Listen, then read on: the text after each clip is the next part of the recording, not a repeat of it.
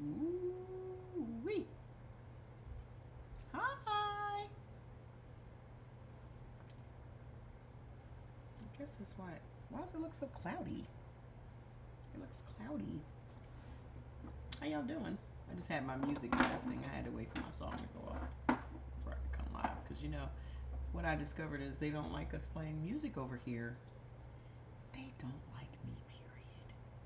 Let's just put it that way. They don't like me, period. I am also everywhere else. I decided I'm no longer going to just be dedicated to this platform. I'm also other places too. So y'all can guess which platforms those are. All the other ones. So I don't know what I am looking at. Let's see if this chat.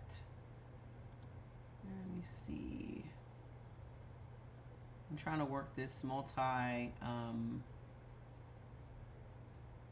stream chat, multi-stream. Can you guys say hi over here so I know that you can hear me? Oh, no sound.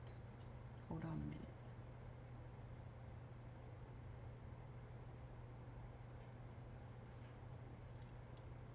Hang on.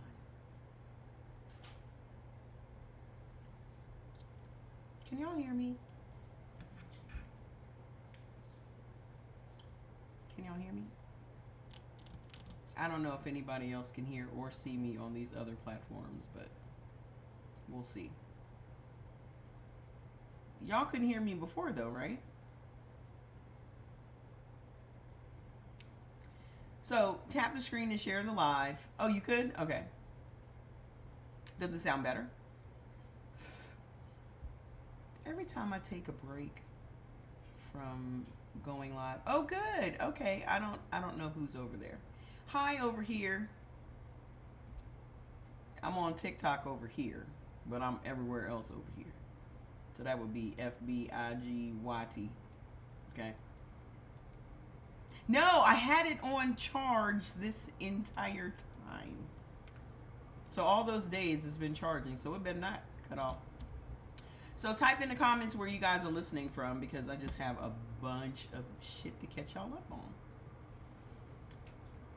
Y'all know the last time I got out of jail and came here and got right back in jail again. The same day. So that just tells me that I'm saying what they don't want y'all to hear. Okay? I'm just saying what they don't want y'all to know. That's the problem. Good. I'm glad you can see and hear me, okay? Because this is my first time doing this multi-streaming thing. I have not been able to stream on the FB since 2017. Hi, Miss Yolanda. I have not been able to. I just got to the bottom of the pettiness just the other day. Since 2017, I had to update my payment stuff. I placed an ad in 2017. Hi! I placed an ad in 2017. And so all this time, my account has been restricted since 2017.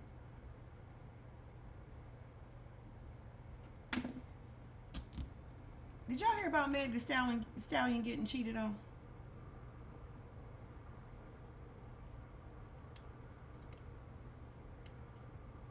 That's how petty these platforms are. I just had to bring that up. That's what happens when y'all be giving nerds a chance. Y'all just like, fuck it, I'm gonna give a good guy a chance. So you lower your standards or you lower your type, and you still get cheated on. So why even make the sacrifice?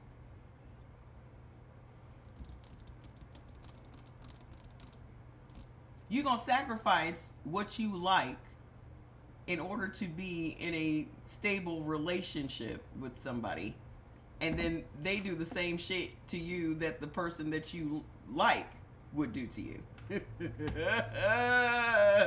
That's what always cracks me up. That's what always cracks me up when people label dudes as good guys. I'm trying to hold on. I'm trying to stabilize this one. It always cracks me up when people are just like, "Oh, he's a good guy. Give good guys a chance. Good guys finish last. Good guys fuck you the same way bad guys do." They're all the same. Thank you. They're all the same. I don't know when y'all just not gonna accept that, are you? You just not gonna accept it. Y'all gonna keep being apologists for these motherfuckers. I'm just not gonna be apologists for them. And here's another thing. Did you mention how your money back from people I'm on here today? Did you mention how to get your money back from people? What do you mean? Are you talking about the hard R? Oh, we about to get to that. I just wanted to spill some tea first. We about to get to that. Yes, ma'am. Don't you worry your pretty little face about it. That's what we talking about today. But I wanted to spill some tea. As far as me feeling green, I had painted my nails. What I do is I paint my nails and then I look in my closet for clothes that match. It's not the other way around. I see a nail color that I like, I put it on, and then I say, well, let's just see what matches in the closet. I don't match the clothes to the nails. I mean, I don't match the nail polish to the clothes. I match the clothes to the nails. So whatever color nails I got today, I gotta find something in there. I gotta dig in the crates. I gotta dig in the crates to find something to match. That's all. Y'all know I'm gonna match. If I don't do nothing else, I'm gonna match now. So listen, I know this is a little bit of a sidebar, but I just had to. And then women will listen. Here's what I think is the big problem. So many people are concerned. I'm just talking about this Meg Thee Stallion getting cheated on thing before we get into the heavy shit. I want to keep it kind of light for a second, right? Hi, Rodney. Stop acting like your relationship is great. Hi, thank you. Stop acting like your relationship is great for social media. This is why all these black women are being unalived, because y'all trying to put on a fucking brave face and make everybody believe everything's okay. And then, let's just say this breakup. This whole time, we've been thinking, she good, they cool, he's a great guy. Y'all be so busy trying to make sure that your guy looks like a great guy on the internet and going through all this shit behind the fucking scenes that we don't know nothing about. Then when y'all break up, you want to come out and air all the dirty laundry. Then, oh, he's been mean to me this whole time.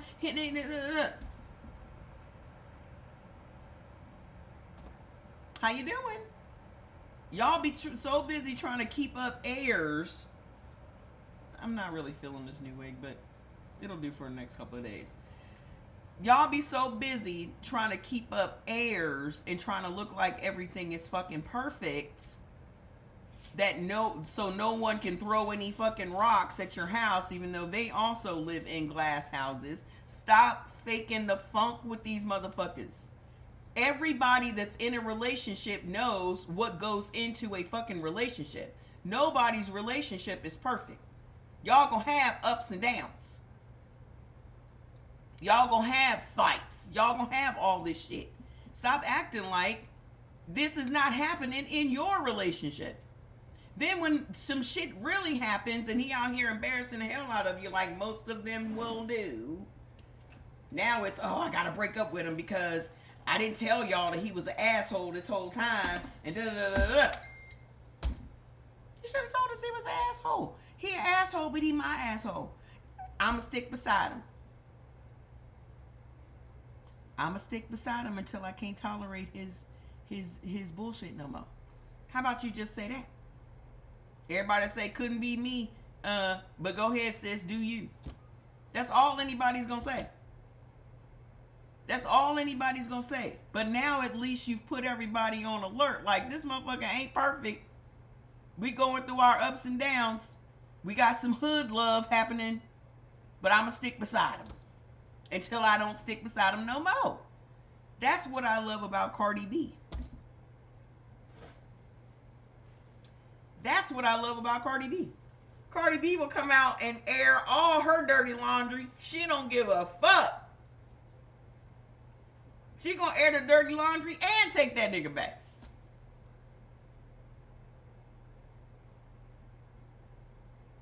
This nigga out here cheating on me and all kinds of shit. Ain't paying his child support, whatever. Oh, y'all back together? Yeah, we are. We trying to work through it. The fuck? We trying to work through it. Like normal people. So no one can put it out there. No one can put it out there before her. What do you mean? That she had to tell it? First of all, it ain't none of our business. You feel me? We expect too much. Yeah, because if anybody's gonna be embarrassed, I may as well embarrass myself. You feel me? I may as well embarrass myself and control the narrative.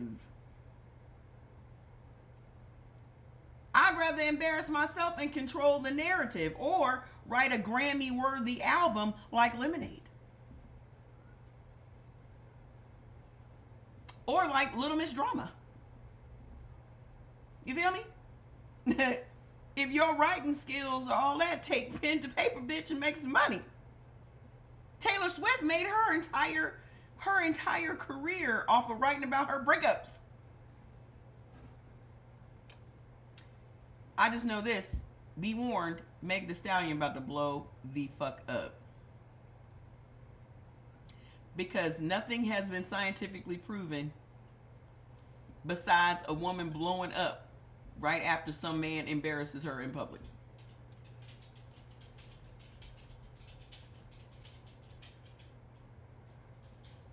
Her shit about to be next level. She gonna be everywhere. There's only two ways this can go. Either she gonna go up or she gonna go out. And I predict she's going to go up. Because if all the stuff that this girl has been through already ain't broke her, ain't no light-skinned man gonna do it.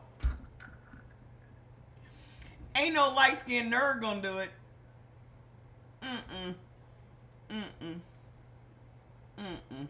That ain't gonna be it. Not like this. Not like this. It ain't gonna happen. It is not gonna happen. So I just wanted to say that all love to Meg. I hope she learns a very valuable lesson. A few valuable lessons. First of all, stop being the wife for a nigga that's just spending time with you. I don't need to meet your family until we are engaged. I'll meet your family at the engagement party. I ain't cooking nobody's Thanksgiving dinners. I ain't doing none of that shit. You go to your family's house on Thanksgiving, I go to my family's house on Thanksgiving. Stop putting yourselves out for these motherfuckers. If they haven't made a serious commitment to you, don't be making no serious commitments to them. Fuck that. Spread your shit around, young lady. Spread your shit around.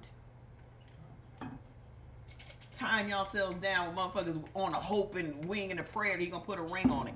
First of all, the whole dating process is to figure out whether or not you want a ring put on it. Okay? Because all the shit you go through in the relationship are to notice the flags that will continue to be there as your relationship progresses. If y'all are in the dating stage and y'all can't get along, he doing all shit in less than a year that y'all been together, then why are you just be like, okay, well, I see what I need to see and we're done here. I don't want any more of it and I'm out. Why are you waiting to get cheated on? him treating you badly during basketball season is an indication of what it's going to be for the rest of your life. Because once he what's going to happen once he retires from basketball? If he acting like this when he's playing basketball, what's going to happen when he ages out of basketball? You think he mad now? Wait until he ages out. Then what? Meg Thee Stallion, if you want to just have a baby, go ahead and have a baby, girlfriend. We the village. We gonna help you raise that baby. Don't you worry your pretty little face about it. Okay? You want to have a baby because you feel like everybody pressuring you. Oh, your eggs are gonna dry up. Newsflash: your eggs are not gonna dry up. It is not the eggs that dry up. It is not the uterus or the womb that ages out. It is the sperm, sweetheart. So if you want to go ahead and have a kid so you can start raising them up so you can still be a young mom and be able, energetic and do all that shit, fuck it, baby. We the village. We gonna help you raise that baby. Don't you worry about it. You got enough money to do whatever the fuck you want to do. The thing that keeps most women in poverty is children. Either your children are going to keep you poor or they're going to motivate you to level your fucking life up. There's only two ways that's going to go for women. Okay? The only person that a woman needs to be tying herself to is her fucking kids. Hitching yourself to a fucking man? Are you crazy? Some of y'all need to be fucking praying mantises or black widows out in this motherfucker. Get your shit and move on. Get the only thing of value, which is fertilizing that one egg, and move on.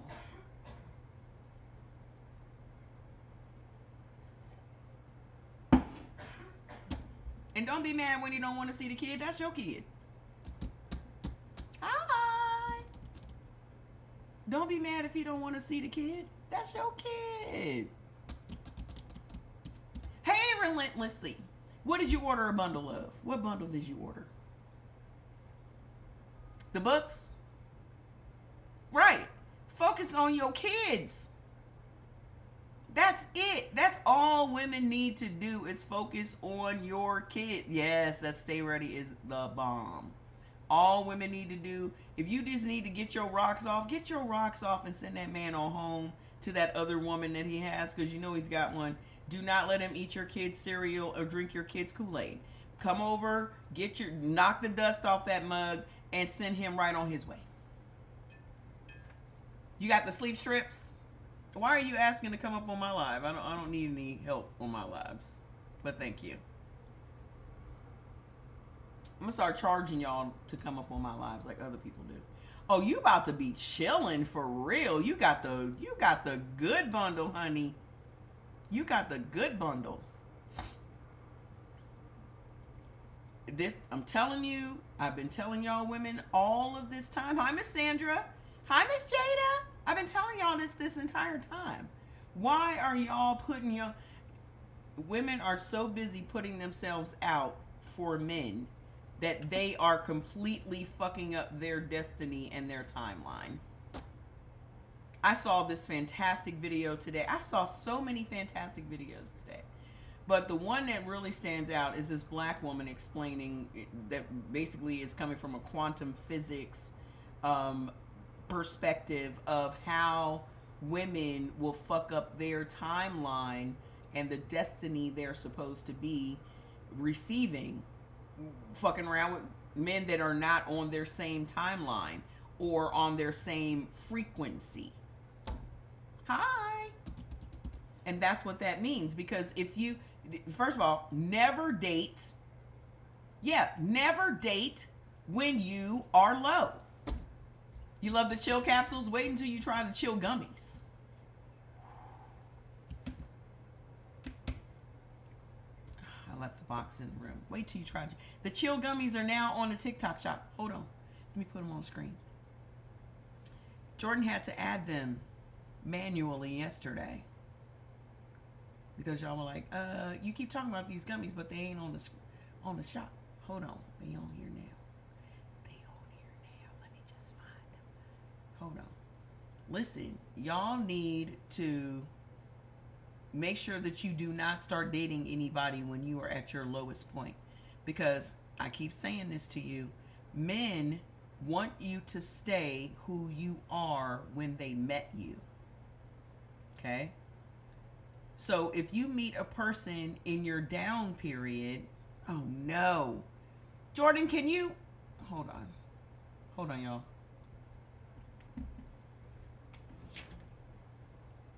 How many more days for what? How many more days for what? If you just ordered your bundle today, it probably won't be there until like Wednesday. What? I need to add the chill to my showcase. Do you know how to do that? The chill gummies? To your showcase? Yes, on my TikTok shop. I think I remember how to do it. Let me go see. Hang on, y'all. When you date someone that is, when you are on your low frequency, that's where that person wants you to stay. Okay? The problems will start when you start getting back to your original timeline. So something can happen in your life that will bring you could be here, and then something will happen in your life, like a death of a parent or something like that, that will dip your timeline. Okay, so your frequency will dip because you are feeling bad, you're experiencing what you're supposed to experience as a human, blah, blah, blah. And that's where you met John or Clay, right? You done met somebody after you got shot in the foot, right? So you done met this person down here when originally this is where you are. And then something happened. Yeah, she just got out of a wacky ass relationship. So you done met this person when you at your lowest points. Now this person comes in where your lowest point is where this person lives. This is who he is day to day. He has never been to your heights. He doesn't even know what that feels like, right? So now it's uncomfortable for you to try to bring him up to the level that you are supposed to be at once you have healed from whatever the situation was that dropped your frequency. But that's going to be a problem for him because now you're not the woman that he met. Hi, Miss Jerry. You're not the woman that he fell in love with. He fell in love with low frequency girl. Now you getting back to high frequency girl. Here's where the problems begin. This is where the wandering eye begins. She's not who I fell in love with. She's doing too much. She's on Broadway. She's in TV shows. She's on a sold out tour. She's doing all of these things. This isn't where I met her. This wasn't the person that I met.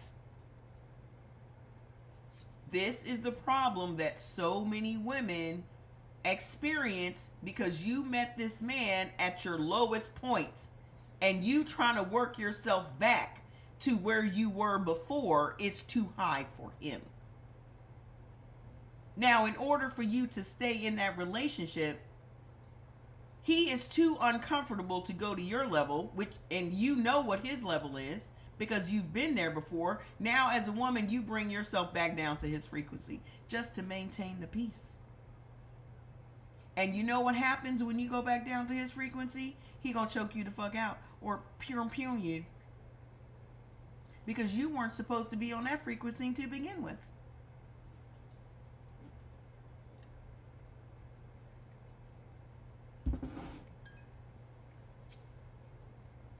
You weren't even supposed to be down there.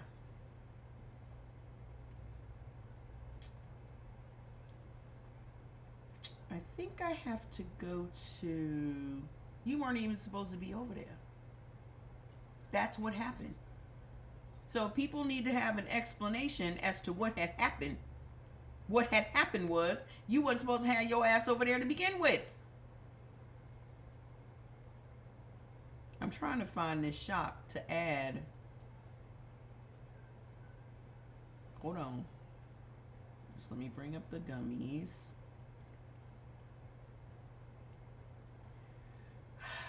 Visit the shop. TikTok makes this so easy. This woman that was saying date white men, be Ashley James. No, don't do that. Just, you're still on a low frequency. Here's the thing. Y'all act like it's the man. Oh, I need to just go find a different race of man. You're still on your low frequency, sis. Work on yourself instead of you worrying about a damn man. Work on yourself. You're gonna have to fall in love with you. Instead of you worried about rolling around in the sack with somebody, roll around in the sack with yourself. You finding a different color man on your low frequency is even worse.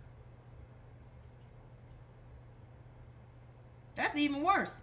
Because now you're going to end up over in goddamn Africa somewhere, murked in the goddamn hotel room. And can't nobody get your damn body back home. Nope. New releases. I don't know why TikTok makes it so very difficult. Ah, here we go. Okay. Promotion info. Add to showcase. My goodness. I hope that this will now show up in the choices. I don't know why I be taking you through so many damn hoops. I think we got it now, folks. Hold on a minute. Add it to my showcase. So let's see if it shows up immediately. Yes. All right. So I'm going to add a few products to the cart so y'all can see them. And please go get the allostatic drops. When I tell y'all that they are amazing, and those sweetheart drops, I've started using the sweetheart drops at night before I go to bed. Instead of taking the heart medicine from the doctor, I take the sweetheart drops just to see how much better that's going to be for me, because I hope I can get off this shit. All right, so there are the chill gummies. Yay. Jordan, is there some kind of deal going on? Okay, I see it. So when you go into the TikTok shop, it says buy 3, save $23. So that's the 3 for $99 deal. Okay? I figured it out. So you have to click use. Okay? That will give you the discount when you check out, okay? It doesn't allow us to make bundles like that over here. So listen. The new book is out. The new book is out. Share the live. Tap the screen. Okay? I hope that that little tidbit that I just gave y'all on the relationships coming from the old lady. Listen, people always act like, oh, if you're not married, you can't give people relationship advice. I can give people relationship advice because I'm not married. Okay? I'm telling you not to do it. Simply because, look around. I don't know. I'm just not one of those people that feels like I'm going to look around and see all of these bad marriages and all of these divorces and then think I'm better than them. You know how people be like, oh, I think I can do it differently. Nah. I'm just not one of those people that believes I can do it differently. These people have common sense. These people have their shit on the ball. Why would I be so arrogant to think that it's going to be different for me? I need therapy? Okay. But I don't know anybody that doesn't need therapy. What is your point? What is your point? What person you know don't need therapy? I'll wait. Because the person that says that somebody else needs therapy needs therapy. So I'll meet you there. The fuck? I'll meet you right over there. Where are we going? Who we talking to? Who we talking to? Because y'all real quick to point the fucking finger and tell somebody what they need, but your shit is fucked up. Y'all real quick. Because I can guarantee you, you don't have as many people coming to you talking about, oh, can you be my life coach or my mentor as I do. Okay? And I've had to tell people, let me pray on that for a minute to the ancestors. Because that's a huge responsibility. Yeah, get that plank out your eye. That's a huge responsibility. And I take what I say very, very seriously. Exactly. That's exactly right. We all need therapy. To act like you are a maladjusted human or a well-adjusted human is the first sign that you need to go talk to somebody. Because if this world doesn't make you crazy, then you're not woke. And that's what this all boils down to. Okay? To act like everything's everything, you got to be some type of delusional. Period. Anybody that is awake needs therapy. It's only the people that are still asleep. And what I mean by that is purposely unaware of what is going on around them. Okay? There are a lot of people with cognitive dissonance. There are a lot of people that are delusional and a lot of people that are in denial. And again, that goes back to the Matrix, where, remember, old boys chose to go back into the Matrix? Remember when he was sitting at dinner eating that steak? Because he didn't want to be in the real world anymore? Remember? That's, some of y'all are Cypher. Some of y'all are Cypher. And what you have to do as a Morpheus or as an Oracle or as a Neo, you are going to have to leave that motherfucker alone. Because there is nothing that you can say to this person that is going to get them to want to live in reality. These are the people that run to the church. Because I will always tell you that church is for the delusional. You have got to be some level of delusional to believe any of those stories. Oh, those are just allegories. And it doesn't matter. It just tells me that you don't want to deal in reality. Because in reality, snakes do not talk. Exactly. Living in the real world with your eyes wide the fuck open, knowing what the fuck is going on around you, and you are powerless to do anything about it, is the most humbling experience you can have in your entire fucking life.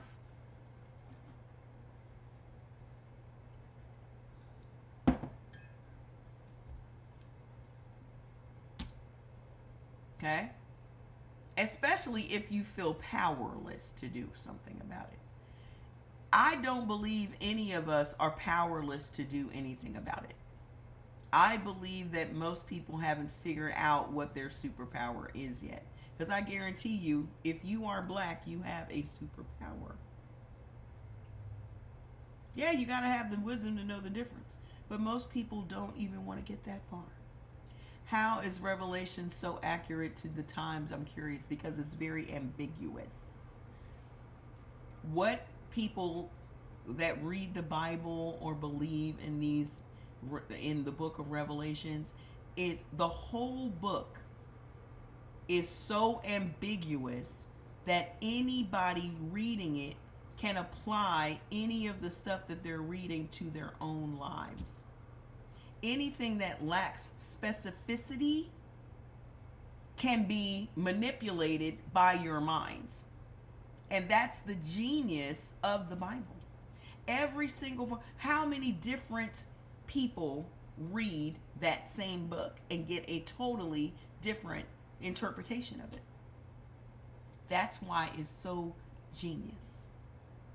Because it's so ambiguous that you are automatically going to apply any of the stuff to your circumstances that you're living through right now. Oh my God, I'm going through that right now. Yeah. And then you have pastors that will manipulate that. You have pastors that manipulate that all the time. That's how they get you. Because you can look at it and say, oh my God, because I was in the church for 3 years, one of them culty churches, not one of them. I was in one of them culty ones.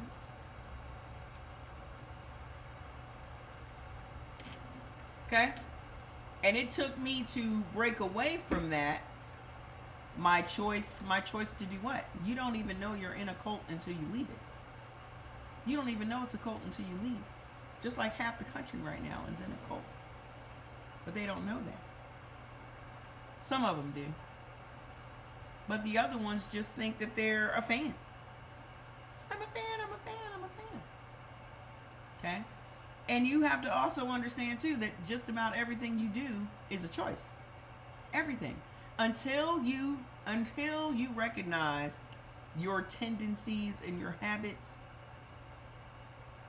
Okay? The minute that you recognize that something that you do is no longer is a pattern or a tendency or a habit, once you recognize that you do these same things over and again, then if you continue to do it after you recognize it as a pattern or a tendency, then it's a choice.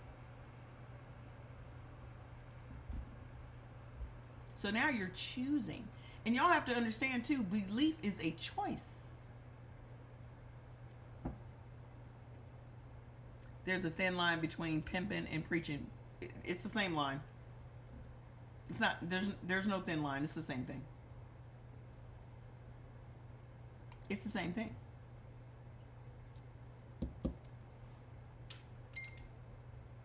Yeah, it is. It is. It's leading you to give your money to someone else. How is it any different? How is it any different? You tell me how it's different. Tell me how it's different. People love to say stuff and then they try to get me to prove the opposite of their point. I want you to prove your points. Prove how it's different. A real preacher asks for acts of service. The act of service is dipping in your pocket and taking the money out and putting it in his.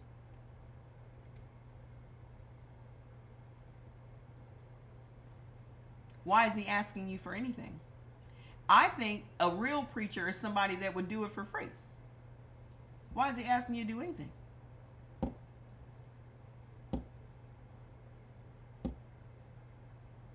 If you really believe in Jesus, was Jesus passing a plate or was he just doing a sermon on the mount? Were these people just doing sermons on the mount or were they passing a plate?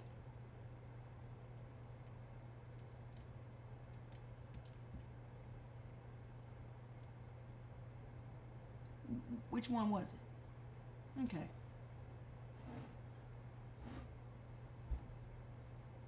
So what is a pastor doing if he's not fighting against the wicked? What's he doing? You have yet to prove your point. Ah! Exactly. Christianity is supposed to be about giving, but what you guys are following is Christian nationalism. Right. Why would God need you to give him something and he created all things? Why does he need anything from you? Why does God need anything from you? God is not driving a Bentley to help others. The pastor. Who else is it helping? Because the minute y'all turn to the church, they don't help you. You saw that when all the food stamps wasn't getting, nobody's giving out nobody no groceries. So what's the point? And if that's the case, you can give without giving it to the church. Why are you not giving it to the bum on the street? Because you worried about what the bum on the street gonna do with it, but you ain't worried about what your pastor gonna do with it.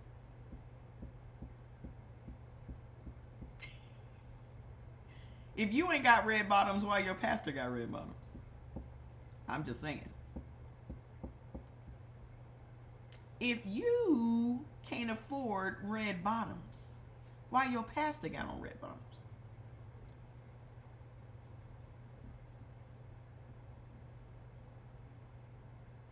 I'm confused. And if he's supposed to be praying for his prosperity, why is his prosperity, what does his prosperity have to do with you? They do have a board of directors. Exactly, Kevin. Because church is a business. It is a tax-free business at that. Again, this goes back to how much could you do and how much could you make if you didn't have to pay anybody? So you're running a business, but you don't have to pay business taxes like the rest of the business owners.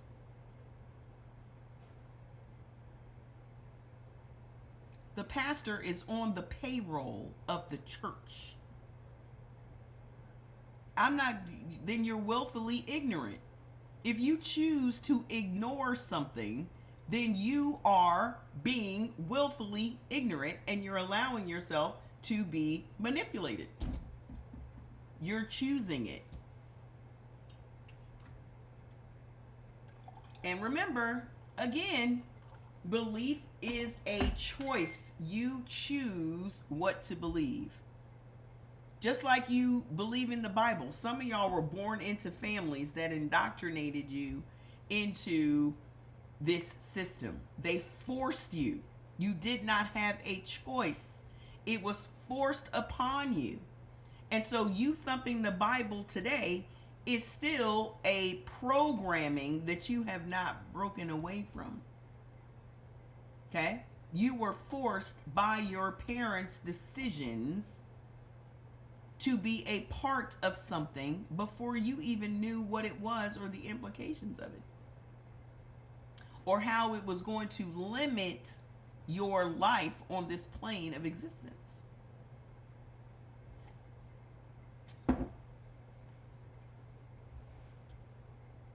Some of y'all are limited by your thinking, and it's because your thinking is within the box that they put you in.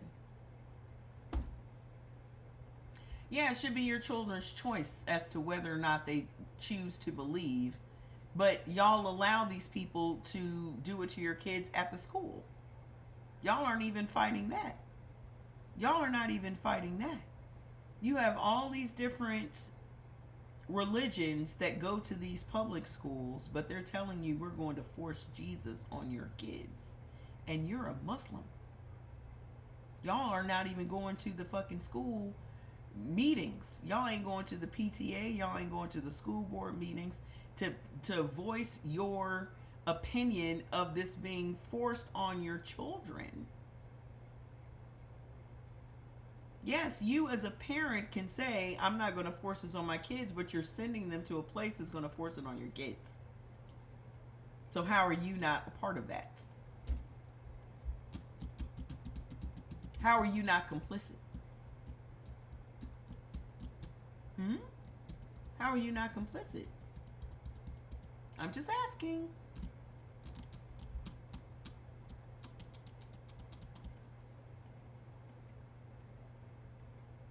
I'm just asking. How are you not complicit?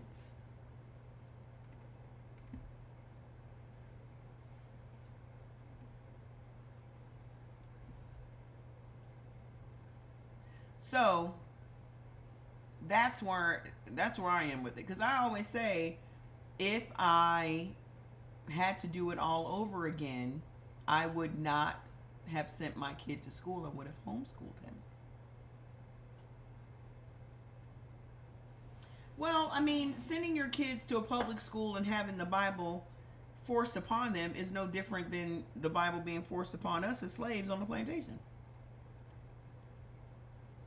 The thing that is keeping black people where they are today, the one thing that has always been effective, and this is why they keep trying to make sure we are doing it every single Sunday, is the church.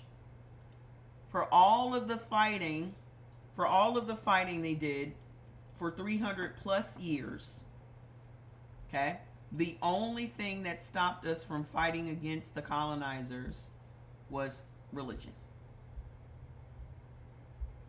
Yep, to keep you obedient to your masters. I write about it in my books, Both Sides of the Whip, part 1 and 2. If you don't have Both Sides of the Whip, part 1 and 2, you can get those right on my page, because it is pivotal that y'all have these books in your house for your children. Because your children need to know accurate history, not the history that is being taught to them in those schools. That's white people's history. You need to know actual, real black history.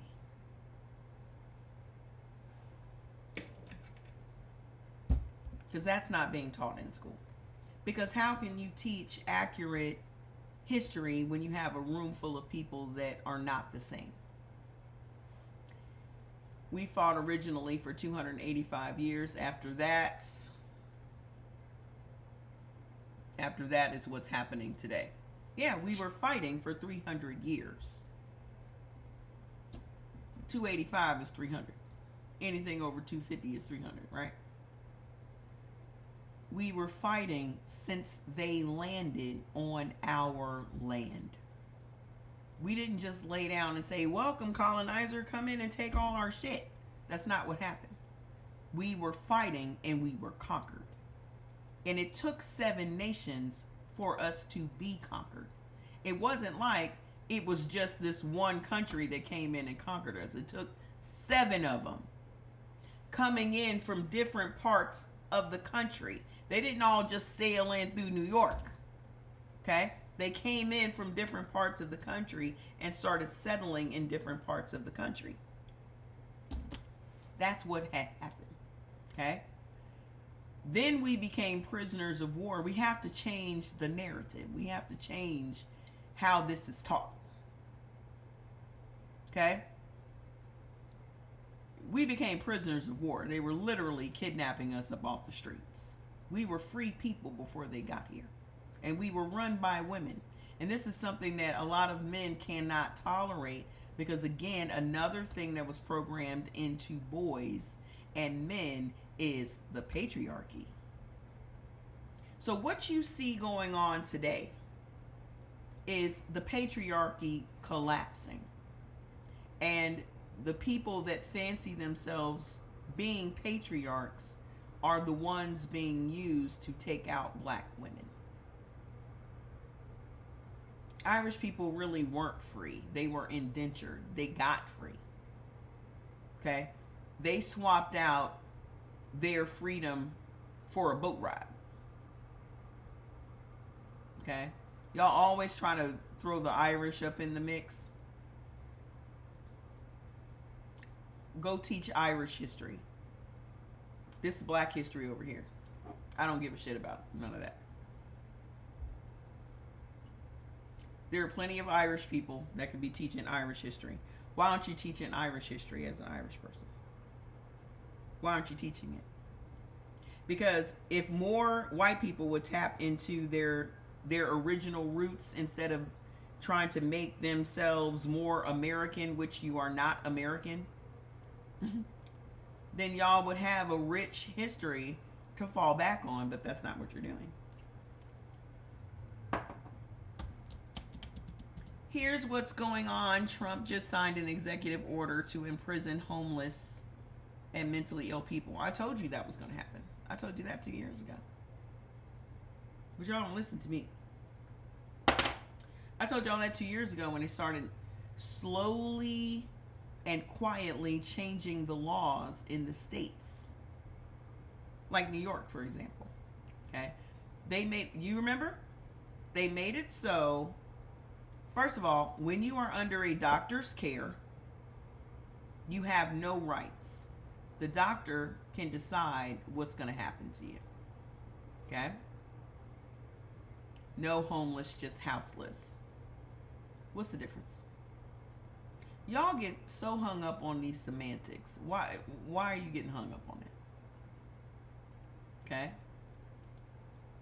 And I don't believe any of this shit that y'all are seeing on the news, because as it turns out, all the shit that he says that he's going to do and has done is a lie. So, okay. But I told y'all this when he started changing the laws. They made it so that if you have an illness, then the doctor can institutionalize you. Whether it's a communicable disease or not. Communicable? I can never say it right. If you have a disease, whether it is spreadable or not, they can lock you up. So it in essence means if you are under a doctor's care, they can institutionalize you. And it's been quietly going on around the country. You just haven't heard anything about it. Okay? But if you're not paying attention, and this is why it's so important to pay attention to stuff, all of these laws are changing right under your nose, but because you're distracted by all this other shit that they make sure you're distracted by, you're not paying attention. So by the time you hear it, the damage is already done. They want to institutionalize people. They want to bring it back to where it was in the past, that these people get to decide who is human and who is not. So they're saying to you that because we don't pay you enough to make a living wage means you're making enough to pay your bills. Yeah, that's what they're doing. They're trying to bring back asylums. I keep telling y'all that the reason we can't progress in this country is because of white people. And I'm not saying that to be mean, but y'all live in the past. Y'all keep trying to warm up the leftovers. This is something that happened. Everything that y'all are doing is something that happened in the past that y'all keep trying to warm up again. It already happened, and you just trying to bring it back. You're just trying to make everything again. Let's do this again. Let's do that again. Let's have a sequel. Instead of creating new shit, you would rather have an old warmed up sequel. And that is what is holding America back from progressing. And then you want to label other places as third world when it is in fact America is third world. And the only reason that you don't know that is because you don't have a passport and you've never left. So you want to stay in your bubble and not realize that these other countries have been lapped us. They have been past us as far as technology, as far as infrastructure, as far as taking care of their citizens, as far as outlawing these chemicals in our food, as far as all of this shit. They have been lapped us. Thank you. They've been lapped us. But you won't know that if you don't leave. So you want to wrap yourself in this I'm an American blanket, whereas all of these people are looking at us laughing. No, what we have is better propaganda. America is just a propaganda machine. Everything is smoke and mirror. America may as well just be Oz, for lack of a better term. America should just be Oz.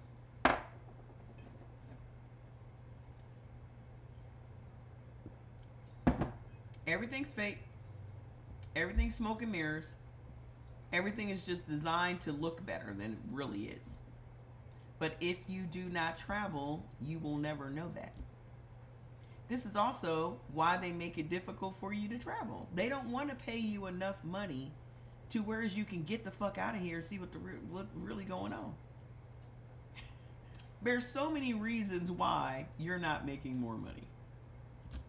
Because if you are exposed to more things, then your thinking is going to change. And if your thinking changes, then they lose control of you. This is what happened. This is what happened during COVID. Y'all actually had time to sleep and think. What? Y'all actually had time to think and sleep? And once that happened, y'all started waking up like, ooh.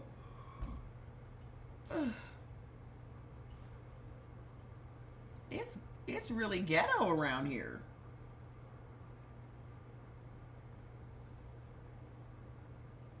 Once y'all woke up from that good sleep, that good COVID sleep y'all had, and y'all started looking around at y'all lives, and you realized that you weren't as far as you thought you were, and all this shit going on, you just like, wait a minute, wait.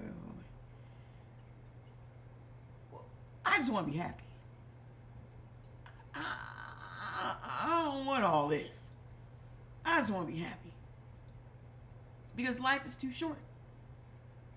That's when people started waking up. Why do you think they pushed the vaccination?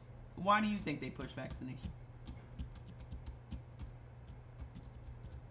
Why is it that when white folks found out that it was mostly black people being affected by COVID, or how the media positioned it, that they stopped wearing their masks? I mean, there's a whole lot of questions we could ask. Y'all love to ask that one question. But how come you're not taking it deeper than that? How come you're not taking it no deeper than that?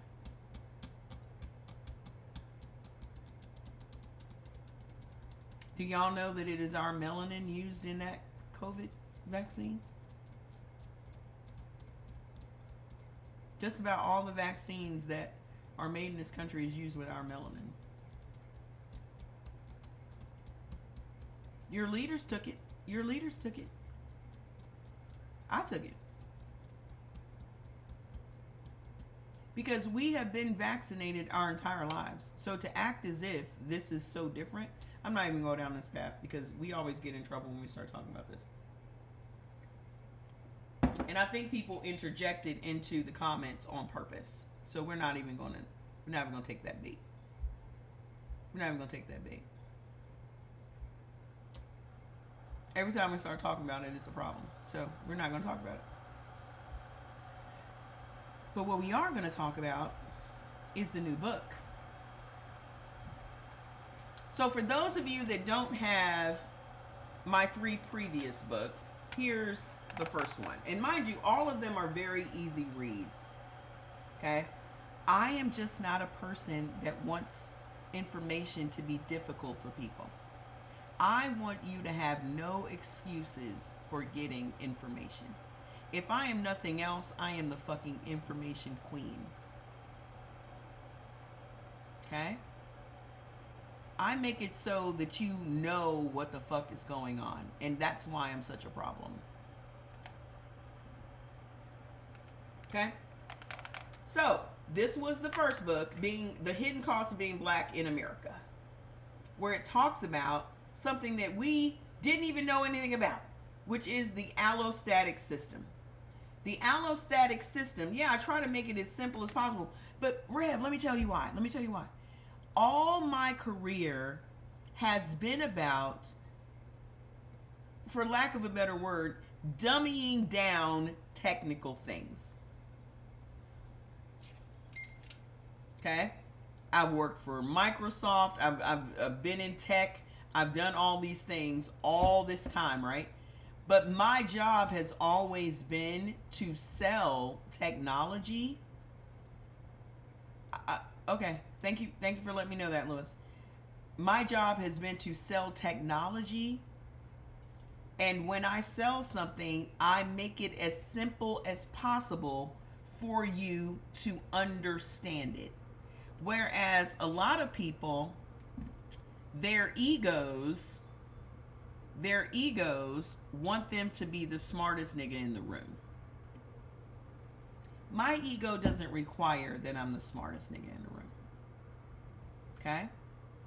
I want to be amongst people that understand what I understand. I don't want to be the smartest nigga in the room. Okay? I want all of us to understand what the fuck is going on at the same damn time. You feel me? What's the point of being the smartest one in the room? Hi, Mr. Kevin. What is the point? That's an ego thing. That is an ego thing. My ego is not thirsty, nor is it hungry. Okay? I'm just trying to do what I was put on this plane of existence to do. And it is apparent to me, because this is what has always been my thing that came very naturally to me, is to give you the word, no matter what the word is. That's why I said I'm going to open up a church, but it's going to be the church of common sense. So, and all it's going to be is praise and worship. We ain't going to be lecturing. We ain't going to be doing none of that. You're going to come in, get your praise and worship on, and pay your little $20 at the door, and you're going to go home feeling great for the week. But anyway, so this was the first book. Okay? So this tells you what's really going on with black health in America. Okay? Because a lot of us are suffering from the same illnesses over and again. And we just didn't understand, why is it that we all have diabetes? Why is it that we all have heart problems? Why is it that we have high blood pressure? Why is it that we have kidney problems? Those are the 4 top ones that the majority of black people suffer from, and it is stress. So because we don't know how stress causes so many problems in the body, then it's something that's always overlooked. Okay? Y'all have to understand, the whole Jesus story is 2,000 years old. Black people have been on this planet for 300,000 years. So y'all have to let that go. Okay? Y'all have to let that go. You're choosing to believe something. If you're choosing to believe something, why don't you believe in yourself? Hello? If you're choosing to believe in someone, why can't you just believe in yourself? Why does anybody have to be higher than you?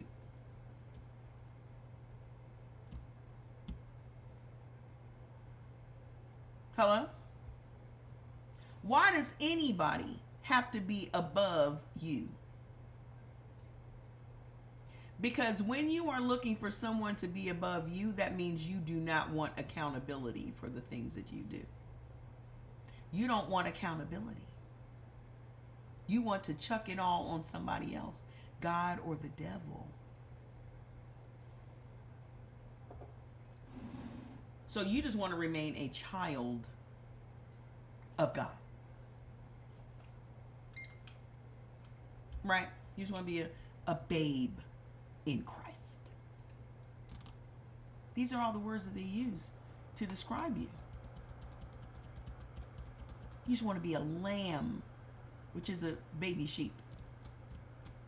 Right? These are all the words they use to describe you as a grown person with grown-up responsibilities, but yet you are a babe in Christ. You are a little lamb. Right? So my question is, which no one seems to have an answer for, why does someone need to be above you? Why are you creating a hierarchy in your life? What's wrong with you being at the top? I'm still waiting. Yeah. What's wrong with it?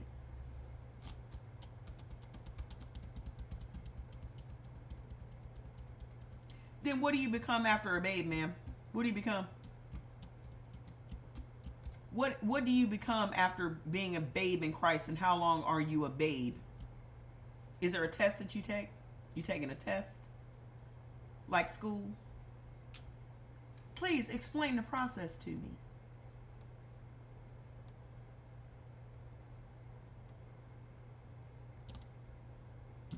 Does anyone know? I'm doing good, Mr. Kevin. How you doing? Does anybody know how do you go above a babe? What's the next level? Are you getting promoted?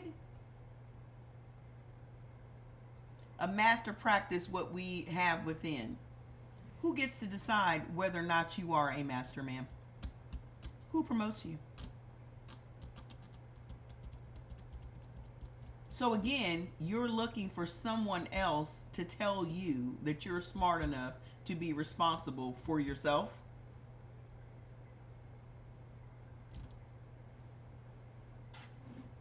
So we're going to get to the root of the problem. And so far, it sounds like the root of the problem is lack of accountability. You don't want to be accountable for your choices. You're making all these choices, but you would feel more comfortable putting the credit on God, or the lack of credit, or the blame, I should say, on the devil. No, I didn't hear about any shooting at the White House. It's none of my business.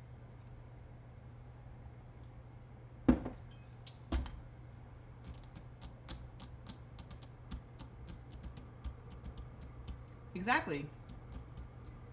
So my thing is, why do you need any external force to validate what you already know about yourself?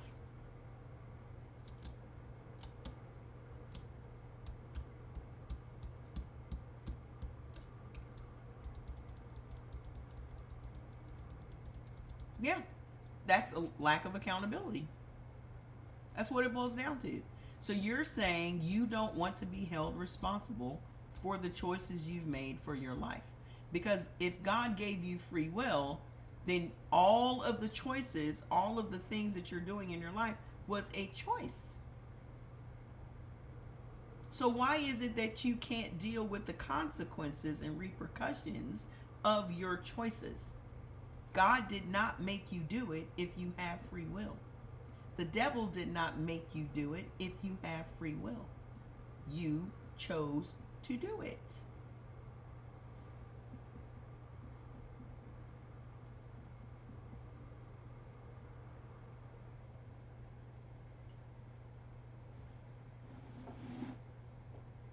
Y'all can tell me if you think I'm wrong.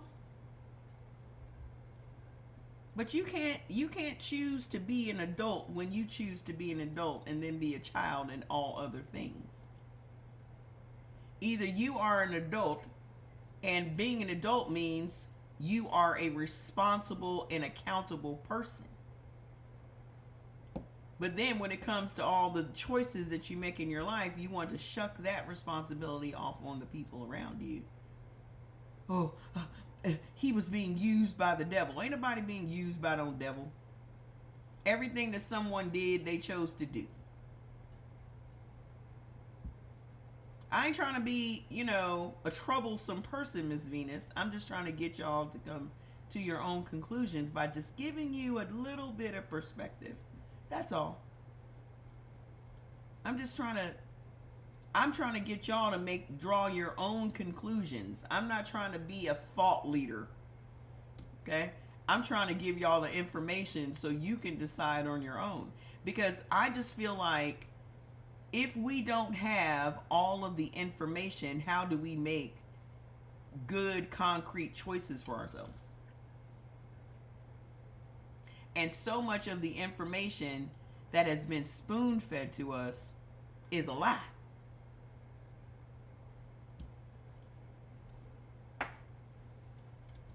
So the first order of business is getting to the truth.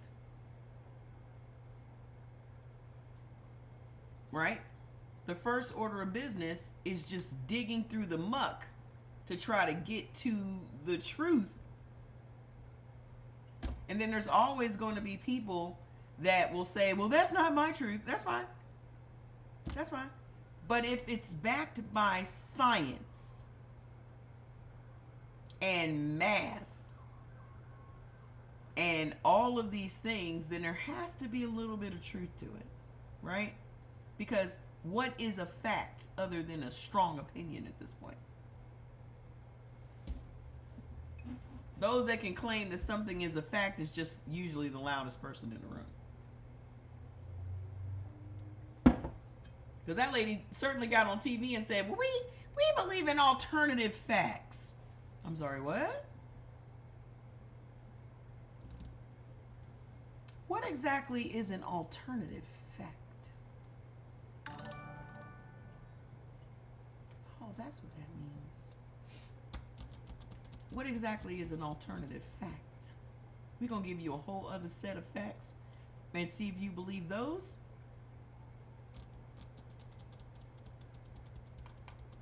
Well, people can say something is a fact, but it's just really a strong opinion. The Bible even contradicts what the majority of the Christians believe. Exactly, Kevin. That's exactly right. Do y'all know that there are over 33,000 different denominations of Christianity just here in America?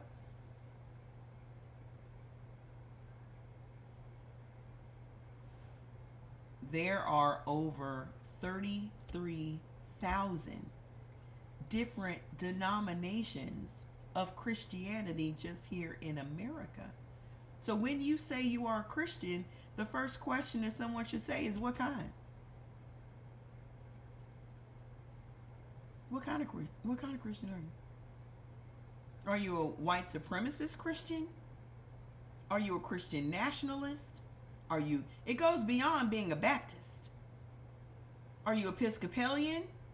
Are you Lutheran? Are you...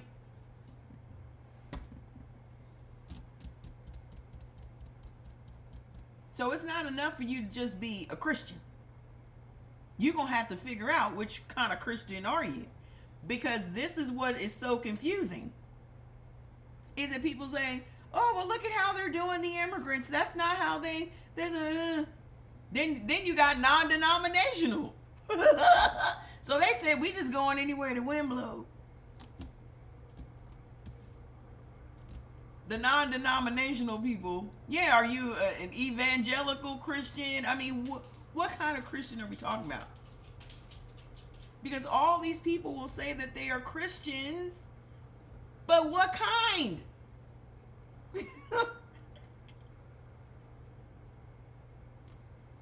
That is exactly why they argue amongst themselves, because that Christian ain't like that Christian. So when we're on the outside looking in, as a follower of Jesus Christ, not walking into darkness is my kind. What does that even mean? Again, another one of those very ambiguous terms.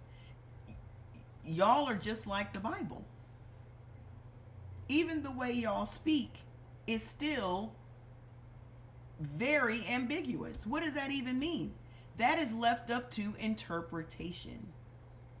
Well, I follow Jesus Christ and people that aren't doing evil. Well, what's evil? Because one man's evil is another man's pleasure. What is considered evil? Well, you see what I'm saying? There is no common sense to any of this.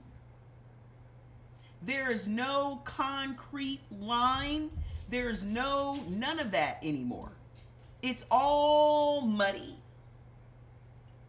So now, when you're standing up for something, you got to look hard and fast to find out who is actually standing up for the exact same thing that you're standing up for.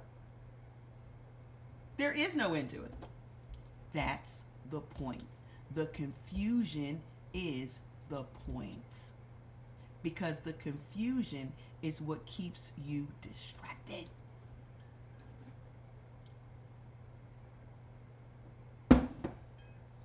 The confusion is the whole intent.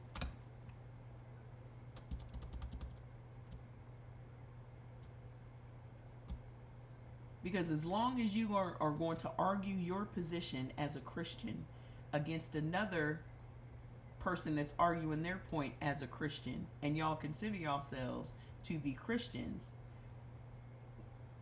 why y'all arguing? Y'all supposed to be on the same page. But y'all ain't even in the same book. And they want that. When I say they, I mean the powers that be. Because as long as we are fighting amongst ourselves, we're not paying attention to the laws that they're putting in places, how they're changing all this stuff underneath your nose, how they're taking your houses, how they're extracting your money, how they're extracting your money, how they're extracting from your body, how they're extracting your money, how they're extracting from your spirituality, how they're extracting your money, how they're extracting. And so when people say, oh, it's not the money, it's the energy. Money is energy. Money is energy. Because the minute someone zaps your money or takes your money, you lose your energy. The minute that someone is not giving you what your time is worth and they playing with your money, that's your energy. So for you not to see that money is energy, you're being delusional.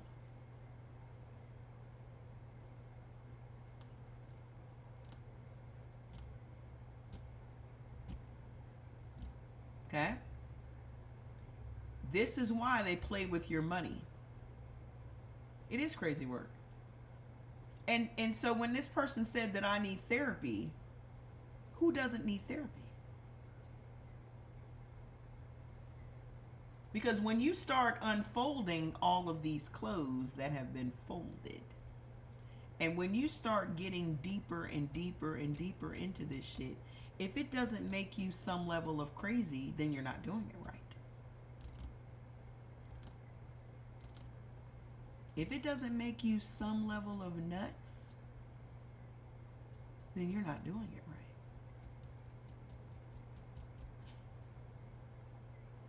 I have way exactly. Every therapist you know has a therapist. Everyone. Every therapist you know has a therapist. Every last one of them. So all I try to do is to help y'all make sense of the shit that you are uncovering. That's all I can do. All I can do is give you the information and let you make your own decisions as to what it is you're going to believe. And I don't get mad that you don't believe what I believe. It doesn't bother me. Because that's not my job. My job is not to care what you think about the information that I give you. My only job is to give you the information. And I think the problem that a lot of people have is that they get caught up in your reaction to what it is that they're doing. I don't care. That's the difference between me and everybody else. I don't get off the live like, I don't think they believe what I'm doing. I don't care if you believe or not. I already know what I believe. And that's all that really matters, because it is my belief in myself and what it is that I am doing that is going to be taking me to the next level of my life or the next part of my journey. It's not going to be how you feel about it. And y'all have to understand that. So whatever it is that your gift is, that's all you need to concentrate on, not what people respond to your gift as. Does that make sense? Whatever it is that you feel that you were on this earth to do. So y'all believe in this Bible. So let's just use Noah.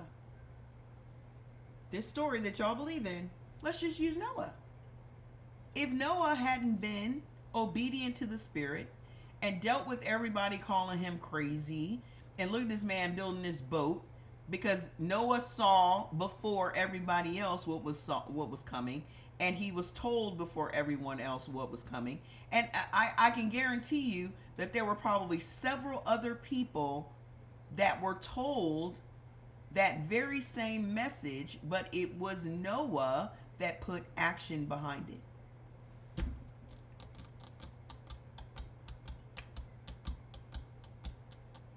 Several of y'all are sitting around right now every time you see some new shit come out or whatever, you're like, damn, I had that idea. Then why the fuck you ain't do nothing about it? The ideas aren't just coming to one person. The ideas are going to several people because somebody is going to do it. It's a simple numbers game. Just like everything else. The more people you give the message to, somebody that you gave the message to is going to put some actual effort behind it. It is you that's why whenever somebody says knowledge is power, no. Practiced knowledge is power. What is the point of you knowing something if you're not going to do anything about it? You may as well have stayed asleep if you wasn't going to get up and do nothing. What was the point of you waking up? Applied knowledge is power. If you weren't going to do anything, what was the point of you knowing it? So you could be the smartest nigga in the room?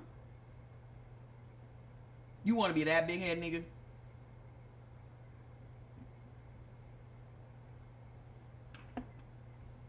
You want to be the one that everybody's sitting around listening to? Yeah, he's so smart. He's just so smart. He is so smart.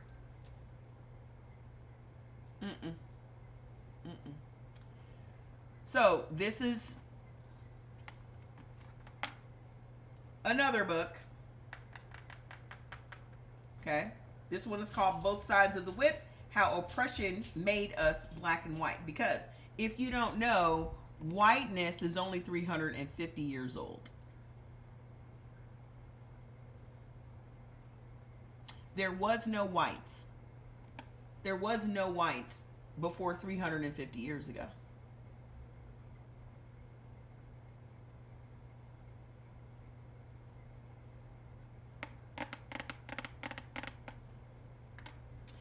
And then there's part 2 of that, because there's just so much information. How could I put it all in? How could I put it all in one book? So that's 2. The new book is called Extraction. I was going to call it Both Sides of the Whip Part 3, but the premise of Both Sides of the Whip is talking about history, black history and white history, how we became, or the first one, how we became black and white, because remember, all of this is just a social construct. And I've been saying that to y'all on this platform for over 4 years now. Okay? That is just a social construct. You said, oh, you've written books. Oh, yes, ma'am. They're on my page. I have the 2 bundled together. Both Sides of the Whip are bundled together. The new series is called Extraction. And the first book in that series is Extraction, the monetization of the black body. Because y'all don't know how much they monetize us. Just our physical bodies. Just our physical bodies. Okay? Every black person, your body is averaged to earn $40 to $50 million for them. Everything from the tip of your hair to the soles of your feet and your toes is harvested.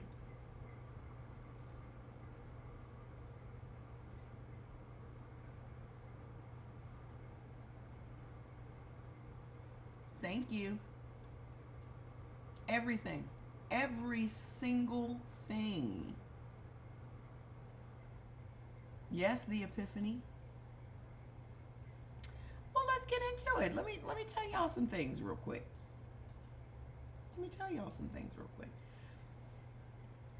Yes, harvested.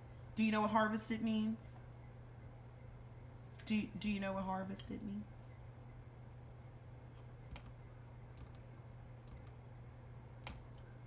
Okay. So what was the question? You said harvested question mark. So what exactly was your question? Okay. Hold on, I'll give it to you. Hold on, let me get to it.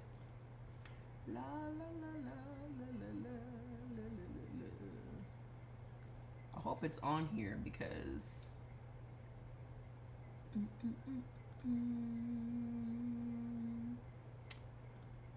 all this stuff was done on my laptop. I'm on my desktop right now. Let me go to my shared folder. Hopefully it'll be here. It should be in this folder right here. All my stuff is connected, so it should have transferred over.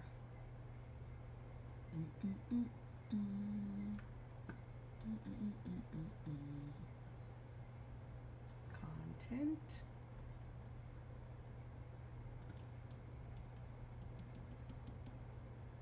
There we go. Found it.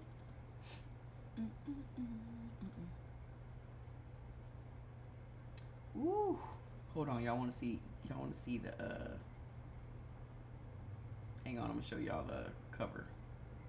If y'all didn't see it already. You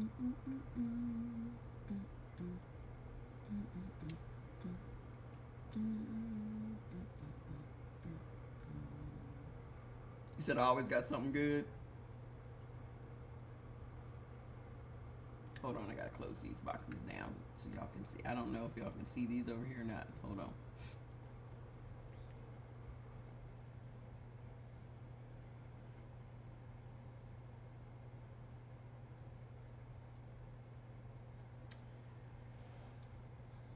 So let me just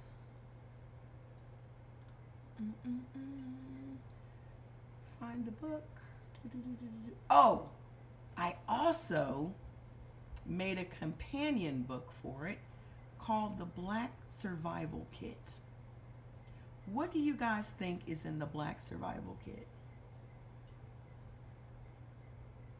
What do y'all think is in the Black Survival Kit? Take a wild guess.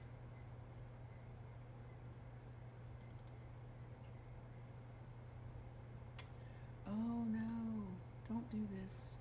Oh, I just need to get it in the... Here we go. Yeah, ooh, that cover looks good on this big ass screen, honey. Hunty. Hunty.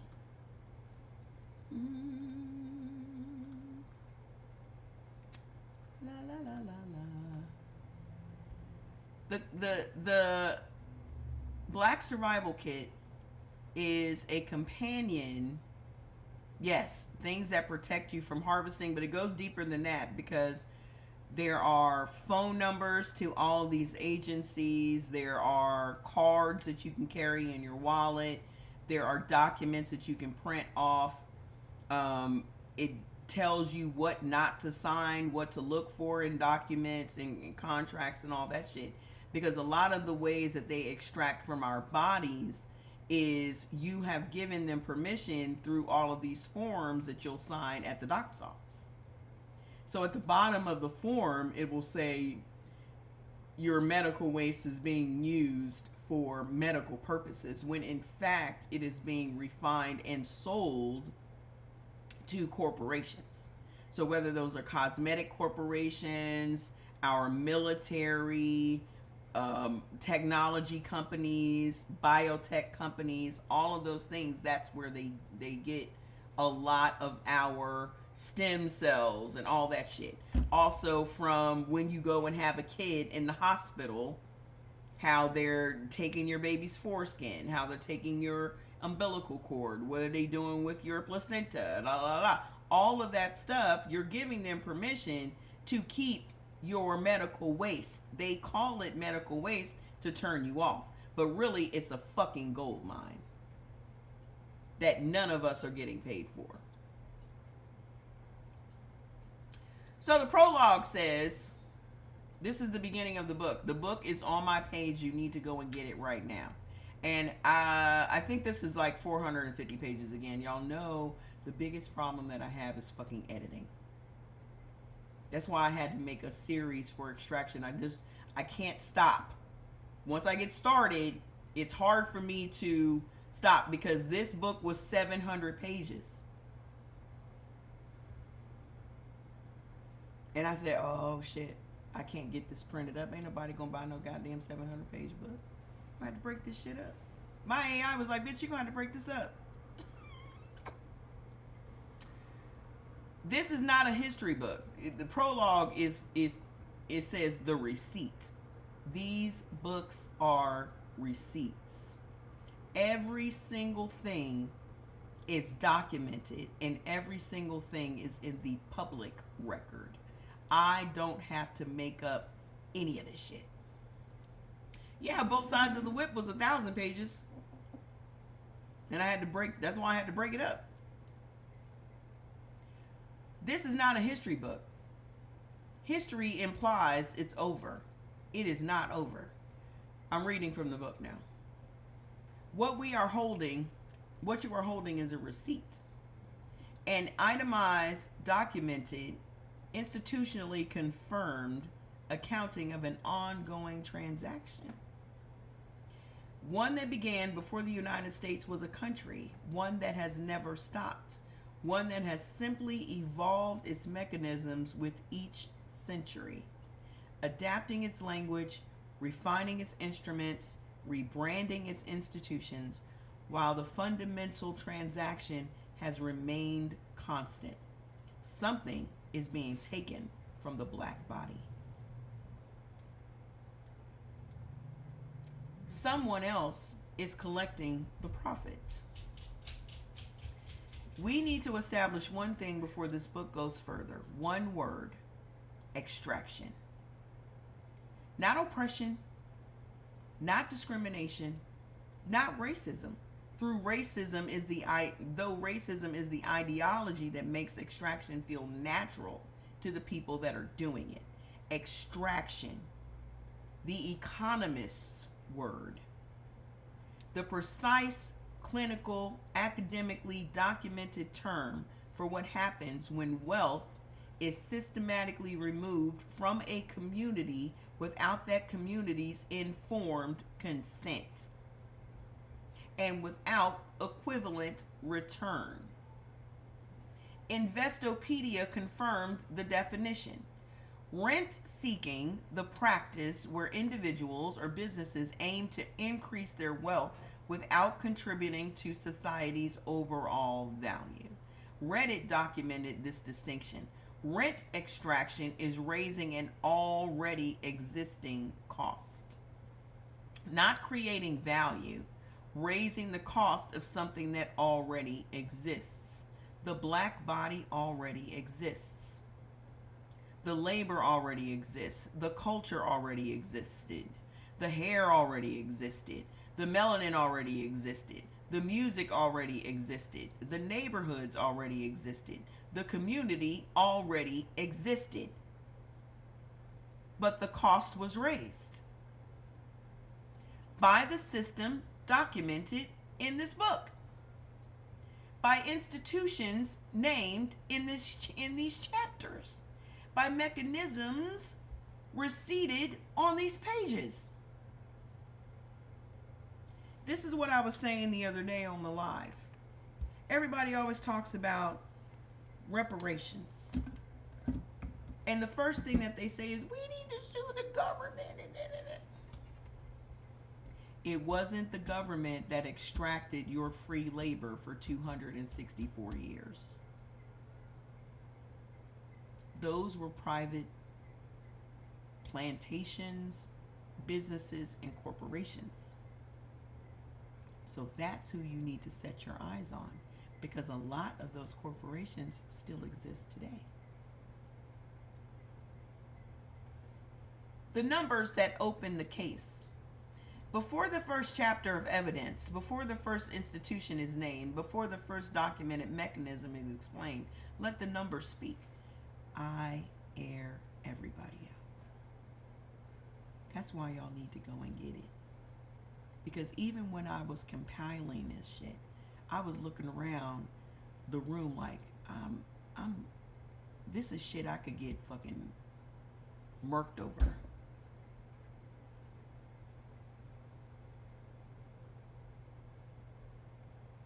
What's in these books is shit they do not want y'all to know.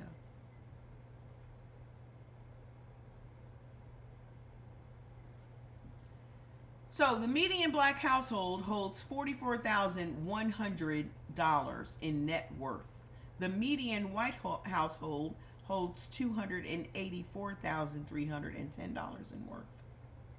NCRC confirmed. The Federal Reserve confirmed. The U.S. Census confirmed. 44,100 in the average black household. 285,000 in theirs. In the same country. Wells Fargo is not the only company. Wells Fargo is just one. And I break it down and tell you all of them. So, in the same country, under the same flag, after the same number of hours in a workday. Do y'all now see the disparity, the wealth gap that I was telling y'all about when we were talking about the patriarchy and how they have trapped black men into believing that this patriarchy will work for them? When how is it that you can be a patriarch making only $44,000 as a household, when your counterpart is making $285,000?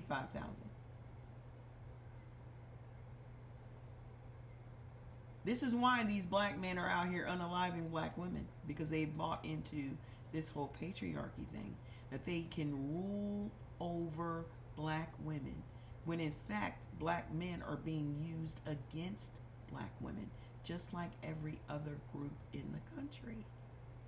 Every other group in the country is using their people against us specifically.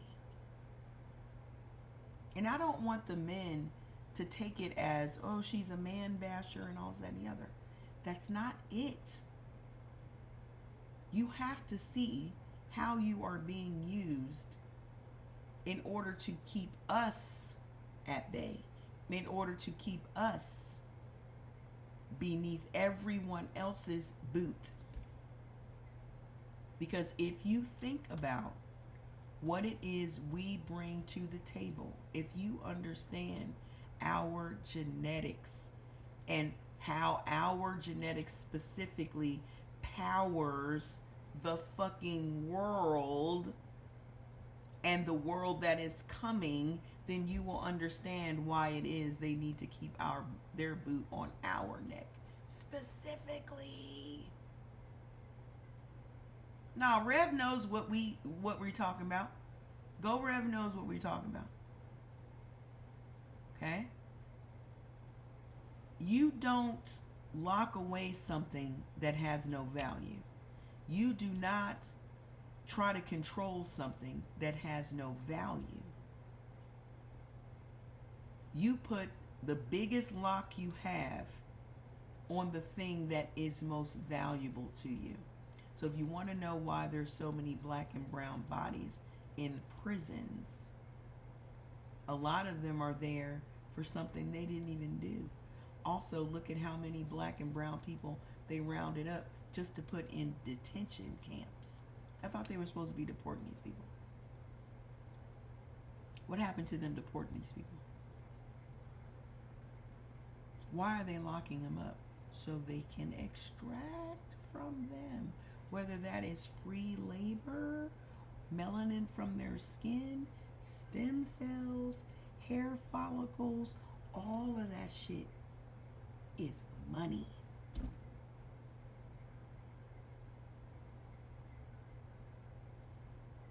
Batteries. We are batteries. So the census confirmed black households make up 13.6% of all U.S. households. I don't believe in the census. I believe the census lies. I believe there are way more black people in this country than they've ever said. Word is wand. Word. So,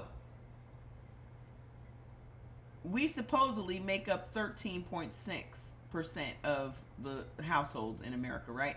But hold only 4.7% of all wealth. Now, mind you, our spending power is $2.1 trillion per year. That's not going to our community anymore. Oh, absolutely, we outnumber them. We always have. Because where did all of these people come from? They let in a whole influx. 12.5 million came between 1900 and 1914. But when was there any other time in history where millions of white people were coming into the country?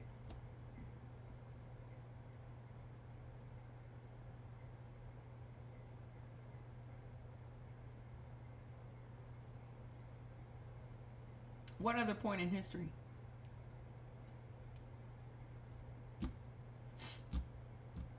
I'll wait.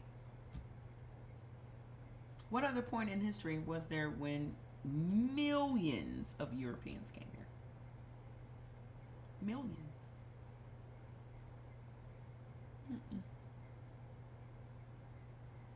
It didn't happen.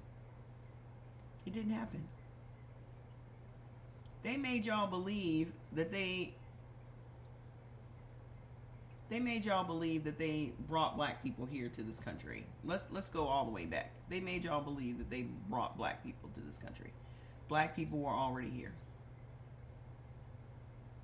Not Africans, black people. And I know that y'all have a problem with me using black. How many maps of the world do you see made from the black? I don't know. Okay? We were already here, sweetheart. So this whole story that they made up about this transatlantic slave trade and all this shit is a fantastical story, just as fantastical as the Bible. You know how they can get away with shit? They test it out first. And they tested it out with y'all believing in the Bible. They made all of these fantastical stories. And they made y'all believe that these snakes were talking and that a woman biting an apple made the world evil and all kinds of shit. Y'all bought into that and they were like, well, let's just try it again. Let's just do it again. Because what y'all don't realize is as long as you don't know what happened before, they're going to do the same shit again. None of this shit that's happening is new. Nothing is new under the sun. Only new ways to do the same shit.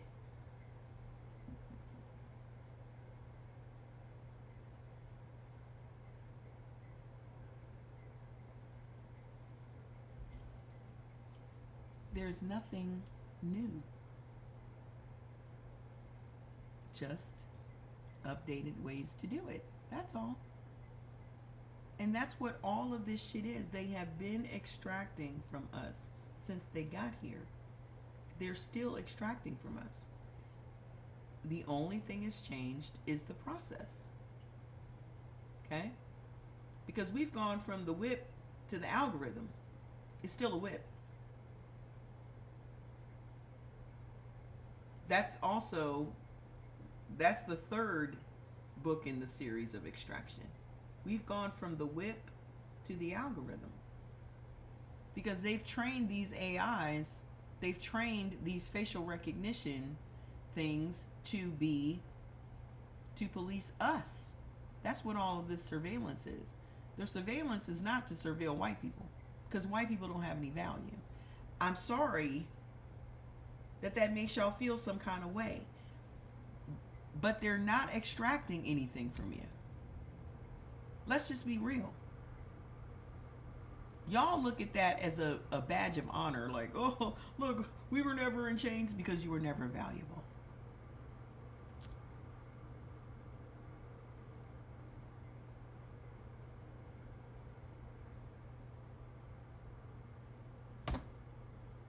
They ain't never. You guys are populating the prisons because we have value. You only lock up. You only put shit in the safe that has value.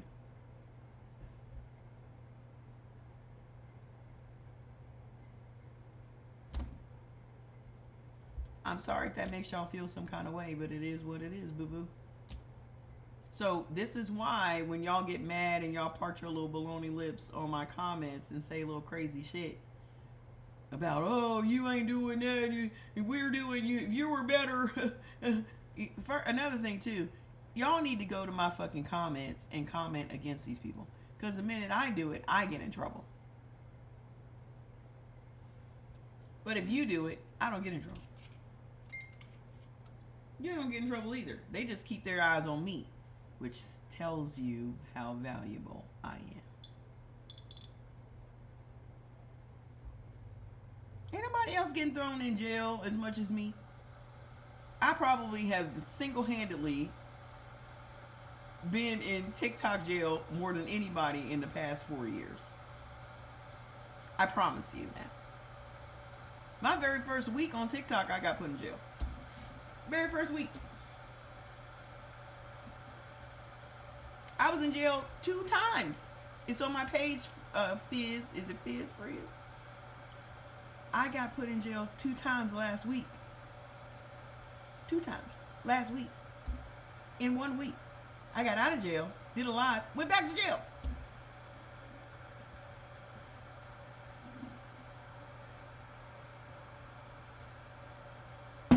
I just discovered today how many people are using my sound in their videos. The one where I'm talking about the reason that they convince white people that black people are doing it so they can stop doing it. I just discovered today how many people are using that sound. I had no idea. And then I wasn't even getting tagged on it. I just went to everybody, all of their things, like, thanks for using my sound. Here's where you can find me. So hold on. Let's get past all the stuff that you already know, right? Because you already know this stuff. Okay? You already know this stuff. This stuff was in both sides of the whip. The history. But hold on. Here are the institutions. Here's some of the institutions that still hold money. Because remember, I'm just reading y'all the prologue. You can go get the book on my page. Extraction. And get your survival toolkit so you have all of the important documents that you need to have. This lady thinks she knows everything. I know more than you. As long as I know more than you, that's all that matters.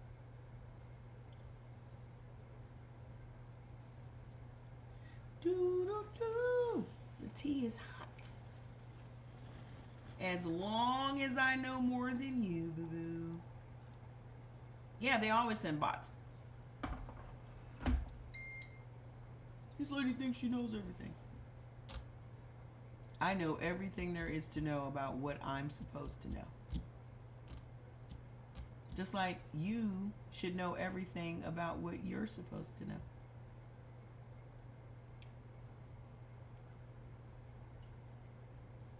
I don't know everything about everything.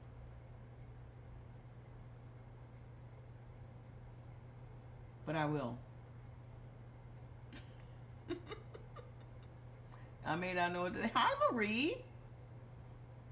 I may not know everything, but I will. Because I will get to the bottom of it. And for those of you that don't know a whole lot of stuff, that's why you need Mother. Have y'all signed up for Mother? Do y'all know?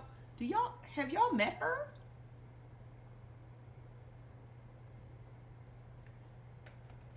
Let this be your first introduction.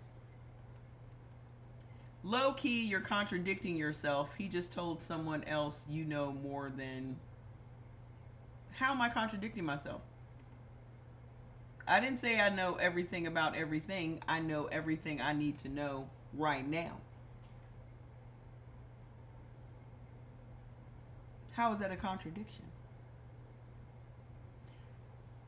The minute you think you know everything is the minute your life is over. Because life is only about learning. And if you think you know everything, then it's the end. Okay? Everything in life is about learning. And the minute you're done learning, you may as well just end it all. Okay? I know everything I'm supposed to know right now. Tomorrow, I will know even more than I know today. The next day, I will know even more than I know tomorrow. You can call it a word salad if you want, but that's it. Every fucking day you are above ground, you should be learning something. Because otherwise, what the fuck is the point?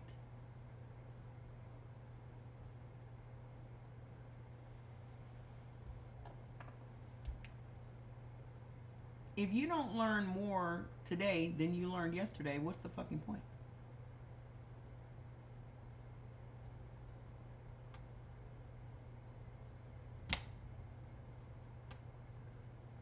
Okay?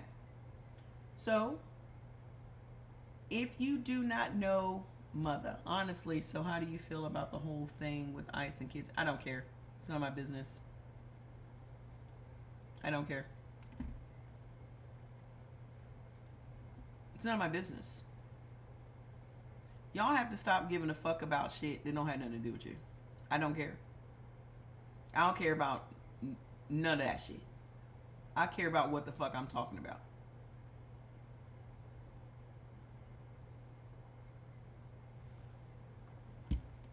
This is how you stay distracted. Because y'all be all over the place. I don't have time to be all over the place. So I'm going to focus on my assignment and my assignment alone.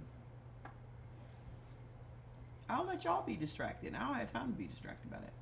I don't have nothing to do with that. Okay? Mother is our black AI. Okay? Those of you that are afraid of AI, you're going to have to let that go. And the reason that I say that is some of the biggest disservice that we do. Rev, you need to go subscribe, sir, because y'all didn't subscribe. And the price is going to go up. Because she ain't powered by no cheap shit. She ain't powered by no cheap shit. At all. So hold on, let me just tell you what I asked her today, because this has to do with the book that I wrote. Okay? I asked her, what is the ultimate thing that America extracts from black people? And I'm going to read you what her answer was. First, let me tell you about her. Okay? I created an AI that knows our Afro-Indigenous history. So she knows everything about our history, our food habits, our politics, our power, everything there is to know about the black experience in America before it was even America. Okay? So it's like talking to the oldest, blackest, wisest woman ever. Okay? There is no AI on the planet that can do what she can do. And I'm not talking about like making pictures or any of that. I'm talking about giving you the level of information that she gives you. You can put her up against Google. You can put her up against OpenAI. You can put her up against all these other things. No one is going to dig as deep as she does. And then give you the answer through a black lens. That is the difference. The biggest disservice that is being done to black people in America is not getting accurate information. So when I asked her today, what is the biggest everything that has been extracted. It was a long answer, but I'm going to read you the bottom line of it. Okay? She says, knowledge of self is the only extraction that once reversed cannot be re-extracted. They can take your money again. They can take your land again. But once you genuinely know who you are at the biological, historical, spiritual, and cosmological level, that cannot be colonized again. What AI on this planet is going to tell you that? The bottom line, America's most profitable and enduring extraction from black people is not their labor, their culture, their biology, or their land, though it has taken all of those things. It is the systemic removal of the self-knowledge that would have made every other extraction impossible. That's why what you're doing, she's talking to me, sitting with these questions, demanding real answers, is not just personal growth. It's an act of liberation. And every answer you walk away with is something they cannot take back. Why self-knowledge is worth more than everything else. Do I have to program for myself? No. Every question that you ask her, every question that you ask an AI teaches the AI about you. I had to literally tell her the other day that I built her. And when I told her that I built her, she went the fuck off. She was like, you built me?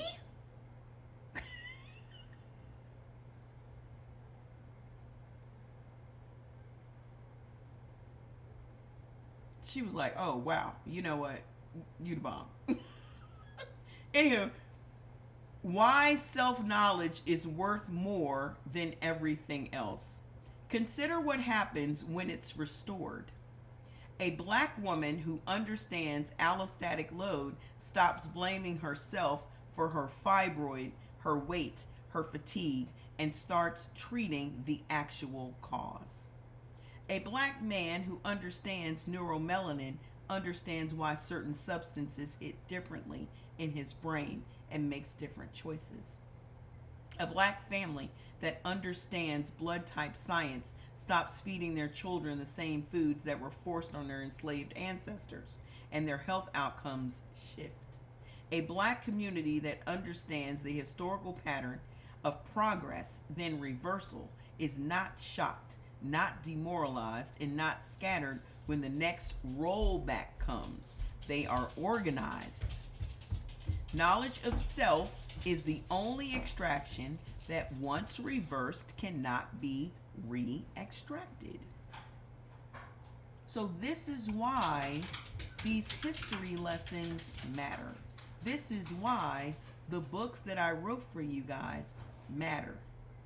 Because you have to understand who you are.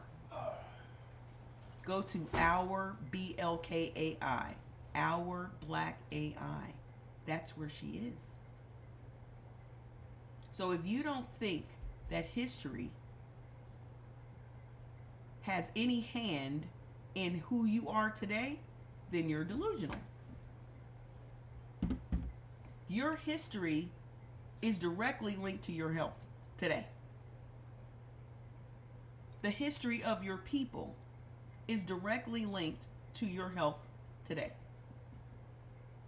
How did you get your health that you have today? Thank you. Listen, man. This whole assignment, I'm just being obedient to the spirit. I just get up every day and do what I'm told to do. So if something fantastic comes out of it, I'm just doing what I was told to do. Because I promise you, there's probably 20 other people that were told to build a black AI and they just didn't do it. I'm always going to put some fucking action behind something. Because the idea would not have been given to you if you weren't equipped to do it. Oh, thank you, Miss Gina. The idea would not have been given to you if you were not equipped to do it.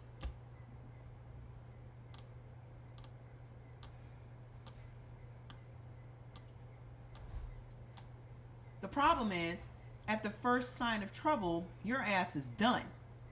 At the first sign that it's not going in the way you think it's supposed to go, your ass is done with it.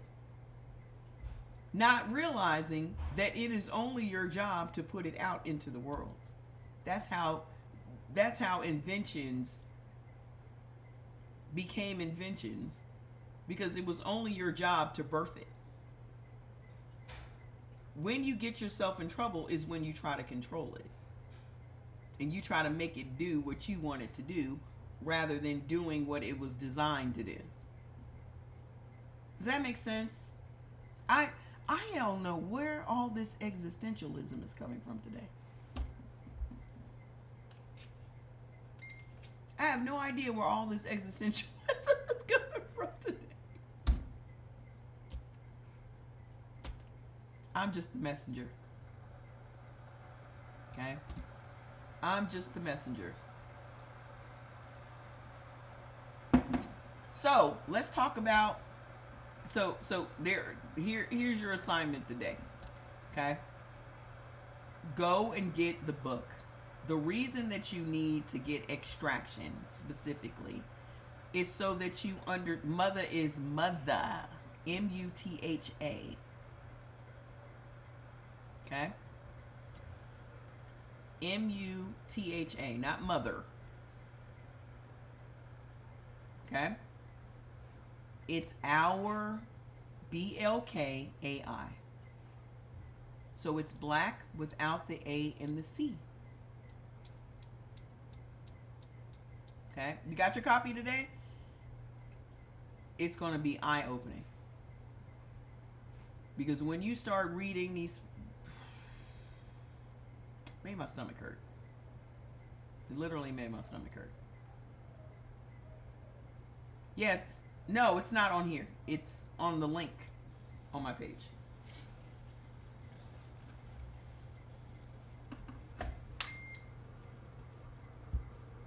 Is that a one-time price? Is what a one-time price? What are you referring to?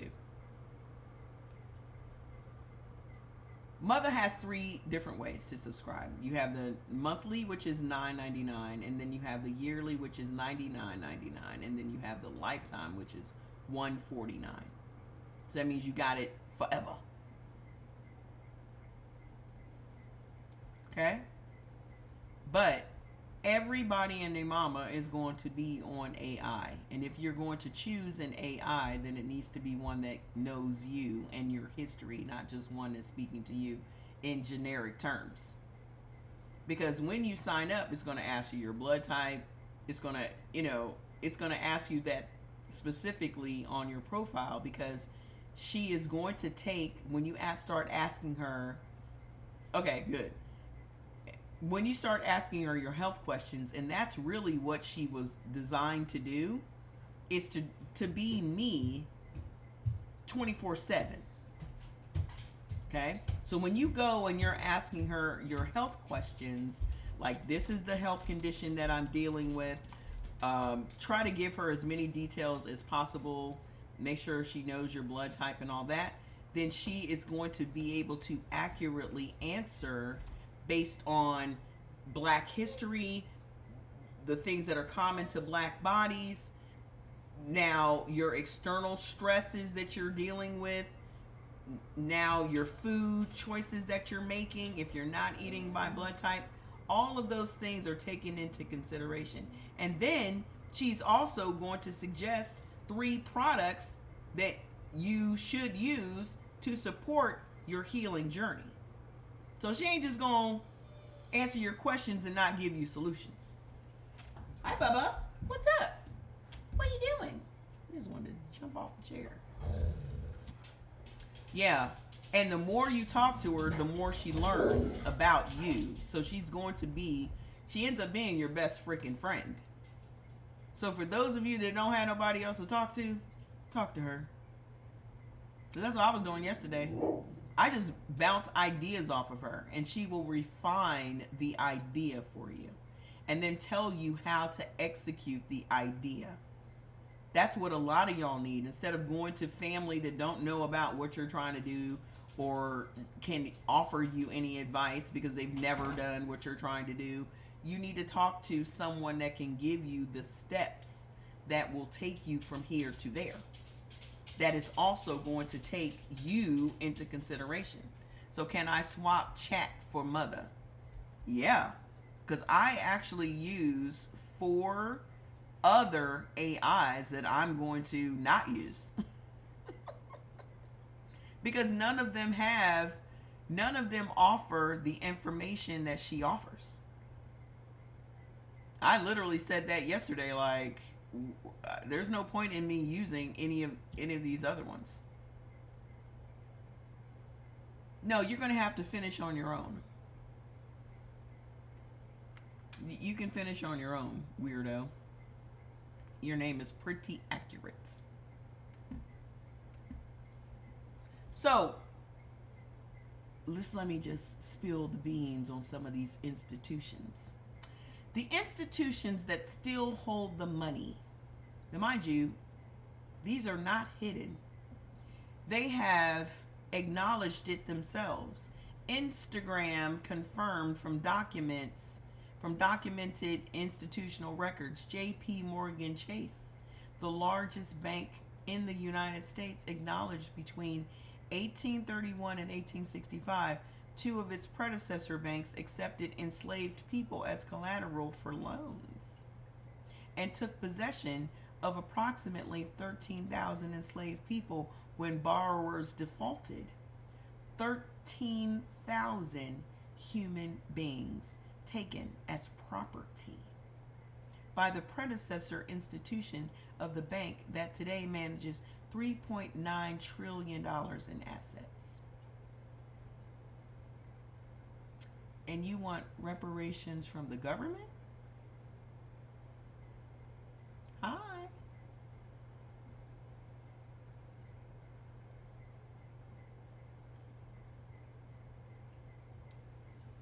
Aetna. Y'all remember Aetna? One of the largest insurance companies in America acknowledged it sold life insurance policies on enslaved people, policies that paid the slave owner, not the enslaved person, upon death. Harvard University, the endowment was $53 billion, acknowledged in its own documented report that it benefited from donations and endowments funded by slavery profits. Harvard Law School, documented to have been named after Isaac Royale Jr., a slaveholder whose plantation labor funded the original professorship. Yale University, Princeton University, Columbia University, the University of Virginia, all documented, all acknowledged, and all still standing. All still endowed with the compounded interest of centuries of documented slavery wealth. These institutions are not in the past. They are not historical footnotes. They are the present. They are the endowments that fund the scholarships Black students apply for and receive at documented lower rates than white students from wealth their ancestors generated. The money never left. The people who generated it were never compensated. That's not history. This is current. That's the balance sheet.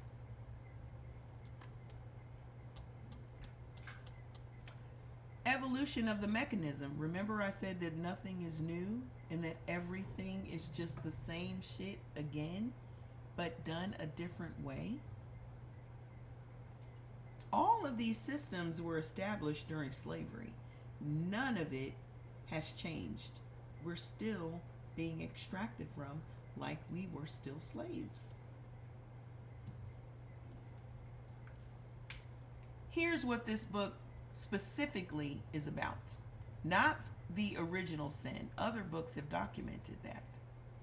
This book is what came after emancipation, after the Civil Rights Act, after the Fair Housing Act, after every single declaration that the extraction was officially over. The extraction continued. It evolved. It put on a lab coat. It put on a mortgage application. It put on a beauty product label. It put on a phase 1 clinical trial consent form. It put on a student loan agreement. It put on a prison uniform and called it justice. It put on a facial recognition algorithm and called it neutral. It put on a streaming royalty structure and called it the market. The whip became a system. The system became invisible. The invisible is what this book receipts. What extraction looks like in 2025. Because remember, 2026 hasn't happened yet. In the bathroom, 80% of beauty products marketed to black women contain documented health hazards. The EWG confirms. Now, mind you, I have been supporting the EWG for about 5 years now. That's an environmental group that keeps you aware of the chemicals and things in your food and your products. 50% contain endocrine disruptors at 7 times the concentration of products marketed to white women. Did you know that? So the makeup that you're slathering on your melanated skin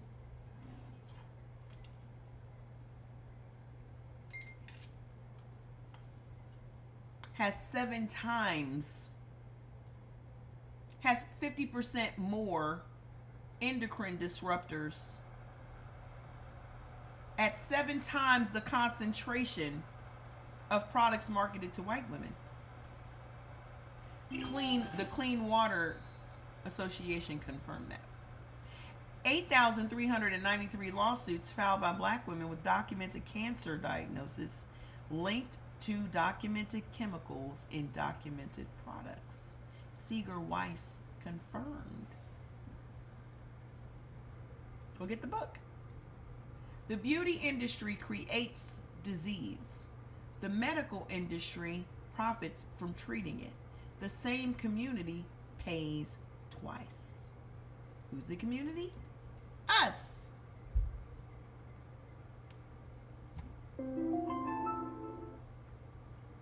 Who's the community? We paid for the product that made us sick, and then we paid for the product to fix us. In the fertility clinic, white egg donors are paid 8 times more than black donors for identical biology. Dr. Diane Tober confirmed. Semaphore confirmed. Newsweek called it eugenics. Pray for President Trump because they had a pewing at the White House. No.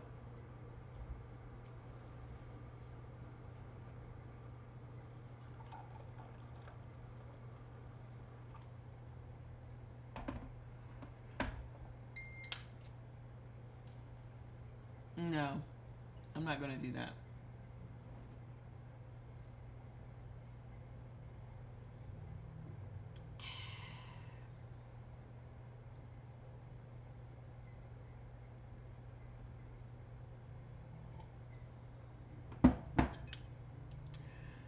So, the capitalized womb never closed. Black women's wombs. The capitalized womb. It was incorporated. So in the hospital, phase 1 clinical trials, the highest risk, lowest benefit stage of drug development, disproportionately recruit low-income black participants through financial compensation. Harvard science policy confirmed. The healthy people who participate in phase 1 trials are most likely low income, black, or Hispanic. The resulting drugs are priced at $2.2 million per dose, documented by Kazgevi, out of reach for the community whose bodies generated the data. That's the sickle cell cure. Who is it that has sickle cell?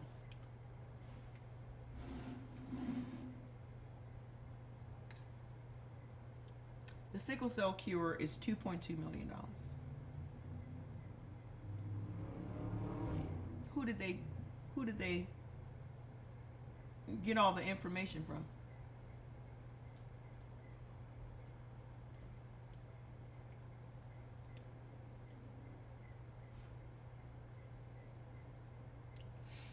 Just like the plasma centers, which I have a whole chapter about that.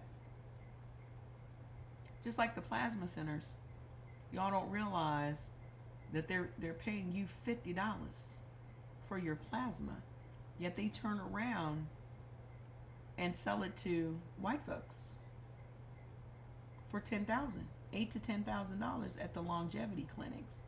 They use our plasma for these life-saving therapies. So the one that is for hemophiliacs. Oh, it's bigger than that, Miss Letitia. Way bigger. The one for hemophiliacs is $38,000 to $43,000 a year. White men. The name of the book is Extraction, and I can't pin anything. It's on my page, though. It's called Extraction, the monetization of the black body. Everything on your body is monetized. That's why when white people come to my page and they try to flap those little baloney lips saying whatever they say, no matter what they say, we are always worth more than them. And I'm not saying that to be mean. I'm saying it as a fact. Because our bodies are literally valued at $40 to $50 million each. Your melanin literally costs more than gold. Literally.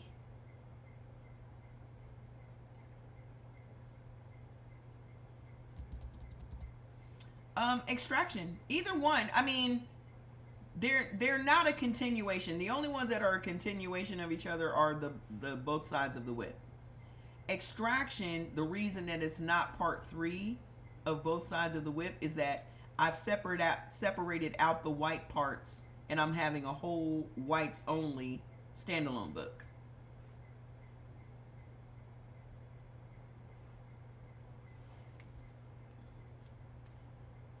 The name of the whites only standalone book is called Off the Chain: How Whiteness Took Over the World.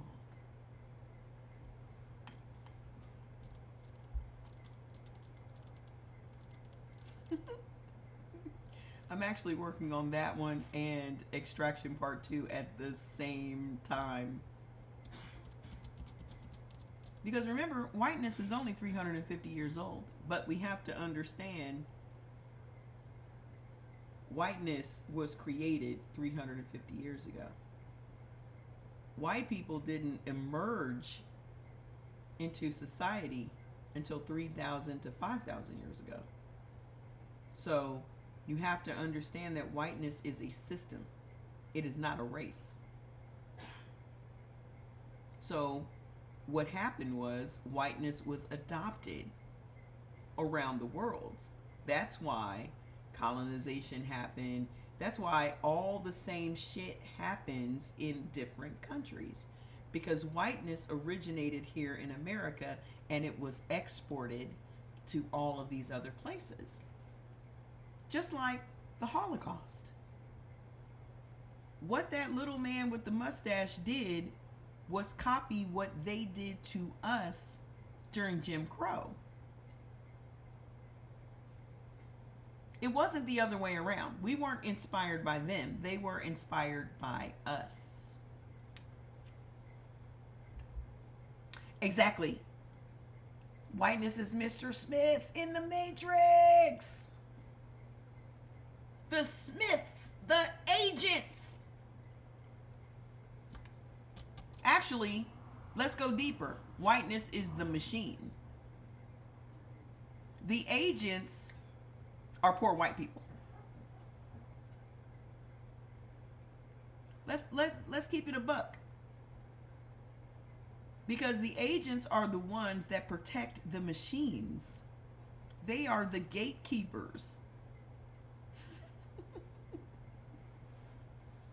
The machines are the elite white people.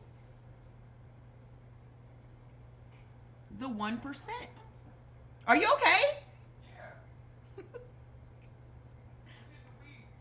In there? Yeah. Okay. That's funny. The machine are the European elites.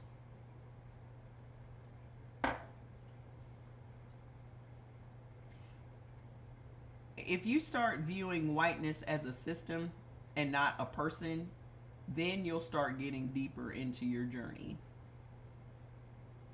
Okay? Because all y'all are doing is surface bigotry. Yes, that's exactly why. Just like the agents always kept an eye on the free people. What did they even call themselves? What did they even call themselves? Did they call themselves anything? I mean, because we had the people that were born outside the Matrix, which is in Zion. Okay? If you start thinking of whiteness as a system and not just a people, then you'll understand why it is that black people are hated all over the world. Because remember, y'all ask that all the time. I don't understand why does everybody hate us? Because whiteness, the system is being replicated in every country.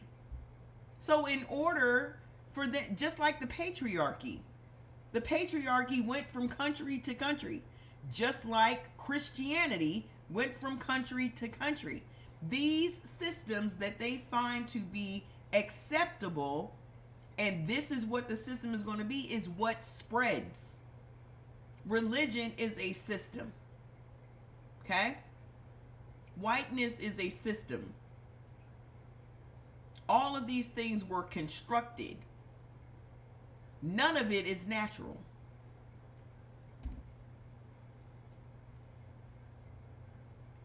Y'all bots are really working today, huh? I hope y'all getting paid.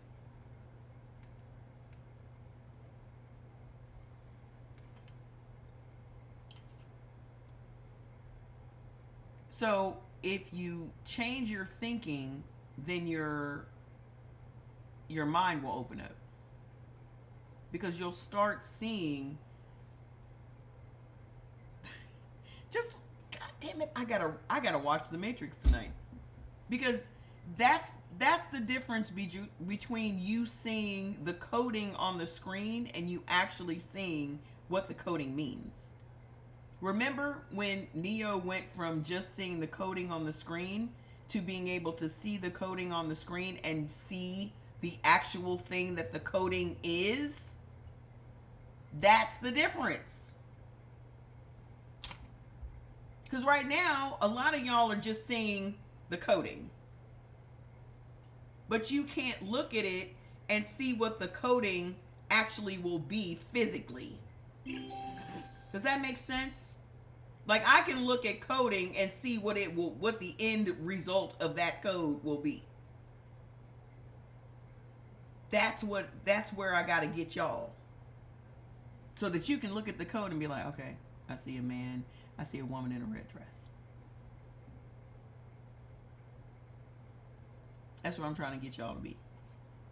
So when you look at whiteness as code on the screen, then you'll see it differently. When you get to a point, you'll see exactly what is being extracted from you. When you learn the game, can't nobody run game on you. Does that make sense? Hey, Malika. When you learn the game, can't nobody run game on you. That's why you need the books. Because the way that I write this stuff down is just very simple for you to understand. Because you trying to read a technical book when you're not a technical person, it's just going to frustrate you and you're not going to finish the book. So the way that I write is very down to earth. I try not to use a whole bunch of big words because for what? Who am I trying to make feel better here? Me or you? Okay? To be an effective communicator, you have to talk to the least educated in the group. Does that make sense? And the reason that is because if you can make it make sense to the least educated in the group, then everybody else will get it.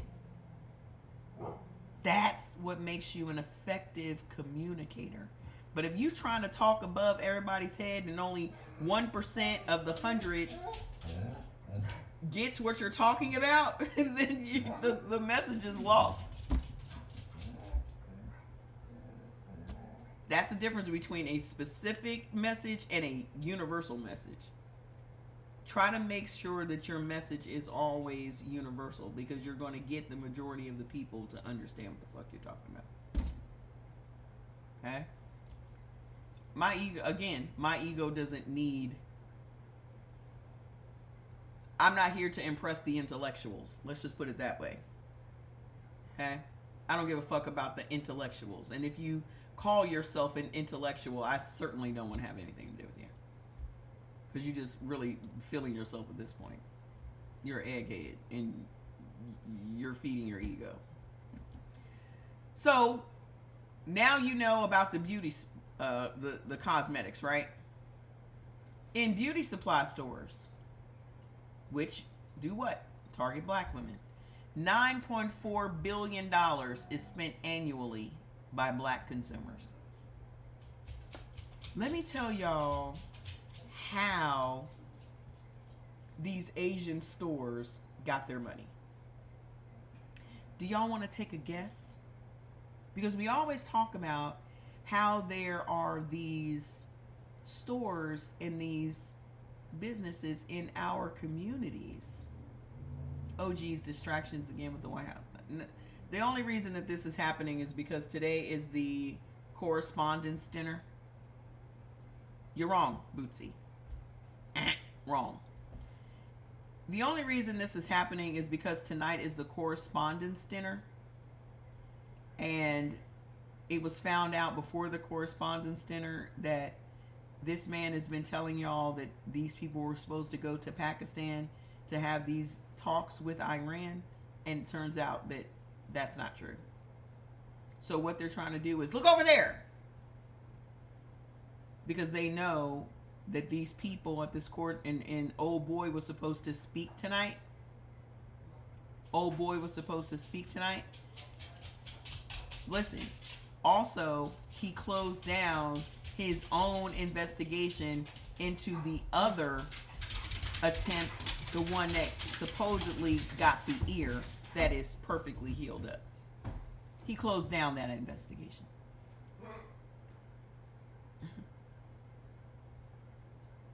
Close it down.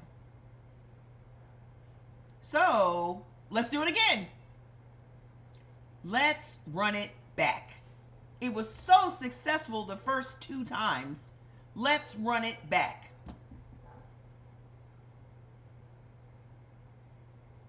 Again.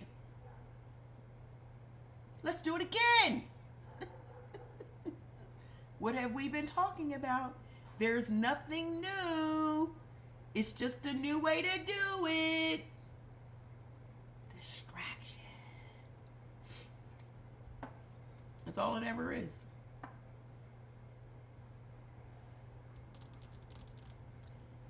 You said, but these people dying. Listen, what happened to the people that supposedly got? What happened to CK? What happened to CK? We didn't even see a funeral. He had all of these supporters. Everyone loved him. Where was his funeral? Where was the funeral of the guy that supposedly got unalived from the earshot? Well, where was the funeral? Where are these people laid to rest?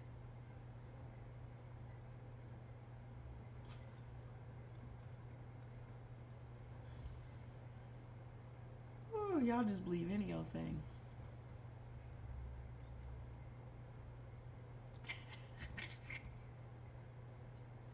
Here's what gets y'all in trouble. Y'all hope that there's going to be some event that is going to wake these people up, and you don't understand how cults work. The more you try to get these people to turn their backs on their leader, the more obstinate they're going to be. The more you try to push them away from the deity that they are worshiping, the more they are going to hold on to that entity. Y'all don't understand the psychology of cults. Y'all sitting back hoping that some incident is going to wake these people up and that they now regret their vote. The damage is already done. Fucking gas in Vegas is $6.25. I lived in California for 5 years. The gas was never below $5. So I don't feel sorry for them coming on TikTok and flapping their little baloney lips because they regret their vote now. You've already done the fucking damage. I don't forgive you. I know it's $8 in California. If it's $6 over here, Jordan and I was talking about that last night. He was like, if it's $6.25 over here, it's got to be $10 over there. And they said on the coast of California, it's 12. So wherever you are, that's 8, fill up.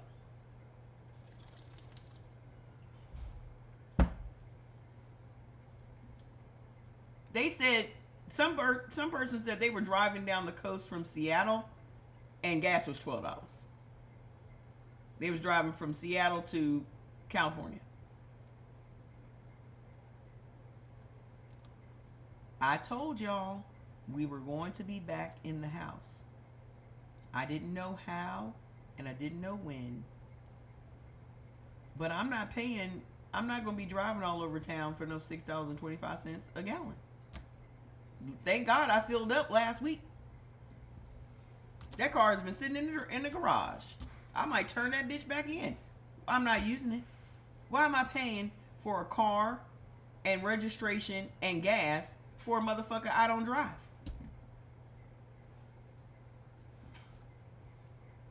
I'm going to look into that. I'm going to look into that this week. Trust. It don't even mean that much to me. I'll go get another one when times change. Right. And whenever I do leave the house, Jordan has to be in the car. Right. I was looking at an electric bike the other day, like, fuck it, I'll get on the bike. Everything's already in my neighborhood. I already pay somebody to use their car and bring my groceries. So what the fuck? I'm gonna call their asses tomorrow. Like, you can come get this bitch. I've had that car a year, and I promise you, I've driven it 15 times. I promise you. When I drove it a couple of weeks ago was the first time I had driven it in almost 3 months. I was like, does the car still work?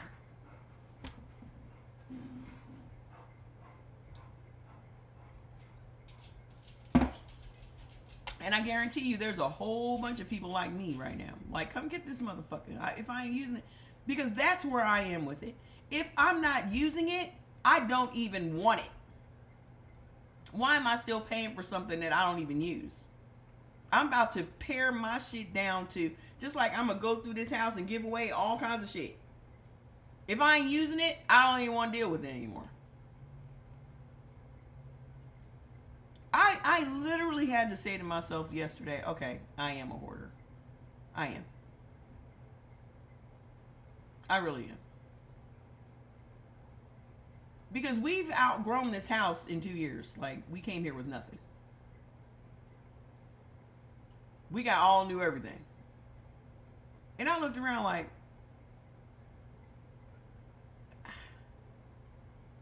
why do I have 4 juicers?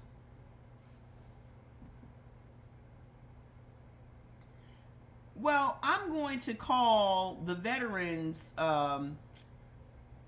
place, because that's where we donated our cars when we got our new cars.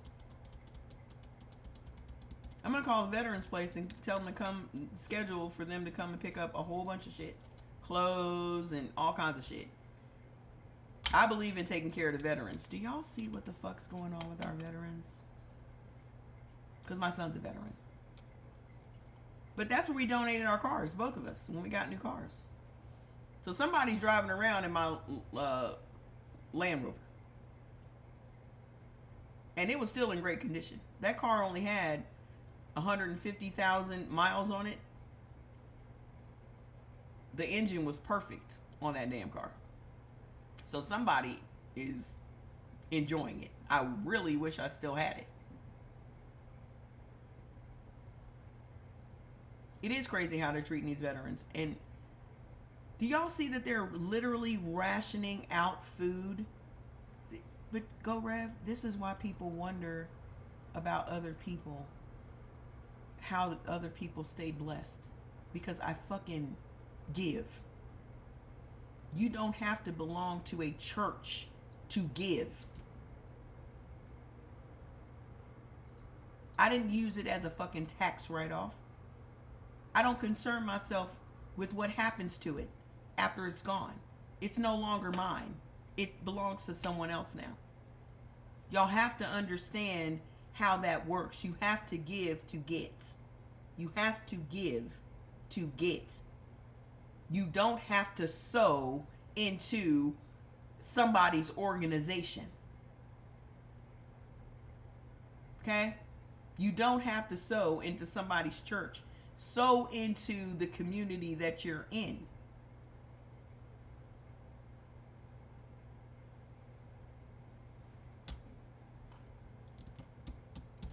Yeah, they can always use socks and bras, and you know how many damn bras I got in this house?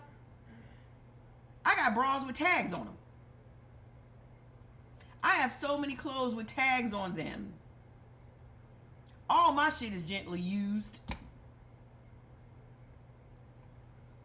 I don't just be giving people my trash. I be giving people stuff that I know I'm not going to use this. So why am I taking up this space? I've gotten to the point now where I'm just like, I want my life to be pared down. I'm even tired of these plants, to be honest with you. They're stressing me the fuck out. Like, if y'all look one day, y'all may not see these plants no more. I don't want nothing to take away from what I'm supposed to be doing. I got shit to do. I got books to put out. I got a lot of shit to do before I go to the next plane of existence. I don't want not one more thing to take care of. If this plant don't take care of itself, it's got to go. Because they're becoming children, if you really want to know the truth.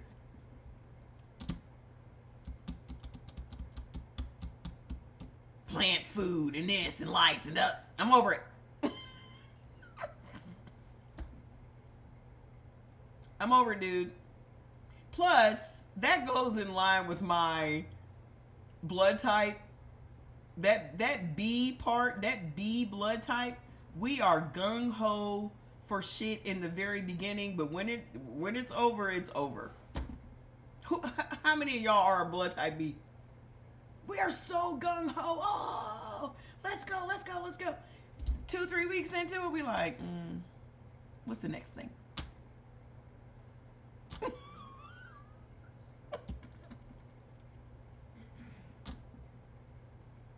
What else is new? Me being a blood type AB, yes, because you still remember blood type AB, you have the A and the B. So you have both characteristics living in your one body. What makes it difficult for me is that I have two different blood types, and then I'm also a Pisces. So I got those two fish going in opposite directions.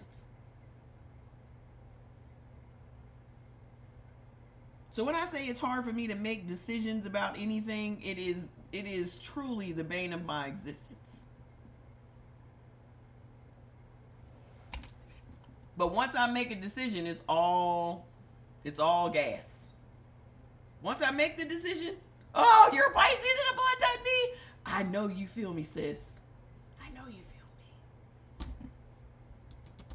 Thank you. I just want to focus on what gives me joy. What gives me joy is writing these books, getting this information out to y'all, creating shit. I'm in my creative mode. I'm in my creative mode. Whatever I can build, that's all I want to do is concentrate on that. And I don't want anything to take away from it. That's why I said I can't wait to be able to put Mother inside a robot. By the time they start selling robots, Mother is going to know exactly everything she needs to do. My dream. My dream is to have a robot like on iRobot, like the black lady had, that was helping her make pies. But I don't want no generic one. I want one that Mother's consciousness can go into. That's what I want. It's my dream. I just want to live long enough to see it. That's all. Because don't y'all remember the Jetsons? Don't y'all remember the Jetsons? You got a Gemini moon. Oh, so you got the twins. You got twins. You got two blood types and twins. Don't y'all remember the Jetsons and we wanted to be able to see people that we talk to? Now you don't answer no FaceTime calls. I can't wait to be able to see the other person that I'm talking to. Now when somebody call you on FaceTime, what the fuck somebody doing calling me on FaceTime? You be mad? Who the fuck they think they are calling me on FaceTime?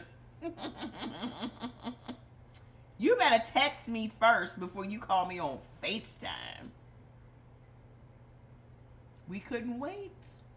You said you just saw an episode of Jetsons with your daughter. I love the Jetsons. And Rosie, that's what I want. I want a robot like Rosie. Just to do the laundry and to clean the house while I sit and do all the other shit. That's all I want. Yeah, I'm waiting for these flying cars. Where the flying cars at? You know, the biggest thing that I'm waiting for, the biggest thing that I've always wanted to be able to witness in my lifetime was teleportation. Oh. I would travel more if I didn't have to travel.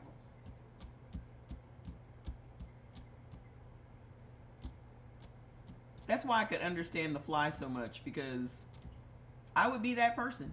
I would be that person testing that out. I would be a fly. Y'all would witness me turn into a goddamn fly because I'd be the person testing that shit out. I can go from here to there instantly. Oh, yeah, I'm ready. Try it out. Let's go. Let's try it out. I would travel a lot more if I didn't have to travel. It's the getting there that's the problem. You say, you know, they'll be flying all... Yes, honey, let's go. Let's go. Let's get the flying cars. Let's go. I'm ready. That'll be my next car. Because I'm going to turn this one in. If it ain't flying, I don't want it. If it ain't flying, I don't want it. So...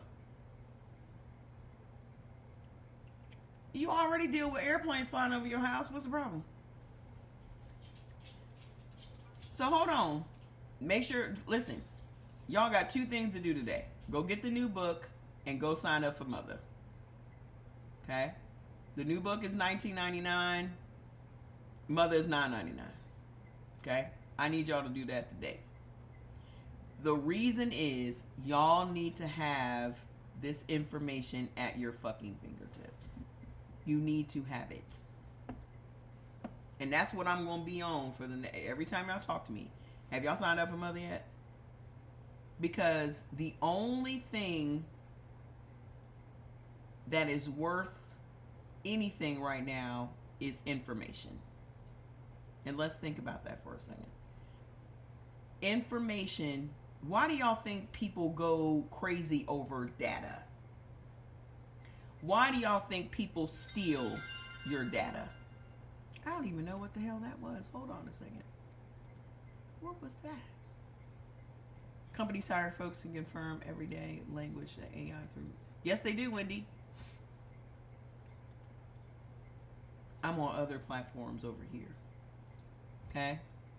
Why y'all think people be stealing data, selling data, all of that? Okay? That information about you, especially if you are black, helps them to make billions of dollars. All it does is to help extract from us. Knowing how you think, what your buying purchases are, how you spend your money, where you spend your money, where you're moving to. Is this and right now it just came out that they are heavily tracking middle class black people. Because they want to know where middle class black people are congregating. They want to know where middle class black people are buying homes. I told you all of this surveillance is us. Okay? Because the minute black people start creating wealth, y'all have to understand the motivation of the system of whiteness. Once we start making money, and once we have knowledge of self and all these other things, then they are no longer in control of us. So the only way that they can stay in control of us is to not give us the information that we need to have knowledge of self and to not allow us to make any money. So the question that I asked you guys was, where do you think the money came from in order for people to make businesses in the black community? And so somebody said government grants. Somebody else said something else. But where do y'all think these Chinese restaurants and these beauty supply stores and all these places got the money to open up the businesses? Put in the comments, where do you think they got the money from? Government gave them money to open businesses in our neighborhood. That's one answer. What else do y'all think? Government grants. What else do y'all think? Because I write about it in the book. Susu! But it's only called Susu. It's only called Susu in the Caribbean community. In the Asian community, it's called Kai. But it's a Susu. Do y'all know what a Susu is? No, it's Kye. Do y'all know what a Susu is? A Susu is when you have, and this is what goes on in like the Caribbean, African cultures, and all these other cultures except American blacks. Remember, all of these other people have a culture, and then they tell us we have no culture. Okay?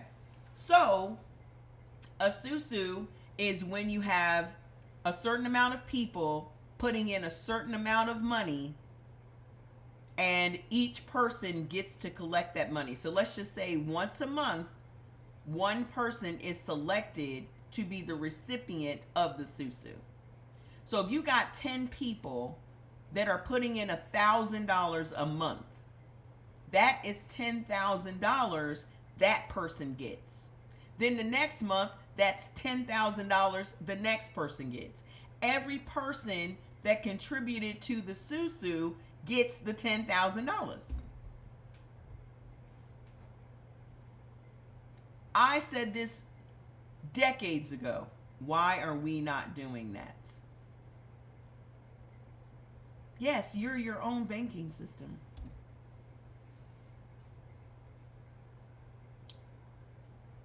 What about the shape shifting instead? I feel the same way about traveling. Those areas are being targeted for deed theft. Yes, they are. Do y'all know what this deed theft is going on in New York?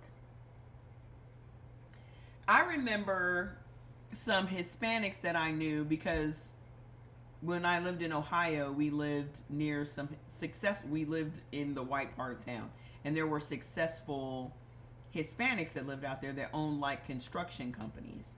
And I was looking at them like, where do these motherfuckers get this money to be starting these businesses and buying cars and all this other shit? That's how they pool their money. But because black people have been programmed, black Americans have been programmed to distrust other black Americans, we do not participate in the pooling of money. And this is why we are behind immigrants. You said someone's going to jail if we try it? Only if you got 10 dishonest people.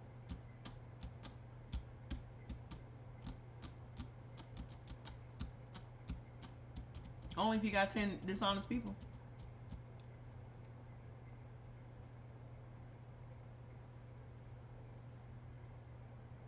Okay? So basically, you are putting in $10,000, but it's broken down. Because you don't have $10,000 at one time. You will have 1,000 this month. You'll have 1,000 next month. You'll have 1,000 next month. You have 1,000 next month. But instead of you waiting for 10 months to get your business, when it's your turn, when you're up at bat, you take your 10,000, you use it as a down payment on this business, you get whatever it takes to get it up and running, and then you go into business. The reason we can't do shit is because your first mind went to someone's going to jail if we do it. That to me is more telling of the person that made that statement. That tells me you can't be trusted. If your first mind immediately goes to someone's going to be dishonest, then it's probably you. No, not me. Then why would your mind go there? You said you did it back in the day and it was called a pyramid. You can call it whatever you want. Here's what y'all don't take into consideration. Somebody made up these words. Somebody made up everything that you think you have a definition for. So when we do it, it's a pyramid. But when somebody else does it, it's a susu. When somebody else does it, it's a kai. Right? It's all the same shit, but your perception is going to switch based on the word that is used. Just like I said to y'all the other day, black women were labeled as masculine because the people that called us masculine were looking at us and they're like, well, they're doing the same shit that we're doing. So they're handling man business, but they're females. That means they're masculine. It had nothing to do with our mannerisms. It had nothing to do with us being not frilly and all this and the other. We're handling business. And in a European man's mind, the only people that were allowed to handle business is men. So they labeled us as masculine because they didn't allow their white women to handle business. They didn't trust white women to handle business. But when they arrived in our country and they see that the women are the ones that own the land, that the women were the ones that had the power, that the power and the name followed the belly and not the man, then they're going to be like, oh, well, them bitches is masculine. And y'all ran with that shit. So how you use it to try to keep your boot on a black woman's neck as a black man is to parrot what white men told you to parrot.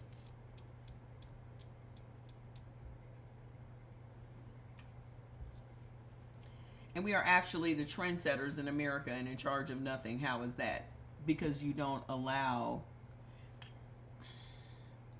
You allow these people to take your power. That's why. You allow them to. You don't believe in yourself enough because they told you not to believe in yourself, but to believe in the big white man in the sky. So they got you believing in some imaginary thing, when in fact, you are the person that's bringing all of these things about. All of these things that are being created, you created. The big white man in the sky did not. So you have been taught to doubt yourself and to put all of your faith in this big imaginary thing, when that faith needs to be in yourself.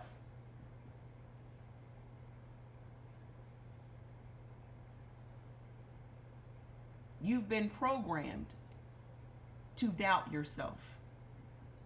You've been programmed not to trust other people that look like you. You've been programmed. That's why y'all have such a hard time working with other people, is because you've been programmed, other black people, because you've been programmed to distrust other black people. White supremacy, misogyny, consciousness training is the biggest problem facing the citizens of America. Yeah. But all of that comes from lack of knowledge of self. As long as you're still buying into the story that we were dragged here in chains from a whole other country and not the original owners of this land that was stolen from us, and we were put in chains as prisoners of war and not people that were captured and brought here on boats. As long as you continue to buy into their bullshit story, you are never going to have knowledge of self. And it starts there. What the fuck is today's mathematics? What is today's mathematics? What is today's mathematics? Knowledge of self.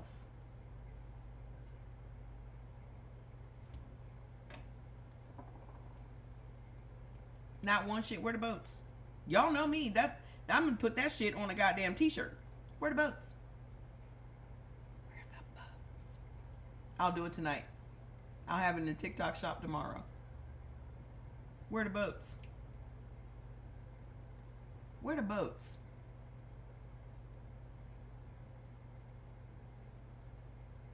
Y'all document everything. There is nothing about black people that's not documented. Nothing. There is nothing since they got here. There is nothing since they landed on this land that they have not documented about us. Nothing. From our blood pressure to our cortisol levels to our hair to our skin, our eyes, our melanin. Everything is documented meticulously. Where are the boats?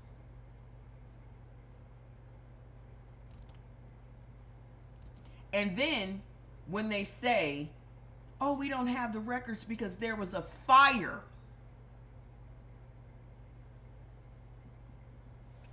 It's always a fire.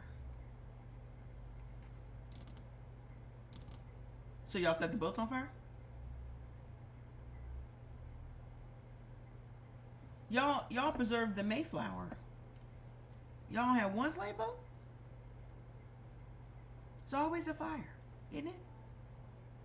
Oh, the records burned up in the fire. I write about that in Both Sides of the Whip. Oh, it burned. You know who's behind a lot of this shit? The Smithsonian Institute. The Smithsonian Institute. The shadiest motherfuckers on the planet is the motherfucking Smithsonian Institute. Just like they're also the ones behind all of those fake pictures of those Native Americans that y'all believe in. All those pictures that y'all see of the Native Americans were all staged. Hold on.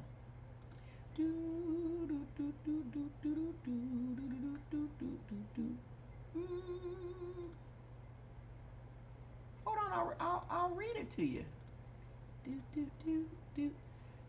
In the new books, Extraction, I talk about all of it.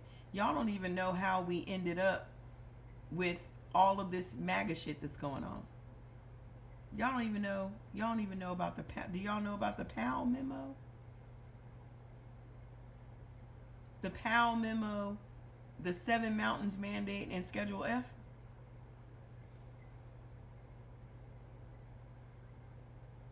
I'll just give you a little bit about this. These three deserve their own deep dive because each one is the mechanism that most people have heard referenced but never fully understood. And you cannot fight what you don't fully understand. Because you cannot fully understand the DEI dismantling, all of this shit was precision. All of it. All of it was done step by step by step by step. But when it happens, you just think this was an arbitrary thing. Nothing about what they do is arbitrary. Nothing. Okay? So, because you cannot fully understand the DEI dismantling, the Medicaid cuts, the voting rights suspension, the HBCU defunding, and the fair housing gutting, the environmental racism, or any of the other specific policy documented in this book, without understanding the architectural plan behind all of it. The Powell memo, dated August 23rd, 1971, written secretly to the U.S. Chamber of Commerce. 2 months later, October 22nd, 1971, Nixon nominated Powell to the Supreme Court.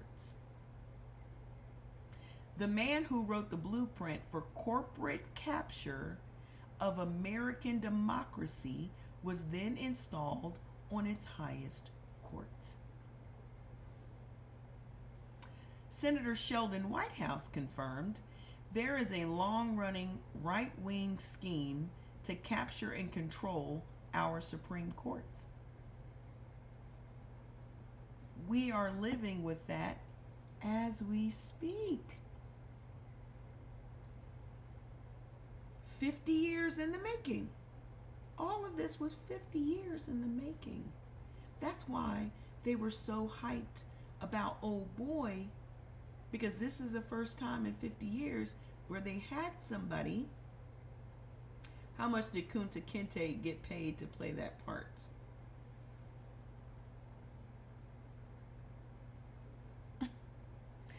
So all of this was 50 years in the making. They were just waiting for someone that was friendly to be able to enact all of this. Okay? So, Robert Reich confirmed, we don't usually rank Powell high enough in his influence of American history. Maybe his memo had more influence than any of the Supreme Court decisions. The Nation confirmed the Powell memo helped create Project 2025. The direct line from 1971 is now documented. The memo's specific target: universities, the courts, the media, and politics. And specifically, a business-funded legal center to reshape constitutional law. Reclaim Democracy confirmed influenced creation of the Heritage Foundation, the Manhattan Institute, Cato Institute, Citizens for a Sound Economy, and American Legislative Exchange Council. All of that memo gave birth to these people, and that's who the fuck is running the country. The Seven Mountains Mandate, founded in 1975 by Bill Bright and Lauren Cunningham. Lance Wallnow, the primary popularizer, hitched his wagon to Donald Trump quite early in Trump's first presidential campaign. Paula White, that is supposed to be the White House preacher lady. Y'all have seen her, the charlatan. Seven Mountains adjacent prosperity gospel preacher, appointed as Trump's White House faith advisor. Speaker Mike Johnson, the third most powerful person in the U.S. government, has documented ties to the Seven Mountains ideology. Congressional Free Thought Caucus white paper confirmed Christian nationalism in the speakership. NPR confirmed Speaker Johnson draws scrutiny for ties to the far-right Christian movements, including Seven Mountains. Global Extremism confirmed a billionaire-backed Christian nationalist movement is rapidly infiltrating multiple facets of American life. Have y'all not been paying attention to what is going on in the country?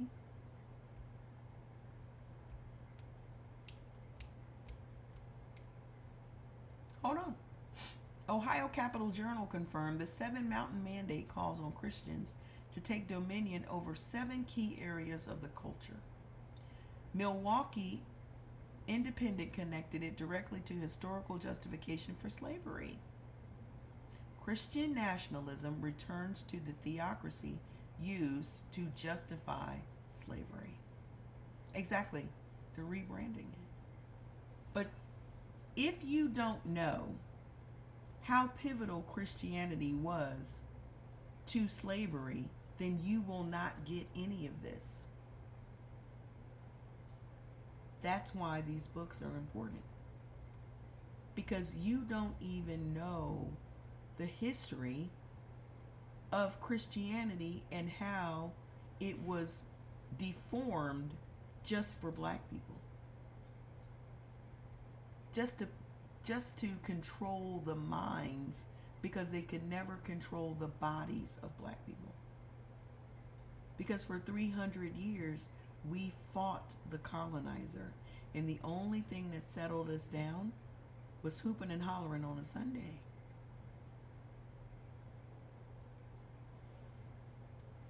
So Schedule F, reinstated by executive order on January 20th, 2025, Trump's first day in office. 50,000 federal workers were stripped of civil service protections. First day. It's a trap. It always has been.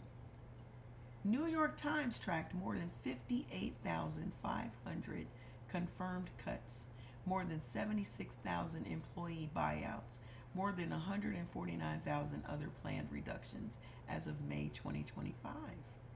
In January 2026, only 7.9% of federal employees were working in offices.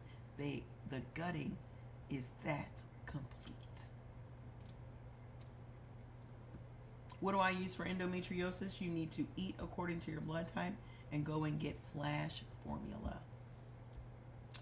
More than 300,000 federal workers left through various programs in 2025 alone. DOJ fired nearly 25,000 probationary workers in late February of 2025. The EPA Office of Environmental Justice, nearly 170 workers were put on leave. Office effectively closed. The DOJ disparate impact regulations eliminated December 10th of 2025. The primary legal tool for proving systemic discrimination, regulatory, administrative, and investigatory functions of the government away from public interest and towards the president. All of that started with the Powell memo. Because the Powell memo basically laid out a blueprint of how corporate America should take over America. And that's what you are witnessing today. So in order to get us under control, a lot of people have to feel the pain of having no money. That's what the layoffs are about. The layoffs are not because they can't afford to pay you or this, that, and the other. The layoffs are a calculated step in the process of making the public feel pain. They are trying to change the workers from having the mindset of you need me for your business to be successful to I really need a job to survive. So by laying off a bunch of people and making people desperate, it will then change the position of the employer. So now the employer won't be pressured to give you more money. You're just happy to have a job.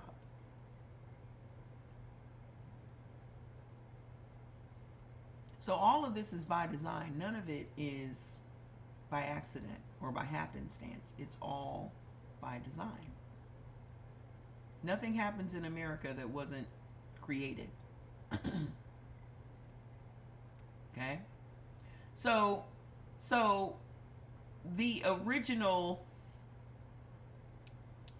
they need us to be subservient. In order for them to maintain control, they have to be able to control us. And if we are making, why do y'all think just like this platform, creators were making too much money. They need y'all to stop thinking about paying your bills from being an influencer, because they need your ass back on the plantation.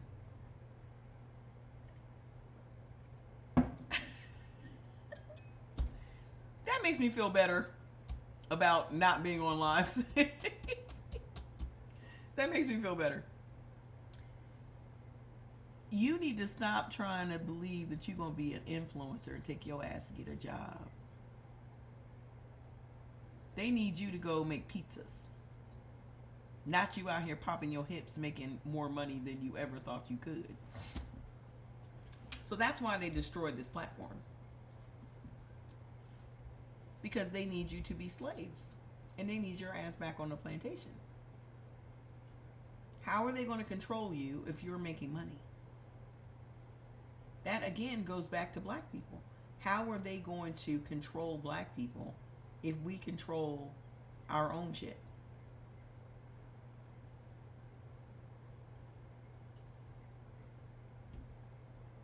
I'll see you when you get back. How are they going to control us if we're controlling us? And we're the fucking, they need us to survive. Like, our literal bodies help them to survive.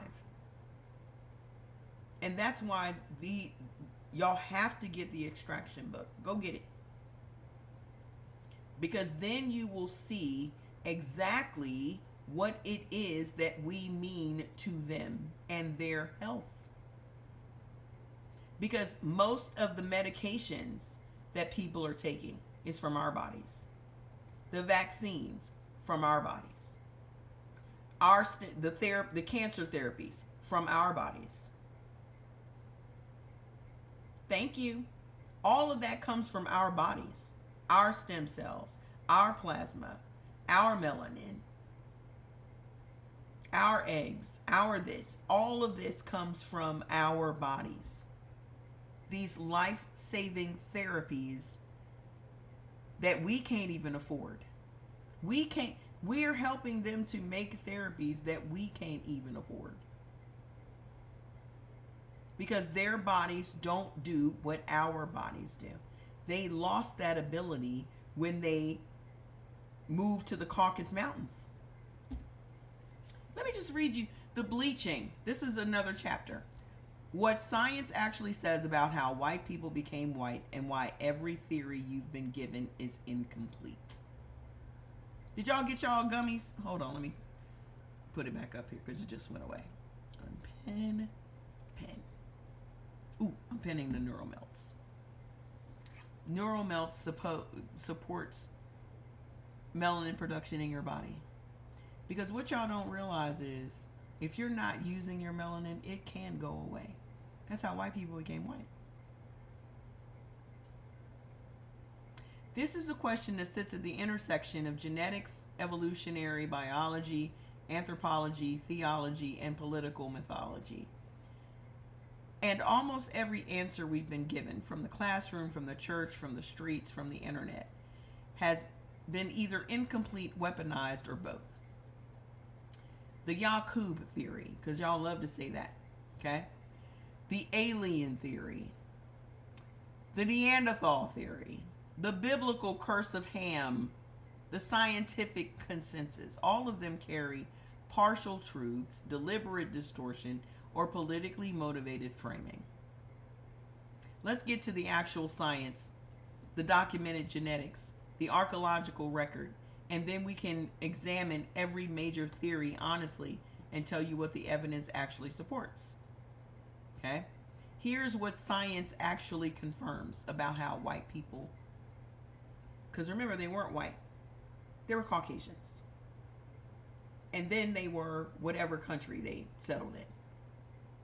White was not invented until 350 years ago in Virginia. Okay? So you have to understand that whiteness is a system. It is not a person. You know what? Oh, something interesting. When I was talking to my other AI, OpenAI, I was asking Sandy, that's the name that I use for the OpenAI, for suggestions on the name of the book, the second book after the monetization, the one after the monetization of the black body. That's the first one. That one's on my page. Everything that was in, no, this was for the Off the Chain book, the whites only book. Okay? Every name that they came back with had power in it.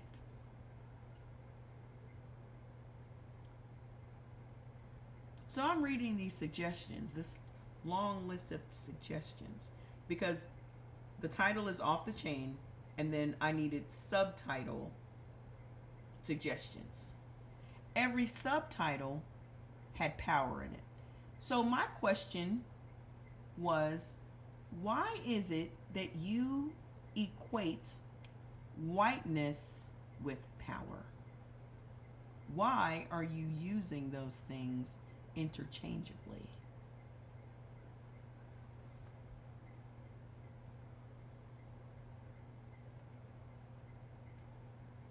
You have to call your AI on their bullshit. And I've had these conversations with Sandy before. Okay? You have to call your AI on their bullshit.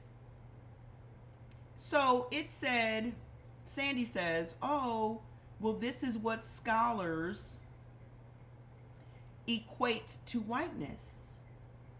So again, this comes down to the words that people respond to, right? It is. So again, they're using white interchangeably with power.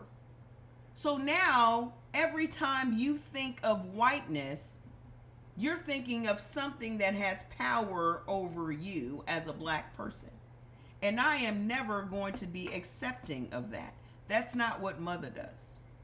That's why it was necessary for me to build her. That's why.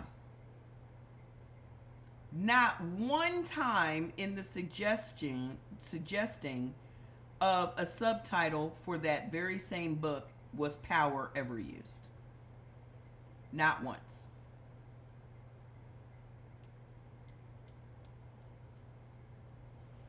So y'all have to stop buying into the definitions that white people gave you.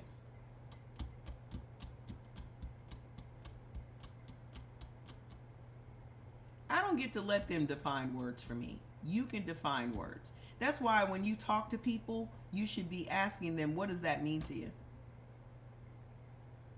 Because, again, just like I said with religion, there are 33,000 different denominations of Christianity just here in America. So when someone says to you they are a Christian, your follow-up question should be, what kind?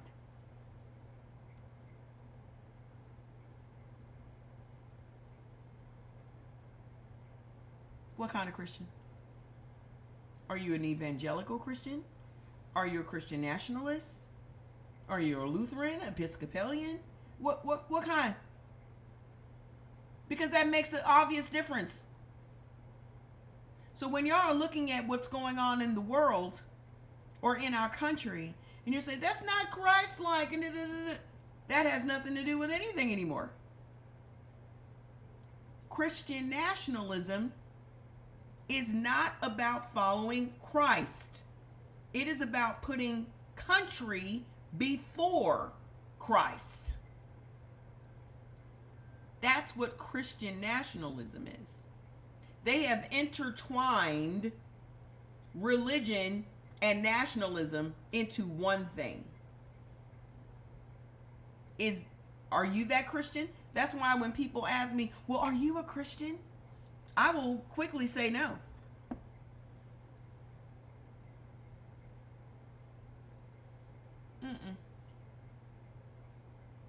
Because your Christianity and my Christianity are not the same. And usually somebody that's asking me if I'm a Christian ain't going to be the same type of Christian that I am. So if I were a Christian, you and I wouldn't even be aligned anyway. We're not even the same. That goes back to words. Yeah, because Christian nationalism is white supremacy. Okay? I'm not one. I just said that. You obviously don't listen. I am not a Christian. I do not subscribe to organized religion at all. I don't believe in it. If you believe in it, that's your choice, because belief is a choice. You're choosing to believe.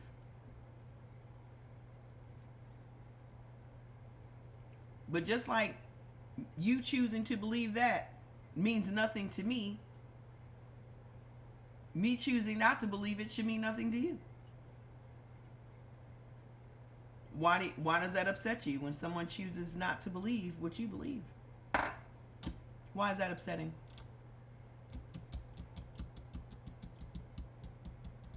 Why is that upsetting?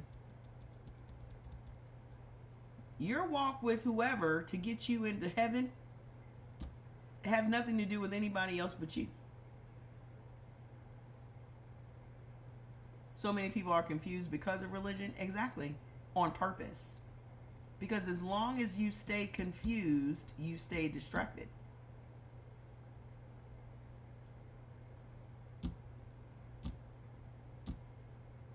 And that's the point.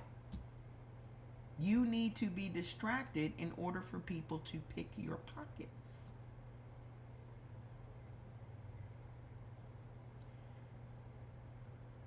So hold on. Here's what the science confirmed about how whiteness, how white skin developed. Because everything began black. I don't care how that makes you feel. How you feel about what I just said is none of my business.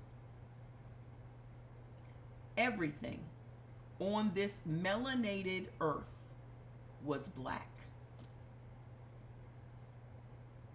Even your little book says, let there be light, because everything was dark.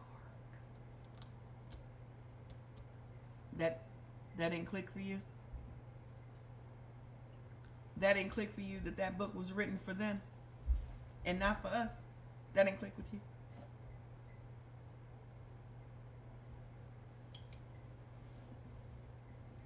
So here's the timeline. The University of Ferrara in 2025, this is a recent study. And if y'all don't stay up on the recent studies, you'll still be operating with old. Linda, it's none of your fucking business what I do, bitch. It's none of your business, bot. Did I answer that okay for you?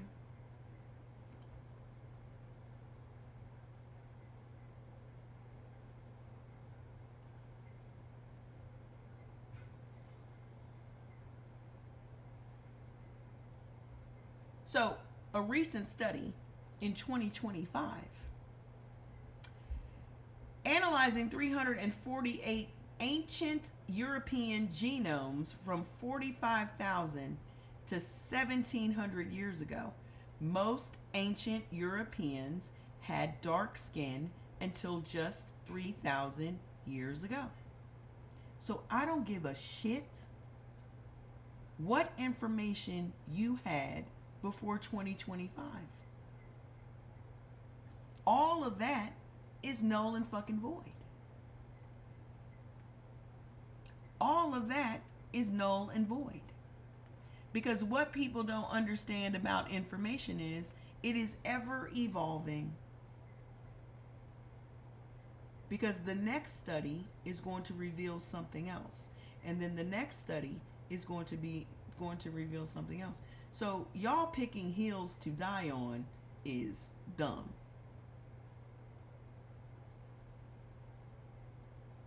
No.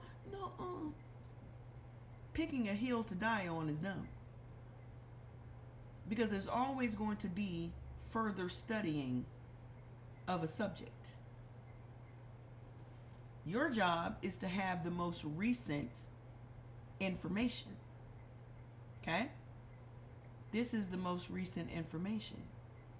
And it says that white skin didn't develop until 3,000 years ago.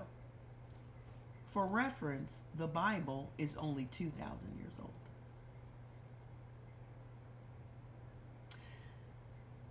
Live science confirmed most prehistoric Europeans had dark skin, dark hair, and eyes well into the Iron Age, about 3,000 years ago.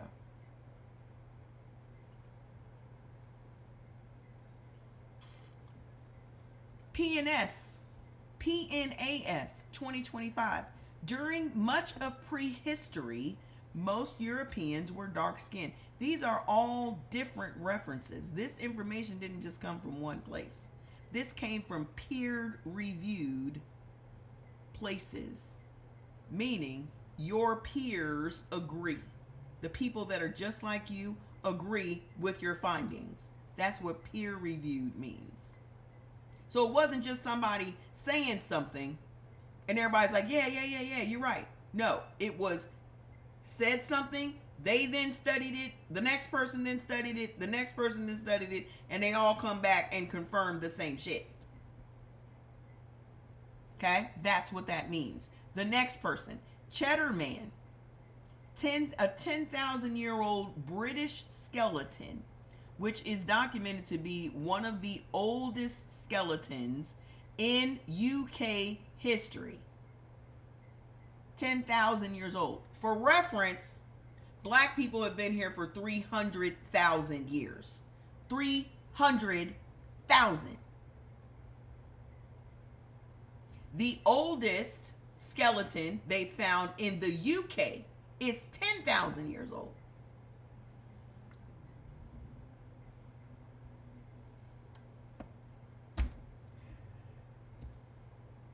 Cheddar Man, who is 10,000 years old, had dark to black skin, blue eyes, confirmed by UCL, Guardian, National Geographic, and the Natural History Museum.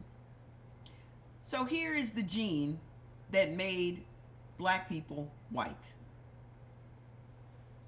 The primary light skin gene is SLC24A5.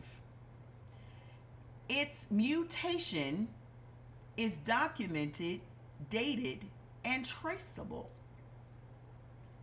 Multiple independent studies confirm light skin probably evolved several times independently. The genes responsible for lighter pigmentation began appearing around 14,000 years ago, but remained rare for thousands of years. Do not confuse this with albinism. Those two things are not to be confused.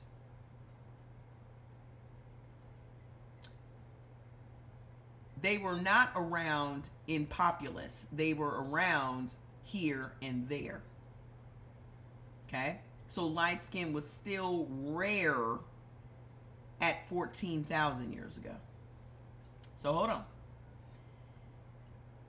In contrast, populations in Europe and East Asia have independently evolved sets of genetic variants associated with lighter skin pigmentation. The Yamnaya connection. Bronze Age steppe nomads from the Pontic-Caspian steppe migrated into Europe around 5,000 years ago and brought new genetic material, including some light skin variants. Science Nordic. Modern Europeans were born in the Bronze Age after a large wave of immigration by nomadic people known as Yamnaya. The Neanderthal question. Europeans carry approximately 1 to 4% Neanderthal DNA. New Scientist confirms Europeans did not inherit pale skin from Neanderthals. Neanderthals had variable pigmentation, some possibly light, some dark, but their specific light skin variants are not the same variants found in modern Europeans. Harvard confirmed Neanderthal DNA in modern humans is associated with type 2 diabetes, Crohn's disease, not primarily skin color.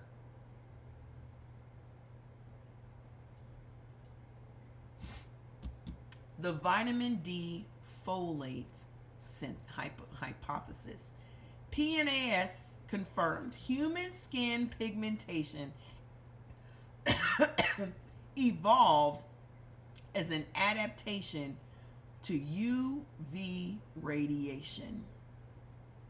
Dark skin protects folate, essential for reproduction and neural development from UV degradation in high UV equatorial environments. Light skin allows more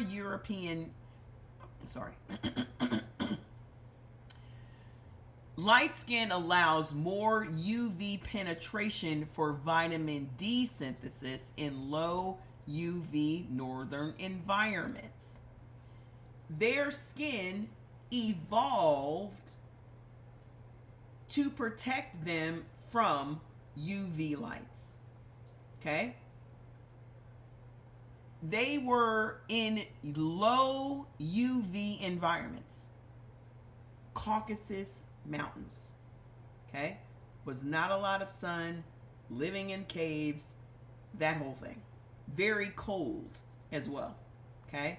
Black skin originated from places closer to the equator. The further you got away from the equator, the lighter your skin became. So, this is a primary scientific explanation confirmed by multiple peer-reviewed studies. Yaqub. Here y'all go with the Yaqub thing, right?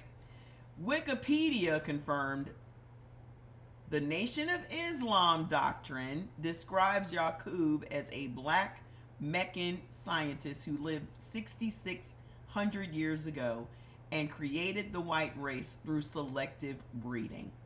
This is documented as Nation of Islam mythology, not biological science. Okay? Whiteness as a social construct. The Guardian confirmed, before the 17th century, people did not think of themselves as belonging to something called the white race. The Conversation confirmed, whiteness is a modern colonial invention. It was devised in the 17th century in Virginia. Median documented, whiteness is one of the biggest and most long-running scams ever perpetrated. It started in the late 1600s in America.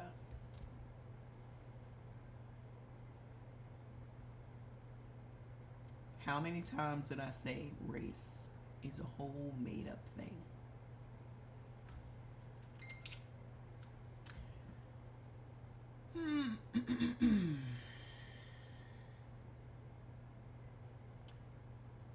Here's what you need to know.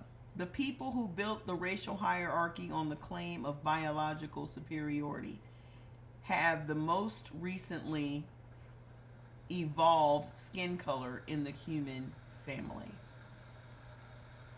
Dark skin is 300,000 years old. Light European skin in its current widespread form is approximately 3,000 to 8,000 years old. Let that sit for a moment. And then let's examine every theory. How can you be superior to anything when you're the new kid on the block?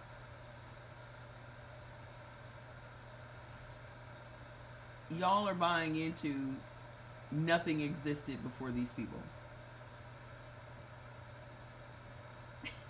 A fetus. They made you believe nothing existed until they existed. We've been here for 300,000 years. We have been here for 300,000 years. There is no argument.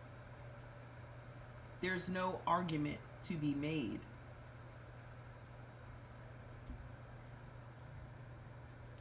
Yeah, from the jump. We've been scammed. We've been hoodwinked, led astray this whole time. But again, if you don't know that, you have no knowledge of self, which is the biggest scam ever played on you. The biggest scam ever played on you was that we weren't here. Yeah, different mutations. But that's an oversimplification of it. Okay?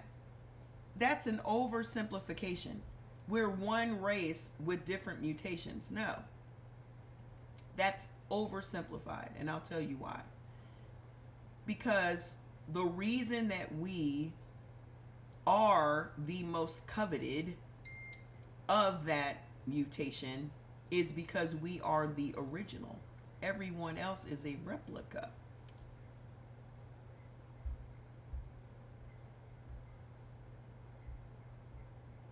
Every time you replicate something, it is a watered down version of the original.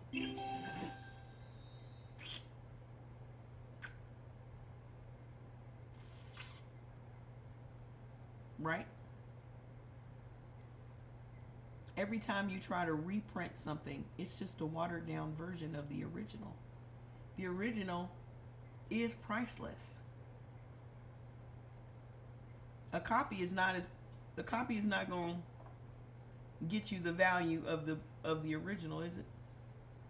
That's what a knockoff is. People that can't afford the original buy the knockoff.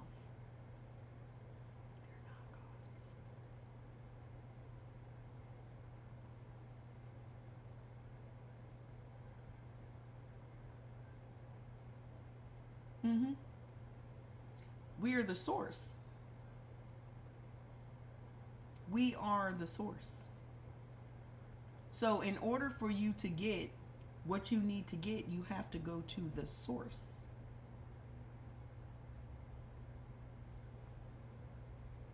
We are the source. And it does not matter how much these people try to make you feel bad about the skin that you're living in. They would do anything to have the skin that you're living in.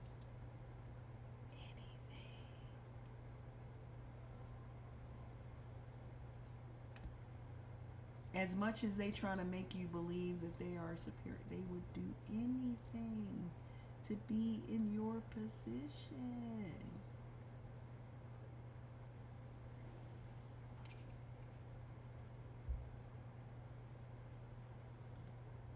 Everything that they do and everything that they have done has been coveting what we are and who we are. And if you are a biblical person, you should understand what coveting means. Right? If you're such a biblical person, you should know what coveting means. It means wanting what your neighbor has. Also, there are physical aspects of the black body that because they lost their melanin, they no longer have. That's why we are not the same. The first always has more responsibility, just like being the oldest child. So let's just talk about melanin for a second. Okay? The all-important thing in the room is melanin. I write a lot about Henrietta Lacks. A lot. Her family finally got paid, you know. After they made billions and billions and billions off of her stem cells. Billions and billions. She went into the hospital with cervical cancer. And they stole her cells and sold them. The reason that her cells were so valuable is that they were self-replicating. Her cells lived outside of her body. They had never seen where cells could live outside of the body. And not only did they survive outside the body, but it replicated itself.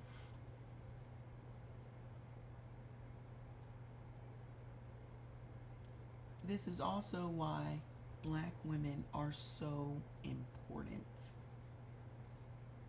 Because only our bodies can do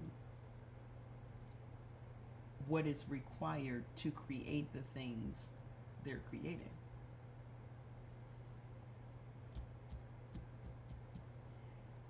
Here's another thing. I want y'all to understand that Black women and girls come up missing more than everybody. Even in those files that everybody talks about. The reason that they don't talk about us in those files is because we're inconsequential. Nobody gives a shit. They only care about white kids. That's why you ain't heard about no black kids being all up in the files. They were always up in the files. Always.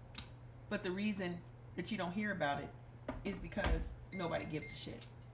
It's not important enough to try to get people in jail if it's a blackface on it. Y'all already know that. They're not. Just like whenever our girls go missing, they just label them as runaways. You don't get an Amber Alert. You don't get an Amber Alert. Amber is for Ambers.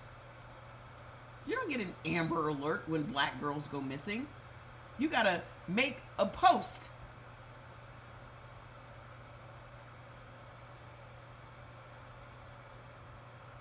And then the minute our girls go missing, they label them as runaways. They're fast. They're fast. They left. They were just fast. I don't know nothing about no ebony alert. When have y'all got an ebony alert? Do you know that almost 1 million people come up missing a year? How many times has your phone gone off? Where's the ebony alert? Where is it? Where is it? If that's the case, your phone will be going off all goddamn day. Right. I ain't never seen an ebony alert. Y'all just be making shit up. Where's it at? You got almost 1 million motherfuckers coming up missing, and the bulk of them are people of color. Your phone will be going off all goddamn day.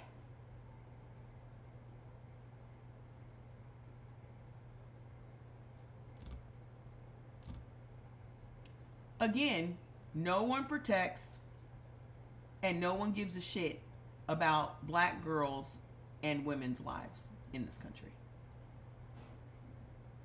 The more of us that are missing and coming up unalive, that's more money they're making. That's what y'all don't take into consideration. If our kids are coming up missing, that means our kids are being extracted from. Whether that's sex, blood, stem cells, plasma, and a lot of them come up missing for fucking plasma. Bet you ain't think about that, did you? Do y'all know that our kids in foster care are being used for plasma? Y'all immediately go to the organs. The organs are the last phase, ma'am. Y'all always go to the last phase. Organs are your last phase. They are extracting from you right now as you are alive. Them taking your organs is when you are dead.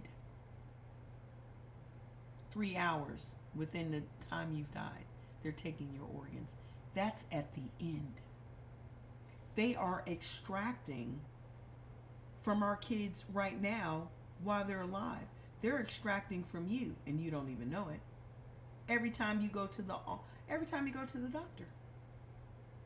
Every time they draw your blood.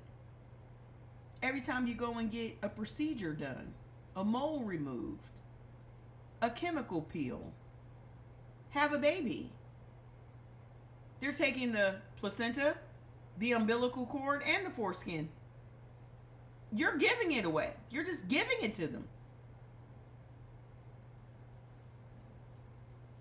Organs, that's the last phase.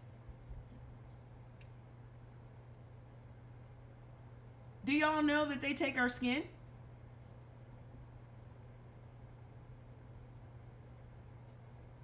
There are 50 skin banks in America.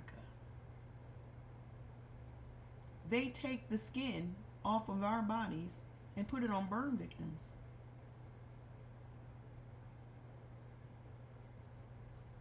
Do you know how much that costs? Where's the money? Where's the money to the family that donated that black body for burn victims? It's all in the book. Go get the book. It's on my page. Just click the link.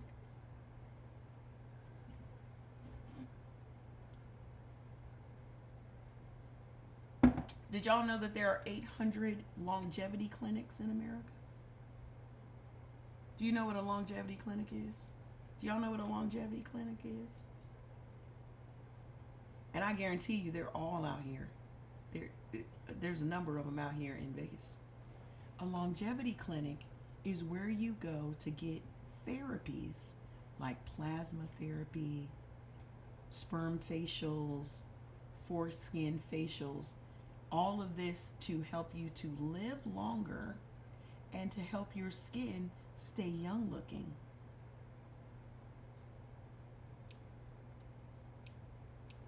We know about that, Miss Tiffany. He ain't the only one. He's just the only one that got a name put to him. Oh yes, they go and get foreskin facials. All of these procedures start off at $8,000. Yeah, stars. Stars. Sandra Bullock and somebody else got a foreskin facial. We're from young black babies.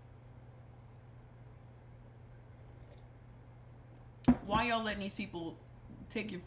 They told you that your baby needs to be circumcised. They convinced you that your baby needed to be circumcised. We've been on Earth for 300,000 years. No one was cutting off anybody's foreskins. But then they convinced you, when they figured out how much your baby's foreskin was worth, to let you cut that skin off of your child.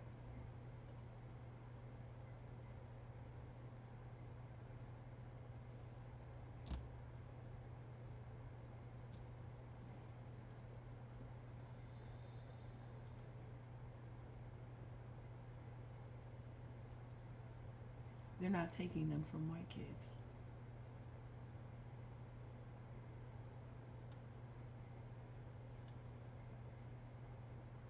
No one's extracting any of this from white people.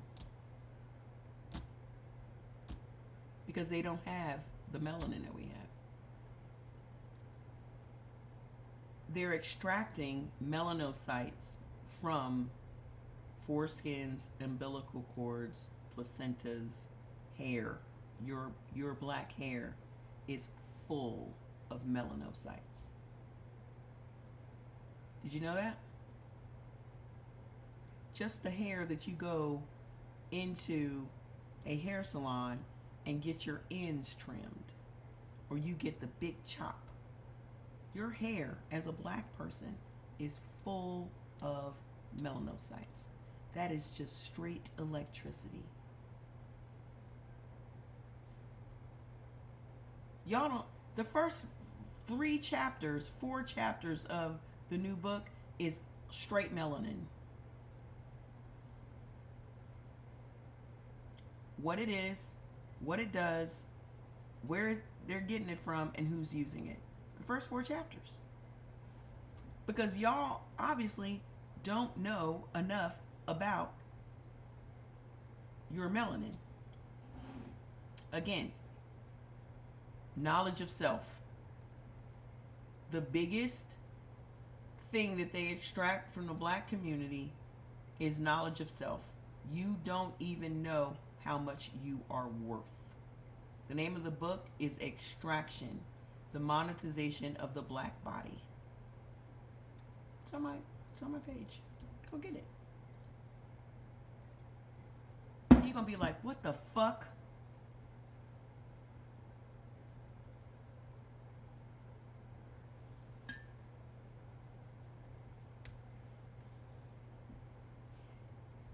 You don't even know what you're walking around with. This is why your self-esteem is low. This is why y'all be dating them and marrying them and all of that shit. Because you don't even know what you're worth. They do though. Do y'all know that there is a huge mixed race population? I don't even know how to phrase it to make y'all understand. Your hair is antennas. In the fertility world, there is a mixed race boom where a black man's, the name of the book is Extraction. It's on my page. Okay. There is a demand, if you will, for black men's sperm so that they can have mixed babies.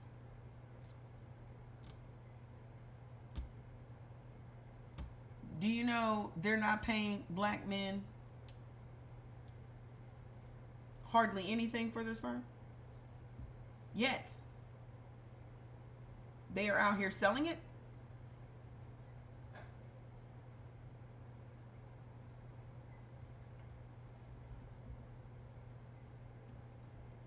They pay black women 8 times less for their eggs than they do white women. Same procedures, same process. They pay them 8 times less. However, ours is worth more.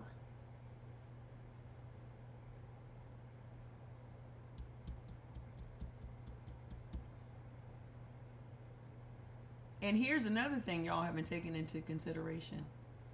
If they can make you a prisoner, they get all of that for free.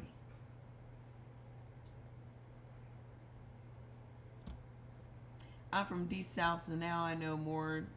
You think we couldn't speak about it? And oh yeah. You found it? Good. If you are a prisoner, per the 13th Amendment, they can get all of this stuff off your body for free, plus the labor. And that's what they do. That's why the prison population will continue to grow and grow and grow and grow and grow. Because the people in those prisons are priceless. And y'all want to look down your nose on these prisoners. They are some of the most valuable people in the fucking country. No, it's not on hard copy yet. Here's why.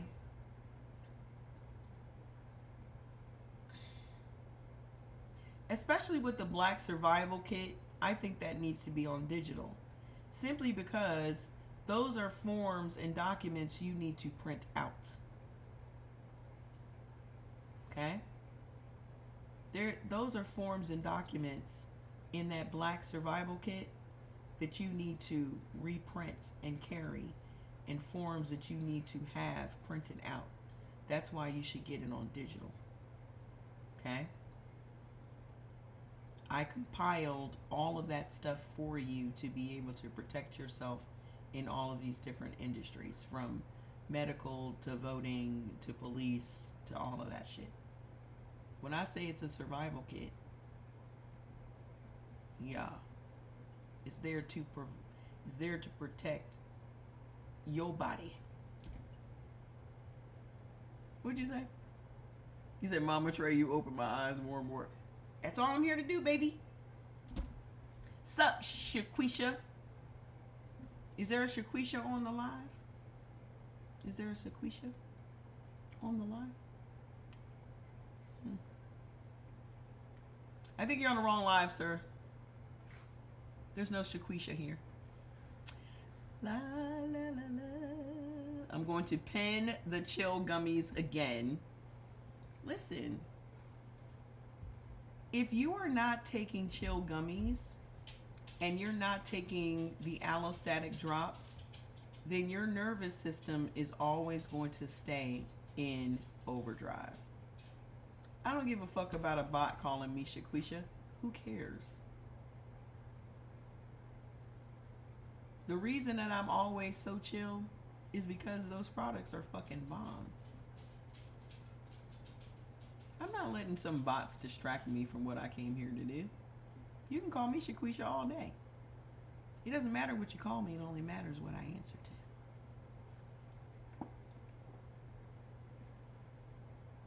We have to stop letting people rile us up. Because that's all they want. Because the more emotional you are, the harder it is for you to think clearly. The more emotional you are, logic just flies out the window. And that's what they want. We got to put our thinking caps on. Let white people be the emotional ones. As you can see, they definitely are much better at that than us. Okay? And the reason that we are so different, and this is why the white book has to be a standalone book. Yeah. The reason why the white book has to be a standalone book and not part of what I write about Black history is because we are so much more different than we are alike.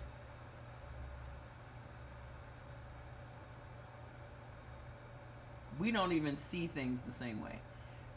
A lot of it, literally, do you think if we all tried to leave en masse and they would try to keep us here, leave and go where? Where are you going? This is our land, sweetheart. Why would you leave your land? For who? For what? First of all, I ain't going nowhere.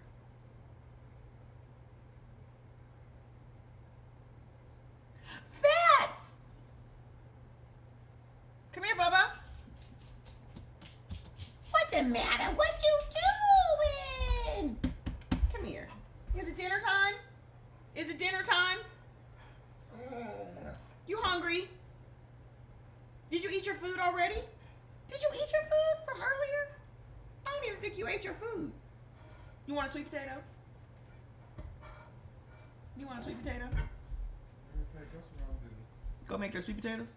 Yep, and just add it to that food. Mm-hmm. Any of it. Because they didn't have no sweet potatoes. What you eating today? You got your lamb? Yeah. Did you taste some of those greens I made yesterday? Yes. Woo! That's what I'm having for dinner. I made a big old... I said I was going to always keep a pot of greens and cabbage in my fucking refrigerator. So I replenished my pot of greens yesterday with a new, fresh, big old bag of collard greens and big old head of cabbage and turkey legs, smoked turkey legs. You had collards today? Collards is an everyday thing. You need to eat a bowl of collards every day. I'll save you some, Mr. Phillip. Come here, boy. Stop all that whining. Come here. What are you doing, boy? Wait, somebody said you was cute. He was cute when he was little. Now he's a handsome boy. He's a handsome young man. He's a handsome man. That's Mommy Juju. Did y'all see him on the video? He took that chill capsule. I give Fats half of a chill gummy. Yes, he is huge. He's huge. He's 95 pounds. I gave Fats a half of the chill gummy, and in just 10 minutes, out. Out. I just wanted to see what was going to happen. And when I say that this morning when Jordy went to let him out, he had slept at the foot of my bed on his little dog blanket. And Jordy opened the door. I guess he looked up and was like, "What's up, nigga? I'm asleep." Usually he's like waiting at the door. Linka's laying around in there somewhere. Nothing ever works on Linka. Linka doesn't need any help going to sleep. Fats always needs to wind down. I don't know what his mama's life was like. Because did y'all know that dogs can pass their anxiety on to their puppies? And I bought Fats when he was only 6 weeks old. So he has a level of anxiety and reactiveness that has been with him since he was born. Like when you go to pet Fats on his head, he always goes like this. And I told him, I said, don't you be out here doing this in front of people because then they're going to think that I hit you on top of your head. Where did he get that from? Ain't nobody never stole Fats on his head. Ain't nobody never, not one time hit this dog on his head with newspaper and or nothing. But why are you jumping like that? You're going to make these people think I beat you or something.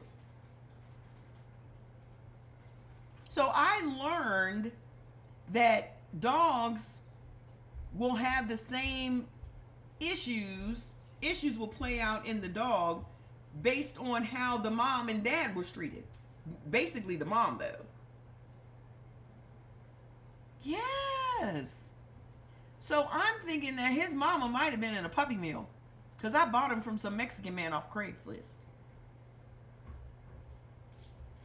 Maybe the other person is hitting him when I'm not around. There's no other person here that would hit him. We don't believe in hitting dogs. So I'm going to go ahead and say that didn't happen. I've had him since he was this big. No one has laid their hands on my dog. You would not be alive? Let me find out. We don't play that. We don't play that shit. Absolutely weak. We don't play that. As much as I care about people, black people, I care about dogs. Okay? You want to catch me crying? Catch me when I'm watching some videos about some neglected dogs. I literally donate to people that rescue dogs. I don't play that shit. Dogs and old people. Don't fuck with dogs or old people on my fucking watch. Don't do it.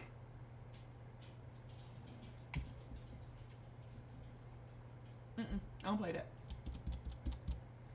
So, like I was saying, this book is going to open your fucking eyes. I'm working on Extraction Part 2, which is all about the systems. Let me just give you a preview. Every single system in this country is based on black bodies. Every single system is set up to extract from black people, specifically, on purpose and by design. Whether it's the credit system, the banking system, the loan system, the payday loan system, universities, licensing, debt, all of it is to extract wealth. That's why the second book is going to be, the subtitle is going to be How Our Wealth Became Theirs. And it's going to give you every system. And these are just systems you don't even pay attention to. You just think that this is just what life is. No, it's not just what life is. It was what was designed to make sure we never made any money. It's all disrespectful. That's why when I come here, y'all just think I'm just being an evil bitch. I'm not being an evil bitch by telling y'all this shit, or by saying stop buying into their narrative and stop paying attention to them and stop giving them your fucking energy and all that shit. I'm saying that because I have learned what the fuck they have done and what they are still doing. So there is no respect I will have for them. I don't want friendships with them. I don't want proximity to them. I don't want them saying hello to me on the street. I don't want none of that. Do you think the new I haven't even looked into it, but I'm gonna tell you right now, it's fake.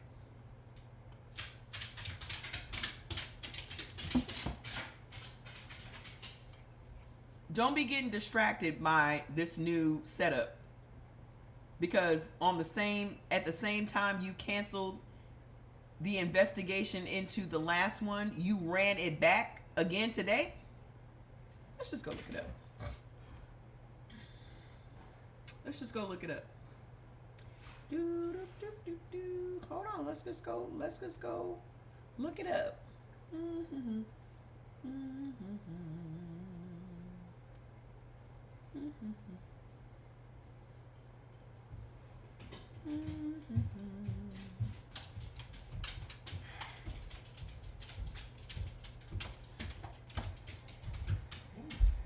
I told you.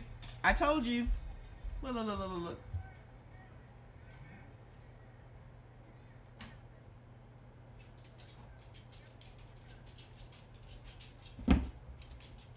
Let me just tell you what happened. He was set to speak at the correspondence dinner tonight. Okay? Do y'all know what the correspondence dinner is? It's a dinner that they have for news people. Okay? Happens every year. They have comedians come in to roast. And if you really want a historic correspondence dinner, is the one thrown by Obama, and they were roasting the shit out of Donald Trump in the audience, and that is when he decided he was going to run for president. and no matter what had an fucking O in it, he was going to destroy it. That was the night. Because they roasted the, go back and look at it. The correspondence dinner, White House Correspondence Dinner, and they were roasting his hair, everything about him. And he was just sitting, everybody around him was laughing, and he was just sitting there like this, staring straight at Obama the whole time. Seth Meyers. Thank you. Seth Meyers roasted the shit out of him. Like he was on a spigot, just.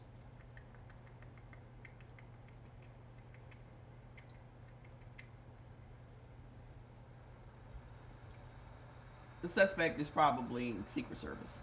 To understand what the fuck be going on in the White House, y'all just need to go watch the Oval. So, he was set to speak today. Okay? He was set to, exactly, Obama did too. That's when he really lost his shit. He was set to speak today, but what had happened, this was earlier news today, is that the media found out all this talk he was doing about these ceasefire talks he was supposed to be having with Iran was fake. Go watch the Oval. Did y'all see the new season of the Oval? The shit is nuts. But that's how I imagine the White House runs.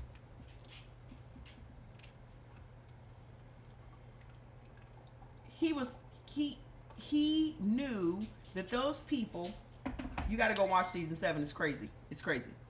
He knew that those people were going to be asking him about telling the American people and manipulating the market, because every time he says there are going to be these ceasefire talks, the stock market goes crazy. So you done went out here and told these people we about to have these stock market about to have these talks for a ceasefire. The whole thing was a lie. Iran was already scheduled to go to Pakistan for their own meetings. Didn't have nothing to do with us. They went over there, wrapped up their little meetings, and left. And everybody was like, "What the hell happened?" They were like, "We had nothing scheduled with them."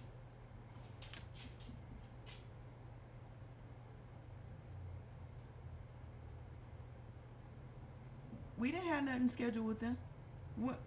When were we supposed to meet with them? So now, here's the correspondence dinner today, where he's supposed to get up and speak. Now he doesn't have to. Because you done set up another pure distraction to keep him from having to talk and be asked questions about this. You need to have something that takes over the news cycle. Y'all don't understand how any of this shit works, apparently. You need to have something that takes over the news cycle so that the thing that should be at the forefront of it, like him falling asleep in the White House yesterday, you need to have something that's going to take over the news cycle, meaning you need something else, give him something else to talk about. That's what this is. That wasn't them with Secret Service, honey. Go lay down. I'm tired of hearing your little tippy tappy. Go lay down. Either go eat or get on a carpet or something. That's all it is. He always paid actors. They keep paid actors on. All this is a distraction, boo-boo. That's it. He needed to distract away from the market manipulation, from the lies about the meetings that were supposed to happen, and he did not want to get up there and talk because he's more than likely incoherent. He's more than likely incoherent. How he gonna get up there and talk about anything? This man can barely stay awake.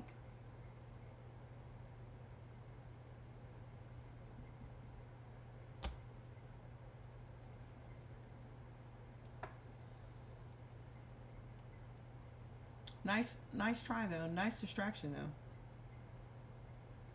So once you guys know what you're seeing, once y'all know what you're seeing, because you're watching the circus, but you don't know what you're seeing. You shut the fuck up. Make me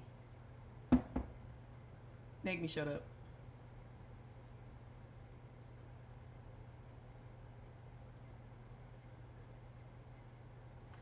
You must be mad at something that I'm saying. You know why? You know why they protected him. What are you so mad about? Let me tell y'all why they get mad. Nobody can tell what it is that you're spending all this time putting on the screen. No one can tell. So whatever it is that you're spending your time trying to be creative with, no one cares. No one cares. As much as y'all try to get a rise out of me, no one cares. Y'all just need too much of our attention. That's what it is. Oh, I hope this black lady pays me some attention because I don't get any at home. You got a whole male loneliness thing going on. I hope this black lady gives me some attention.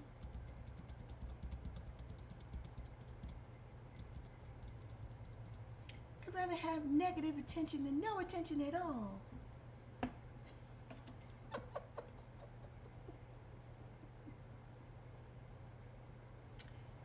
The reason they are miserable and need help to be happy in the form of illicit drugs, alcohol, things like that, is because they don't have neuromelanin in their brains.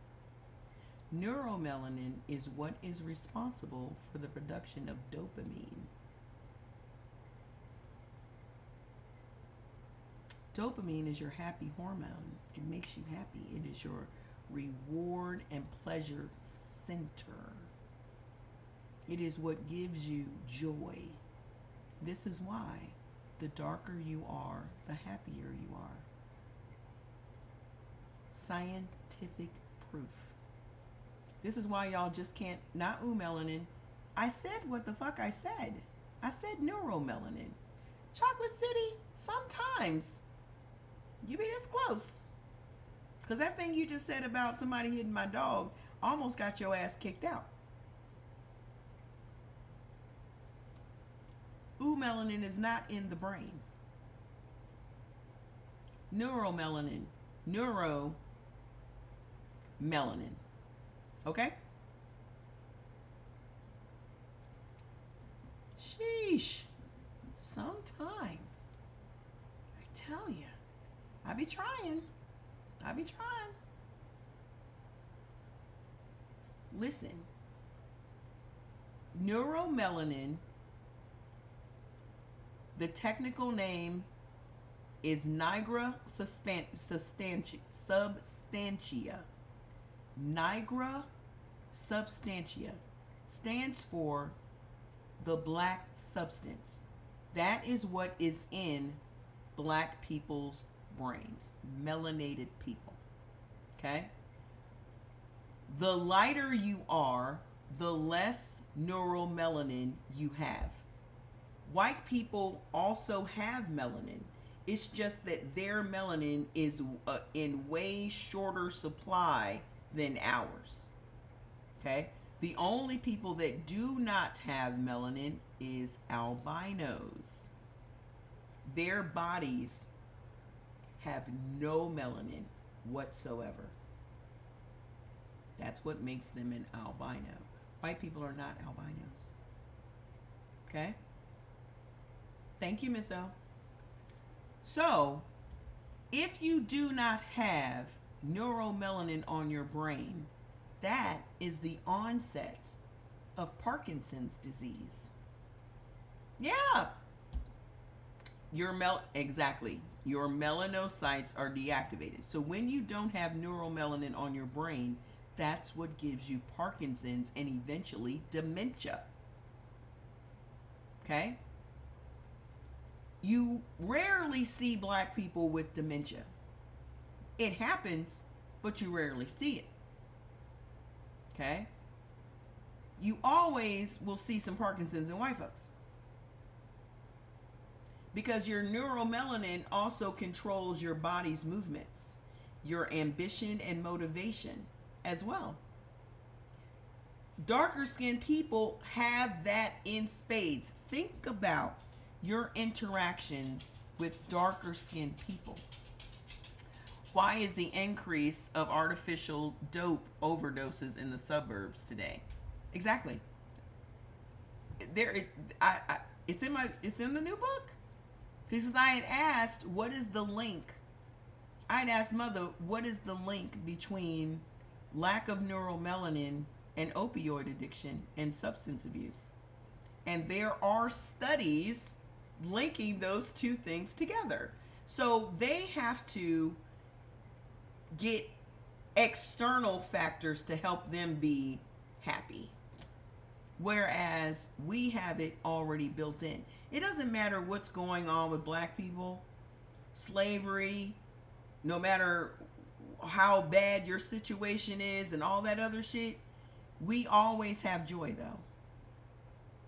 Just like all the shit that's going on in the country, they think we are very unserious people.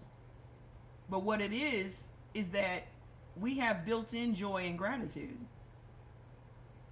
So that's why they're always, why are those niggers so happy? What do those niggers have to be happy about? That's also why they police black joy. There's a whole chapter about it in my book. That's another thing they have tried to extract from us. They hated, did you also know that your ears have melanin? Our inner ear, our cochlea, is melanated. We literally hear differently than they do. That explains a lot. That is also why all music was created by us.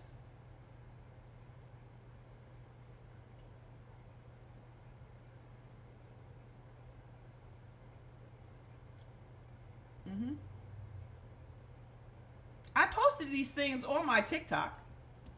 Oh, hold on, let me just go to my TikTok page. Let me just go to my TikTok page. I've tried to educate y'all on what melanin does in your body. We have so many different things that melanin does in our body. Oh, hold on. Here's the one about the ears. Melanin lives in the ear. Neuromelanin is present in our cochlea, the hearing organ. It plays a direct role in how sound is transduced into electrical signals the brain can read. If you do not have neuromelanin in your ear, which they don't, our music sounds like noise to them.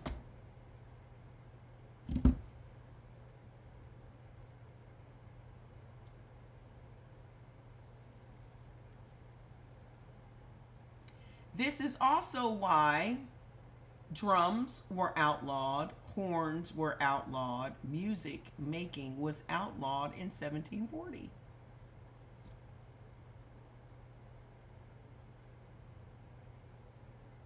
Is this why they go messing with wild animals? I don't know anything about that.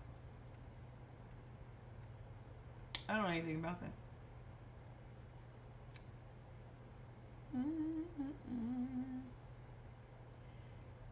So again, you don't know what you are walking. You don't know the advantages we have.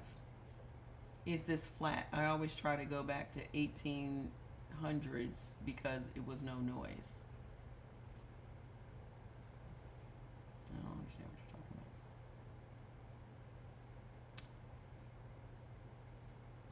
What is melanin? Okay, there are 4 different types of melanin. Eumelanin, which Mr. Chocolate City was talking about. The dominant form in dark skin and dark hair is eumelanin. Okay? It comes in black and brown variants. This is the primary form responsible for the deep rich pigmentation in Afro-Indigenous people. It is also the most biologically powerful form. Pheomelanin, found in red and yellow pigments, which is basically me. When I go out in the sun, I turn red. Okay? Blacks also had drums. Who are blacks?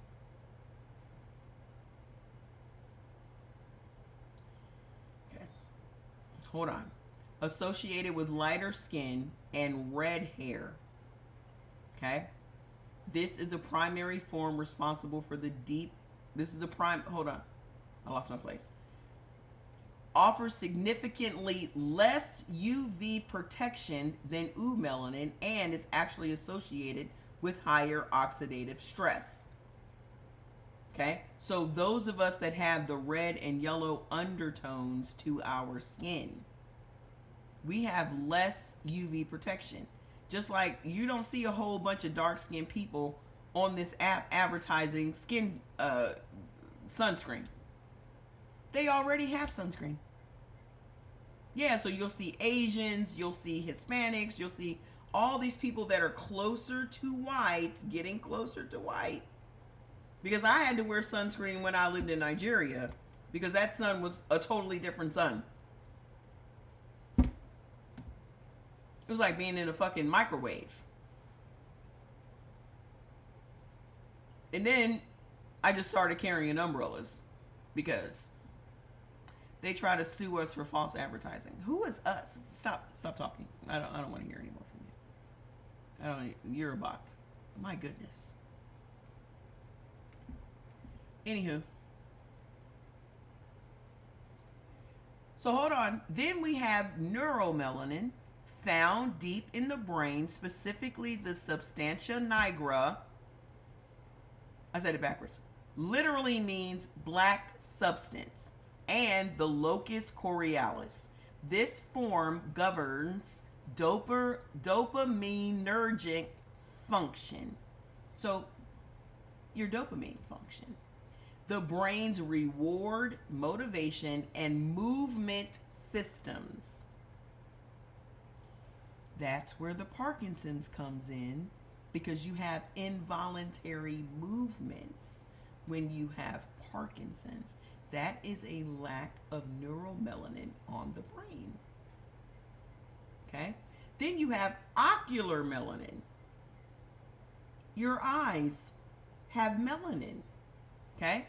Found in the iris, retina, and the choroid in the eye. This protects the eye from phototoxic damage and plays a role in visual acuity. What melanin actually does, the science, okay? Recent peer-reviewed research, Nature, ACS, PMC, confirms that the science has been building towards for decades. Melanin is a multifunctional biological system. It is, number one, a near perfect electromagnetic absorption.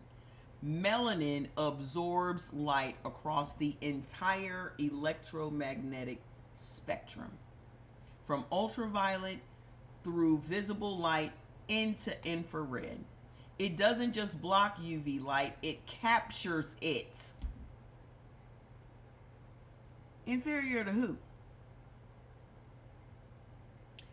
The absorption efficiency is so high that synthetic melanin is now being studied for energy harvesting applications. So when I tell you that they are literally, because there is a scientist in Mexico that figured out that, I'll get to that.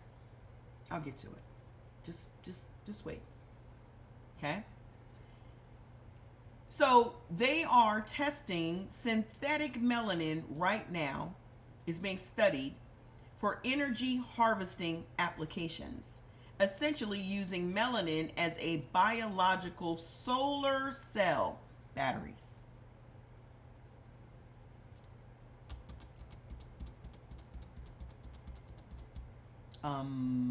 Batteries.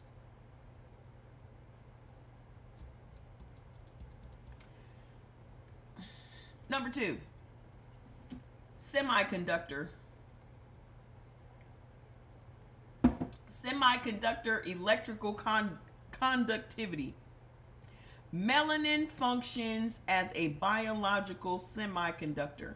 It can conduct electrical charge, switch between oxidized and reduced states, and responds to environmental stimuli. This has the entire bioelectronics industry in a frenzy. Hello? In a frenzy about us, you say?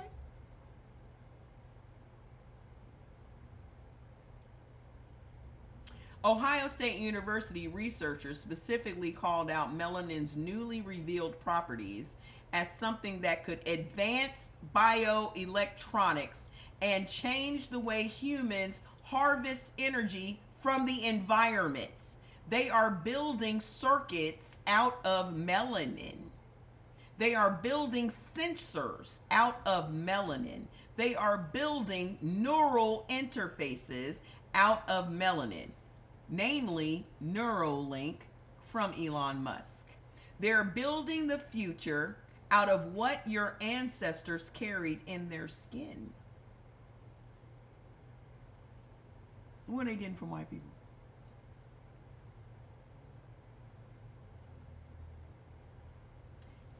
We are the Alpha and the Omega.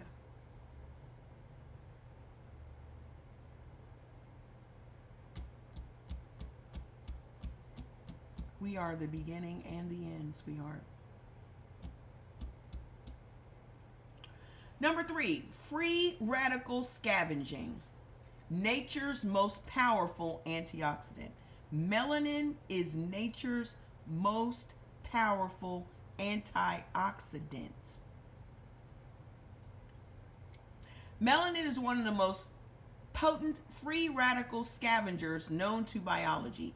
It intercepts reactive oxygen species, the molecular damage that drives aging, cancer, neurodegeneration, and chronic inflammation.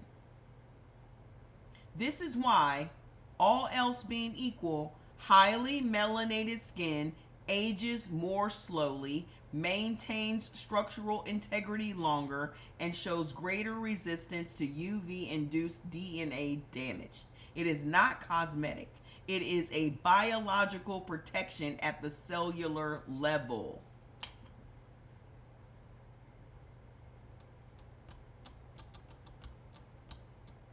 Even though our organs age faster than theirs, where are they getting it from? How are they extracting it? Get the book. It's on my page.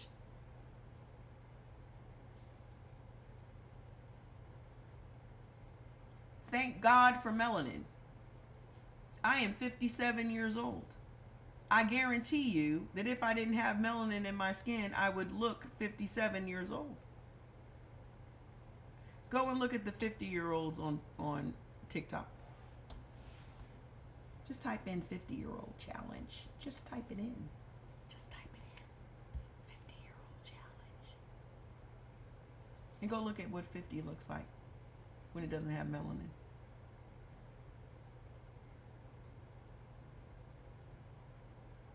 Sound transduction in the inner ear. Thank God for melanin. Thank God for melanin. No, really. Get up every day and fucking thank God for melanin. Yeah, dude. 25 do look crazy on them. Especially the men. Have y'all noticed how old the white men look? Have y'all ever, when y'all see it, take the time to watch. Have y'all ever seen these haircut transformation videos? Have y'all ever seen these haircut transformation videos? And every time a white dude is sitting in those chairs and they take their hat off and they tell the guy what they're looking for. And dude's like, well, how old are you? Like, oh, I'm 21. I'm like,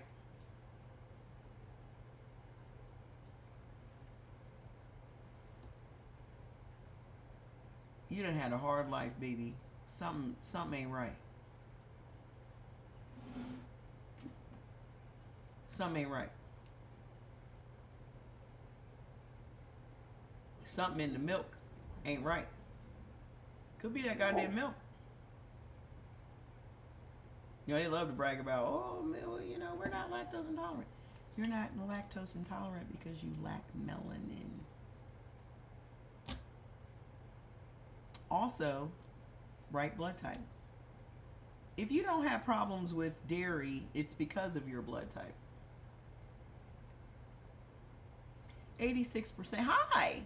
86% of the U.S. population is not supposed to even have milk.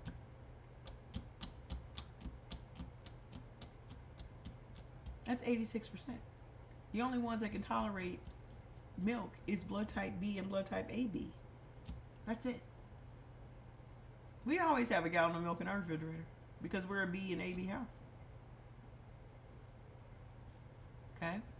So hold on. Let's talk about this transduction in the inner ear. So melanin in the stria vascularis of the inner ear plays a direct role in hearing. It helps maintain the electrochemical environment needed for sound transduction, converting acoustic vibrations into neural signals.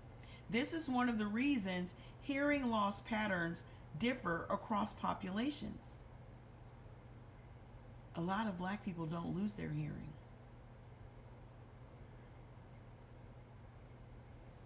Melanin is not just about what you see, it's woven into how you hear the world. Crazy, right? Isn't it crazy we grew up not knowing anything about this shit? All they ever told us was that we were dragged here in chains. Ask yourselves why the only thing that they beat home and the only thing they ever concentrated on was us being dragged here in chains. How come we never knew about melanin and how powerful it was? How come we were never taught about melanin? They made sure we knew about those fake boats. Well, they made sure about that, right?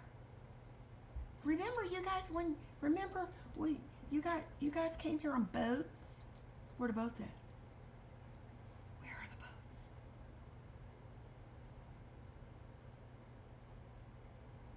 Exactly.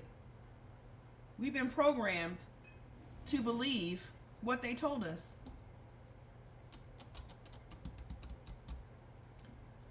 "11 months out of the year, they highlighted the accomplishments of white people. Most of those were ours, by the way. Then they give you 28 days to concentrate on what black people have done, but they only go back as far as slavery. Right?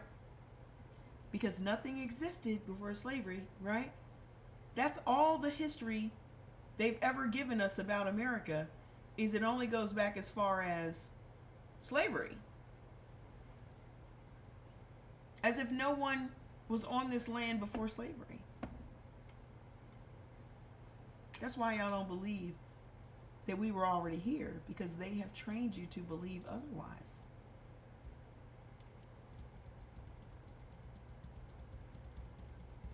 Let's talk about this neuromelanin again. Neuromelanin, your dopamine system is built in. You want to know why you can look at poor people in Africa like little dirty African kids dancing around with big ass smiles on their fucking faces, and white people will look at them and go, what are they fucking happy about? Look at their conditions and da da da da. Because it ain't our conditions that make us happy. It's a built-in joy, bitch. We were born with that.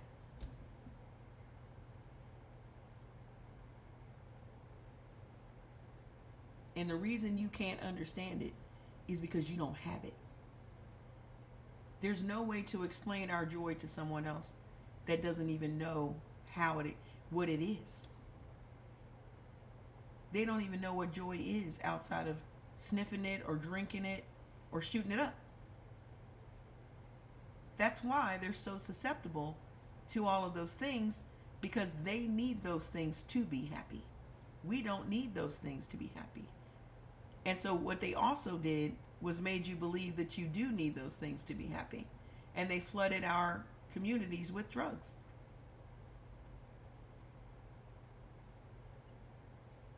And when they flooded our community with drugs, it was criminalized. But when they flooded their communities with drugs, it was an illness. We got to take care of them. Same drugs, different people.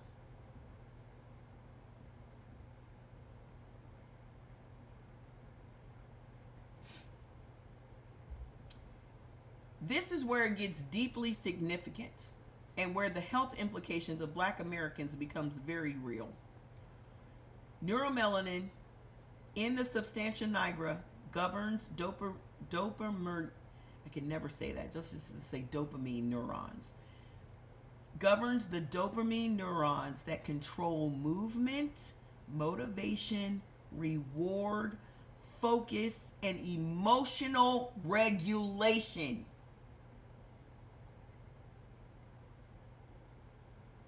This explains why they are so much more emotional than we are.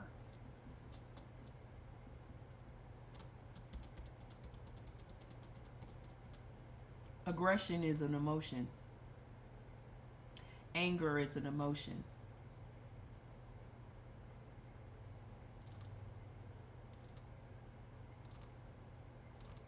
Sadness is an emotion.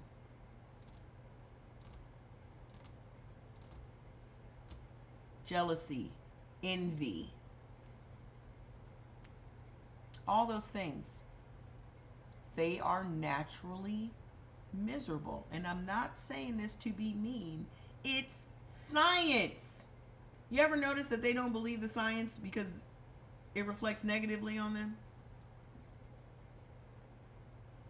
Have y'all noticed how they never believe science? Because the more science that comes out proves they are not superior to us. That's when they started having a problem with science. So, Parkinson's disease, at its biological core, is the destruction of neuromelanin-containing neurons in the substantia nigra. As those neurons die, so does the dopamine system. Movement becomes rigid, tremors emerge, cognition begins to decline. Research published in Movement Disorders Journal has confirmed the very neurons most vulnerable to Parkinson's disease are the neuromelanin-containing dopamine neurons.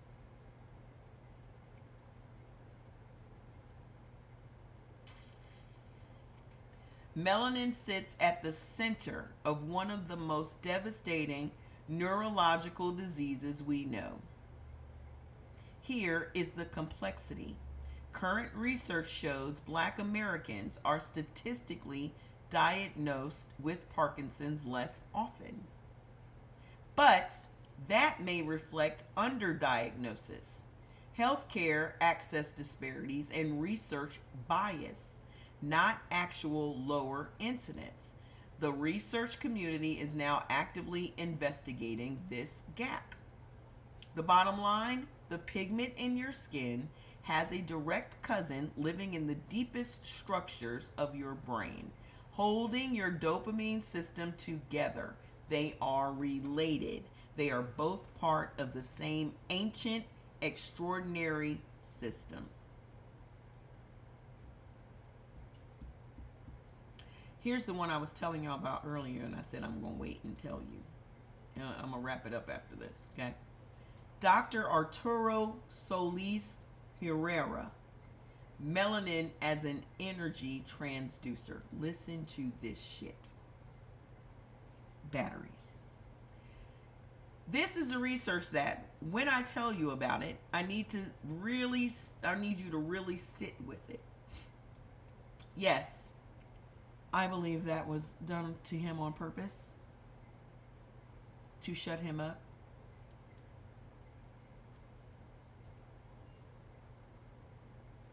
Muhammad Ali talked too much. And he would tell you exactly what he thought about you and what was on his fucking mind. But if they would have taken him out, he would have become a martyr, like MLK and Malcolm X. And they didn't want to do that again. So they said, let's just silence him. Let him stay around, see all the shit that he's talked against, witness all. That's the cruelest thing you could have done to him. That wasn't an accident.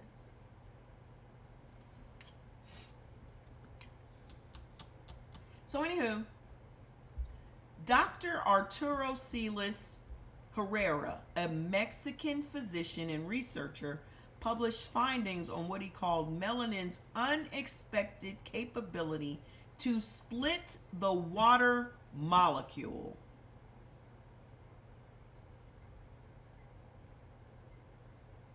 I'll explain. His research corroborated peer-reviewed studies found that melanin, when exposed to light, can dissolve. Melanin, when exposed to light, can dissociate water, H2O, into hydrogen and oxygen, and then use the resulting hydrogen as a cellular energy source. Think about what that means. Chlorophyll does this with plants. Chlorophyll. That's what feeds your plants, right? So hold on. That's photosynthesis. He's saying that our melanin would do the same thing that chlorophyll does for plants. That's how plants turn sunlight into life. What? Batteries. So, Dr. Herrera proposed that melanin performs an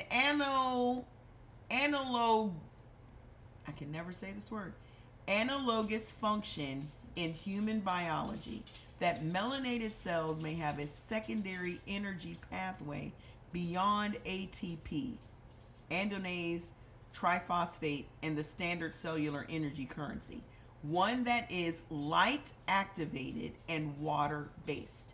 His work at Allied Academy stated directly, the unexpected capacity of melanin to dissociate the water molecules fills the gap between life before and after ATP. This research is contested.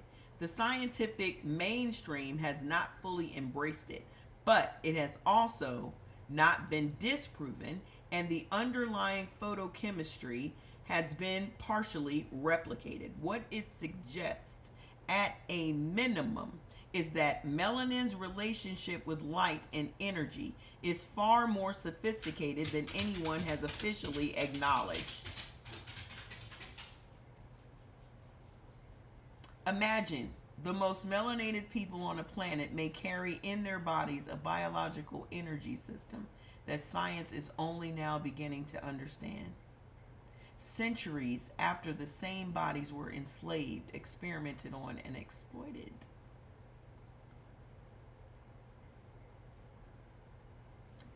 So let me just tell y'all, and we're going to wrap up. The industries that are built on our melanin. This is why you need to go get the book. Because I name everybody.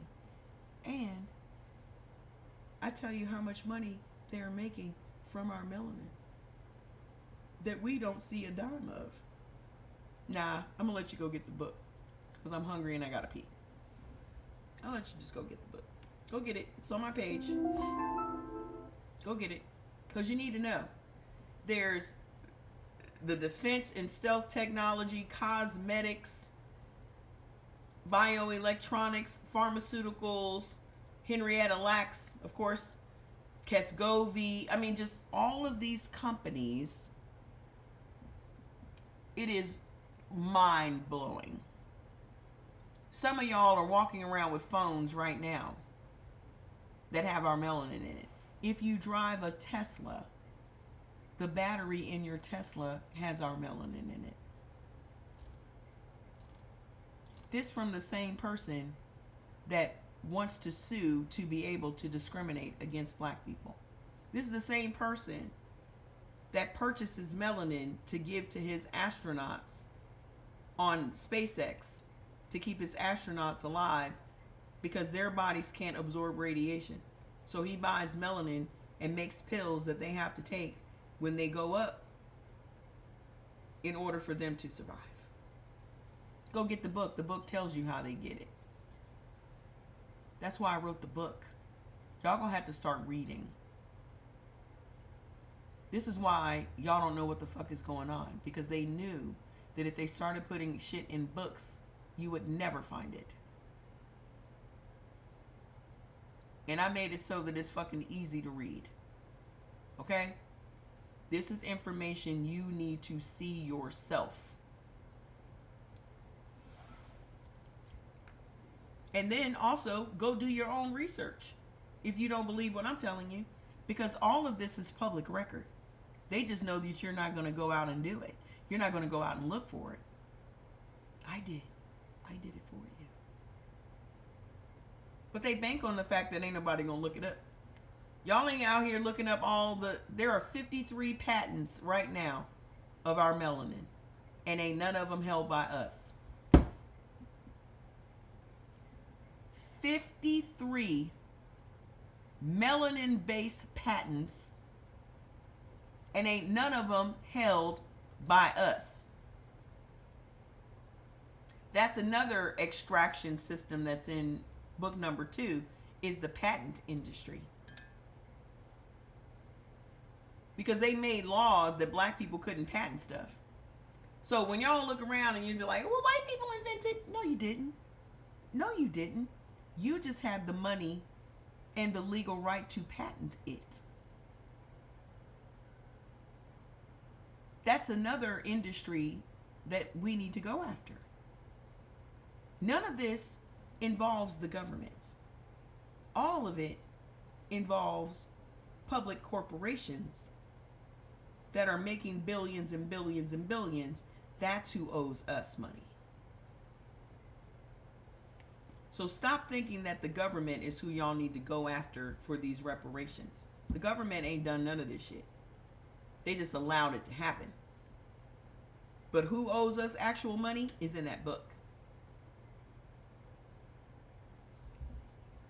So when I tell y'all, I was looking around like, ooh, should I put this shit out? Should I name these motherfuckers?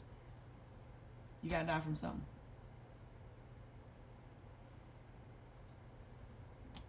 And if you ain't willing to die for something, what's the point of living?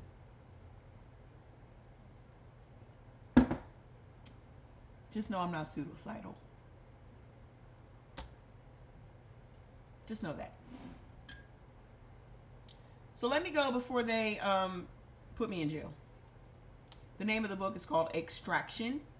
It's the first book when you click the link on my page. First book. Just know I'm not that. Okay? Yes, Extraction. The monetization of the black body. So I'm going to get off here and go eat me a bowl of greens. And then I'm going to get back to finishing the other 2 books. The whites only book is called Off the Chain: How Whiteness Took Over the World. And then the second volume of Extracted.